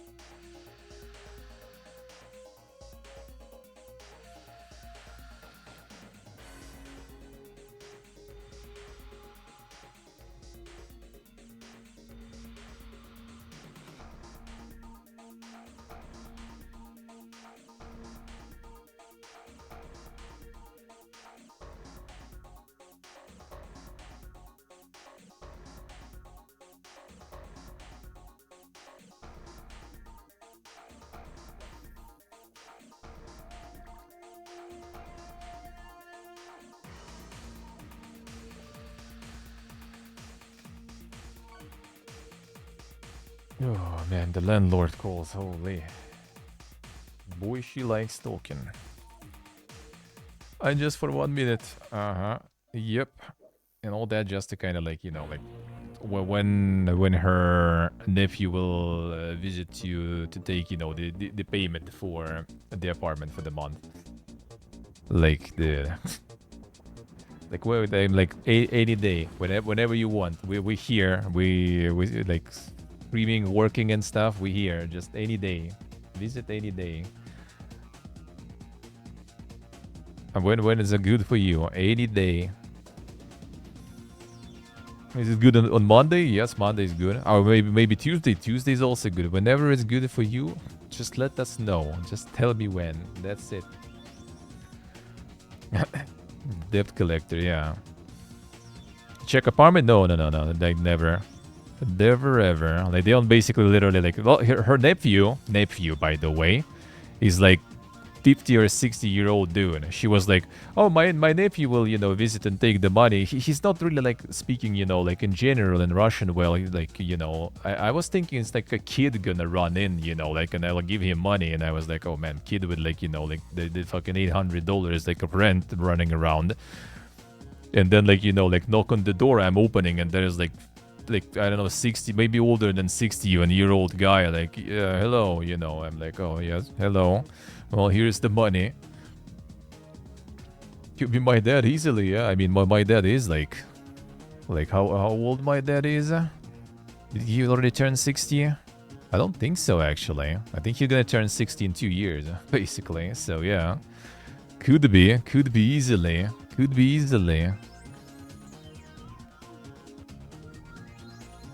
But yeah, she like she really like, oh, well, you sure you're leaving in May? I'm like, yeah, kind of need to. Oh, maybe don't you think like maybe you'll return later?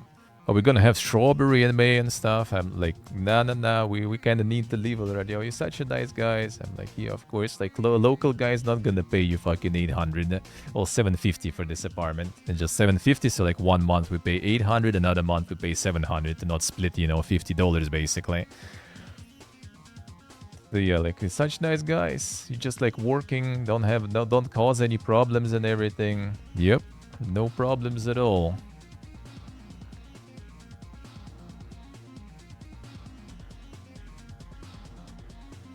So yeah, gonna get that. Well, Lowe's a good tenant, yeah. Well, I mean, yeah, we don't really like use anything here or something. And to be honest, like if we would use more stuff would be falling apart because a lot of things are like quite old already at this point. So yeah, a lovely lady. Yeah, she's nice. She's all right. Yeah. It's all about the registration. I need to check though because I think it's running in the middle of April, not 4th of April as she said. Because 4th of April will be a bit annoying. Like if I will need to actually go back to Russia. Actually, I guess that doesn't really. It's not that bad. I guess then. As long as when I'm leaving here, I need to have active registration to show. When I'm gonna be entering it, I just need to make a new one then, so it should be fine if I will need to go. I don't know yet still. I'm gonna hopefully learn something probably next week or 2, maybe. Like when my dad will actually finally catch them to fix the papers and everything. And then after that, the machine will continue moving, and then we'll see how fast it will be moving, and will that machine need me there. So we'll see, I guess. At the mega party and break everything there, yeah.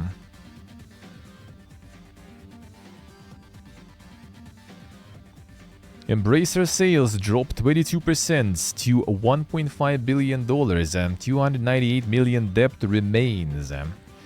Group is optimistic about Q4 following the success of Warhorse Studios' Kingdom Come Deliverance 2. That probably will be good, eh? Sales down 3%, PC console down 23%, mobile up 2%. A while ago, Tan, a while ago. It's one of their like sub company, like Deep Silver or whatever. A net profit 89 million compared to net loss of 167 million during the same period last year.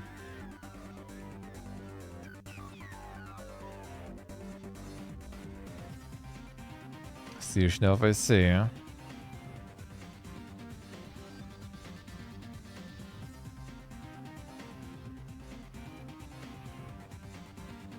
Sales down 22% for the 9 months. Net loss $121 million. And the 6-month working, I see. The nut job, the fisherman. Well, I mean, yeah. I mean, if you go on the boat for a while in the sea, that's quite something. I mean, at least in Denmark, I think it pays well. In some countries, it pays a shit.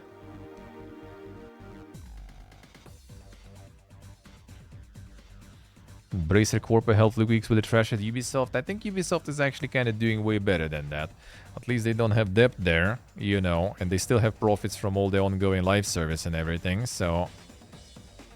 The profits that are kind of enough to keep them, you know, somewhat floating still.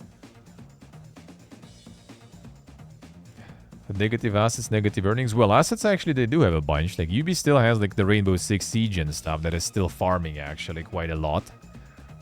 And the fucking For Honor and stuff still farms. Like, it's just like, we see the surface, right? Like, oh man, their games are failing and everything. And they have, like, still a whole bunch of shit going that still farms them money. Hey, Axer, hello. The fucking Division 2 gets, like, new, like, content and updates and stuff still. Like, this fucking Valentine's event or something now. Like, they still be farming, man. They still be farming. Civilization 7 is coming to VR for the first time ever. Insane.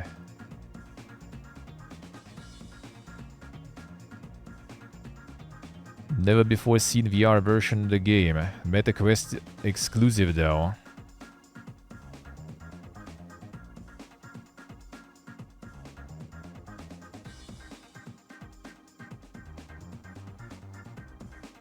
That'll be probably quite the fiesta to control though.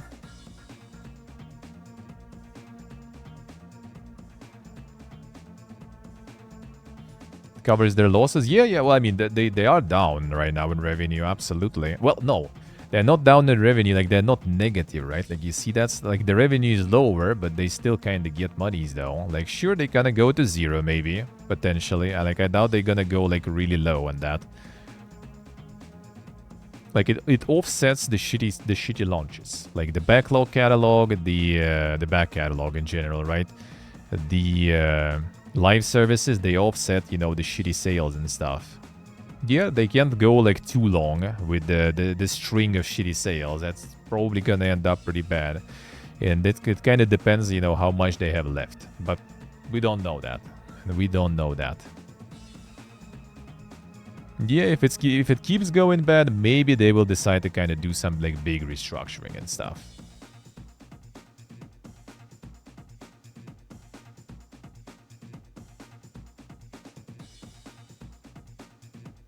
Can look it up in its public. Well, yeah, I mean, we kind of just seen though.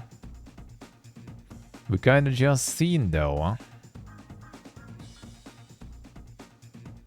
PlayStation might be cracking down on shovelware spam games. I was kind of actually surprised that they have a bunch of that. Like, I heard that it's like kind of pain in the ass to get to the console stores. And they have no problems with that.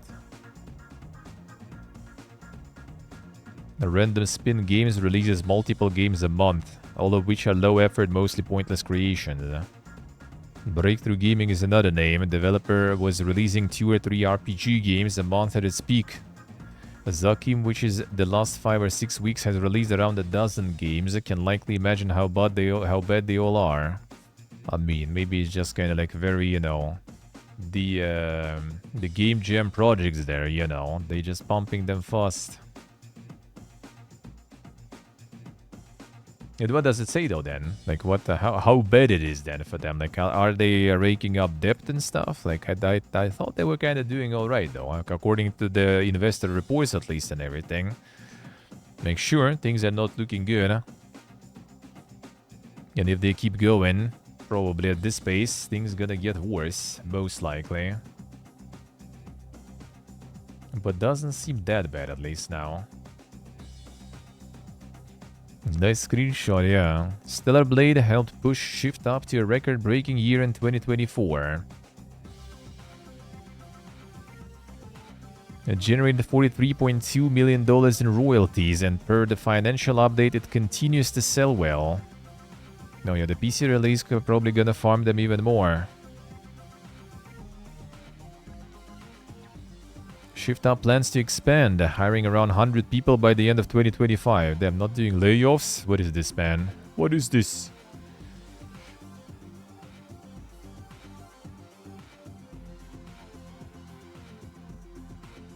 Wait, which horror game, Steve? Yeah, which one exactly?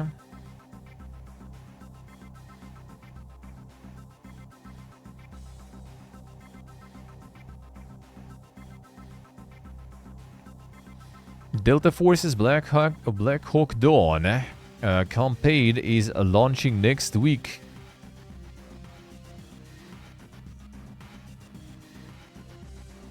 Do you get your insane walk-in, Haxera? How was it? How was it? Yeah, there you go. They got you your favorite Delta Force campaign and stuff. Actual single player. I see, Steve, I see.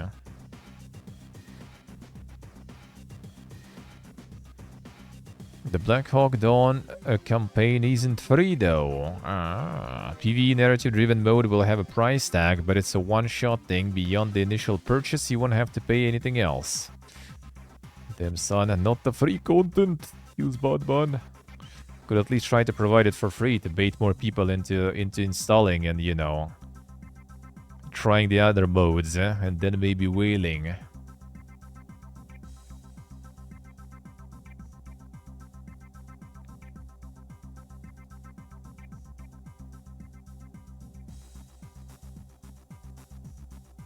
Abandoned was the name. I see. Fitting indeed. Fitting indeed.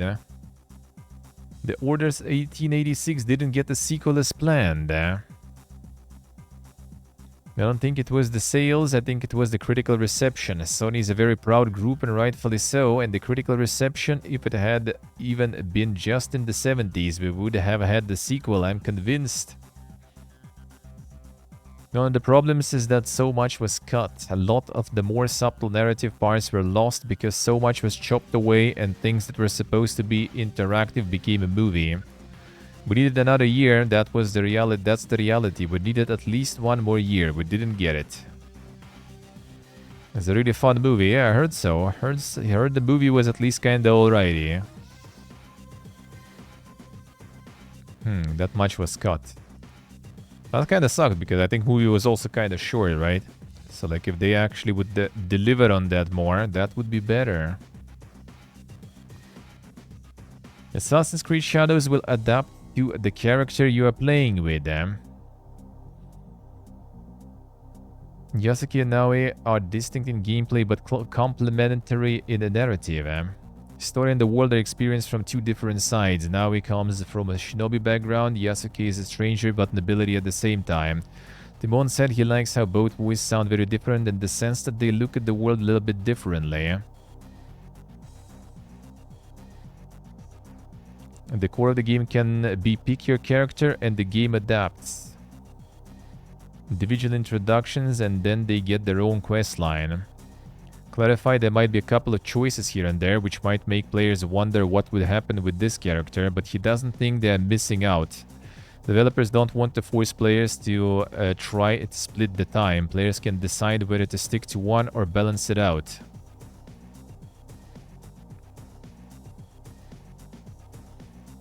Yeah, I feel like it's kind of like a bit of a, you know, the damage control, I guess, of sorts and stuff. That they like, all right, you know, since you still, you know, gonna get the game.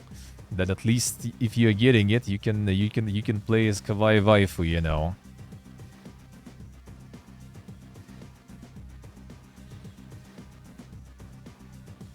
Top rank chess, great Magnus Carlsen in talks to join Team Liquid before EWC. It's interesting how for like the world championship and esports, they like signing esports teams, signing the chess players. Like, dude, what a fiesta we're gonna be getting there, holy. Gonna play CS2, you're gonna play chess. Like, chess gonna be part of the World Championship, and I think chess also gonna be even the... Actually, no, I guess... Is chess actually part of the regular Olympics? I don't think so, right? So I guess they're gonna add them also in the esports Olympics too. Yeah, it's gonna be esports World Cup chess. I think one of the teams already signed some other chess Grossmeisters, you know.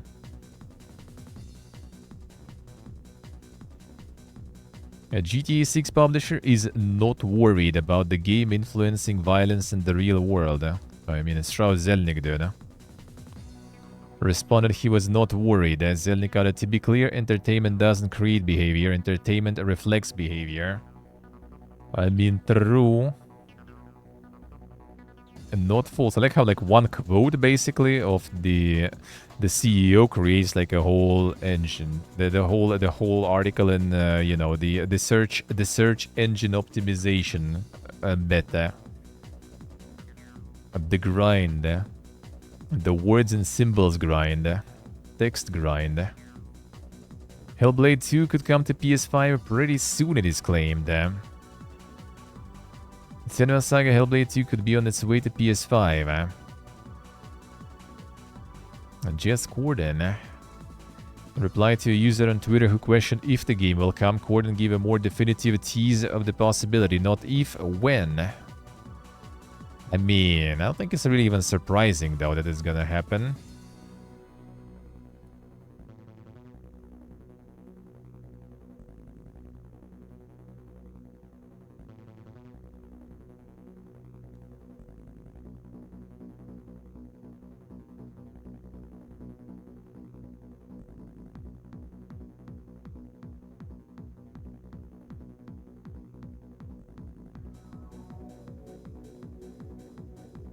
He can't actually do half the shit gameplay wise. I see. Well, I guess it's gonna be like him gonna be kind of like the Smorka style, whereas now he actually play as assassin, kinda. I would assume. At least kind of looks like it from what they showed in gameplay.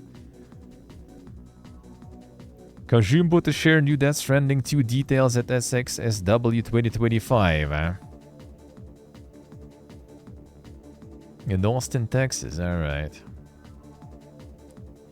Another convention and stuff, I guess. Is that gonna be...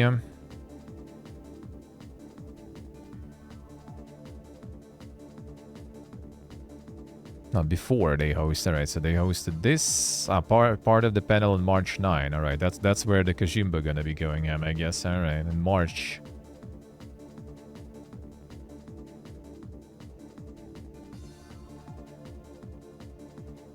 And just the same but different skins. I see, Steve. I see. Electronic Arts almost owned Call of Duty and Blizzard. Now the Codex spilling more beans there. We actually had a bad acquisition. The company that was in Manchester that did the driving game for Xbox. We had a good guy who was running the day-to-day, but he was like a brilliant guy who... He was in strat planning. Was $80 billion and like we wrote it off 2 years later. Everything about it violated all our principles. Guy was an expensive lesson. Tried to buy us a bunch of times. We had the merger conversations a bunch of times. While you were doing Blizzard, that EA passed on, and you were doing King, EA did PopCap. Just stupid things.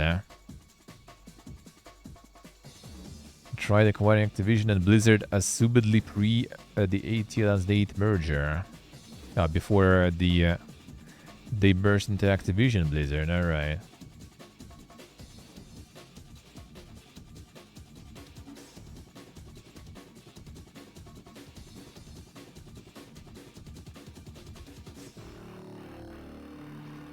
Oh, you can't climb stuff, actually? Alright. Well, I mean, if it's gonna be like two different ways to play, that's actually maybe not a bad thing, because you can play both, right? As they said. So you want the smork? There you go. You can smork. Bobby Kotick revealed which studio he regrets acquiring at Activision. That was literally like the same quote there. Actually had a bad acquisition. Thought the company that was in Manchester that did the driving game for Xbox, it was called Blinks.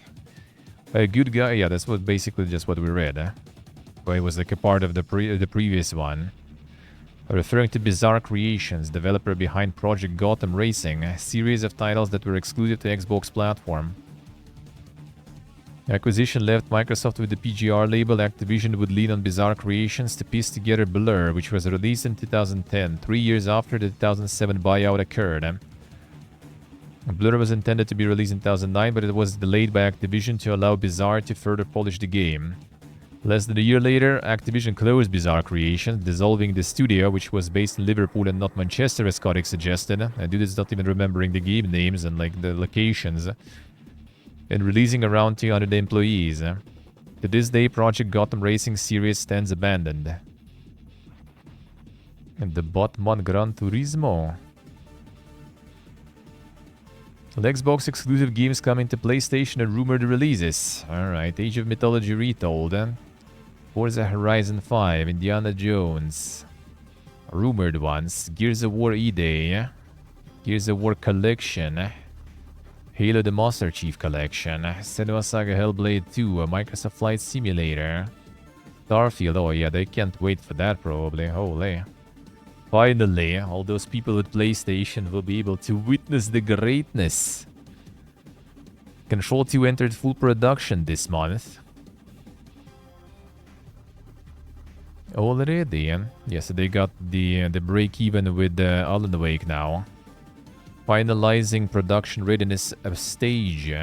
Verify the velocity of asset creation. Established production pipelines are ready for scaling up for full production. Max Payne 1 and 2 remakes are also in full production, making steady progress. It'll be kind of nice to revisit. It kind of feels that I played them not long ago on stream, but that was actually already at this point probably like 4 years or more ago I played Max Payne on stream, the original ones. Yes, these two I see, yeah.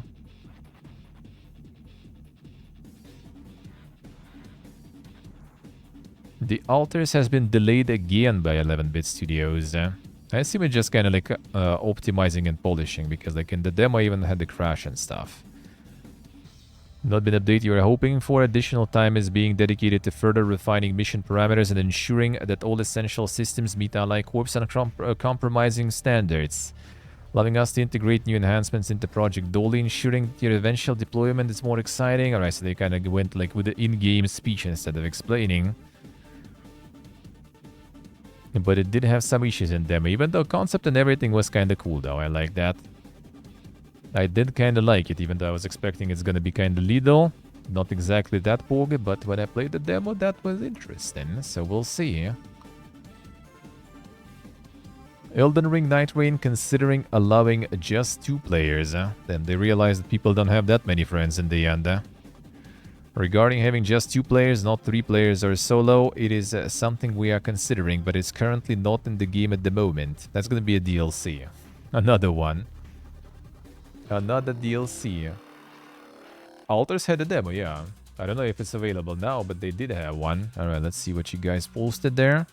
They did have the demo there. On Alters, yeah. Not a Night Rain. Are we talking Night Rain?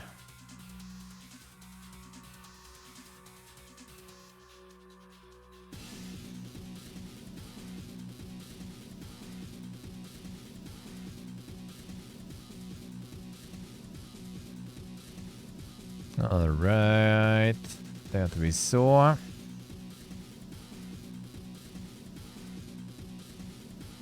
That I think we did not.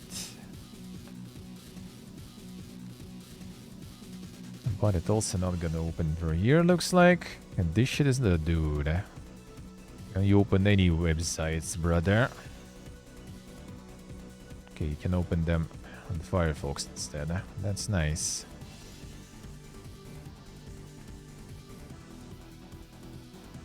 There we go.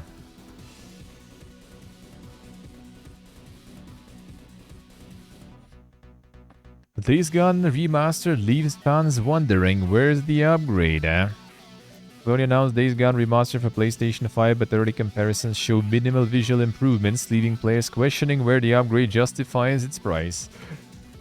Yeah, that was like a big question mark even for my huge PlayStation enjoyer friend. He was like, huh? Why? First of all, why? And second of all, like, where's the upgrade, brother? You know, where's that?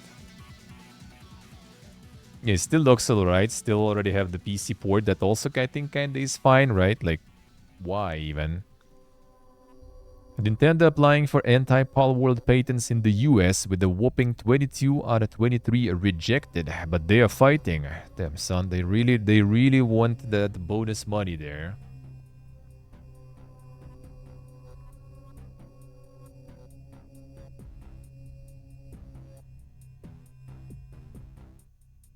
Let's see, so que say. They be trying. Oh yeah, and this one. The SteamDB info. Dungeons and Dragons Neverwinter Nights 2 Enhanced Edition. Apparently should be by Aspir and everything. So yeah, there's no Steam page, I think, or anything yet. Probably still none. Yep, just the main page. So yeah, we're getting the Enhanced Neverwinter Nights. Eventually at least, we'll see. You'll see. Be interesting. Also interesting that they go in with the second one. First one wasn't remastered, I think, right? But I guess. We'll see. How that will go. Alright, that makes all of it then. Okay. Oh, one already has an enhanced edition. Ah, I see. Well, that explains there. So now it's gonna be the second one then. How did I miss that? How did I miss that? And the first one already had some.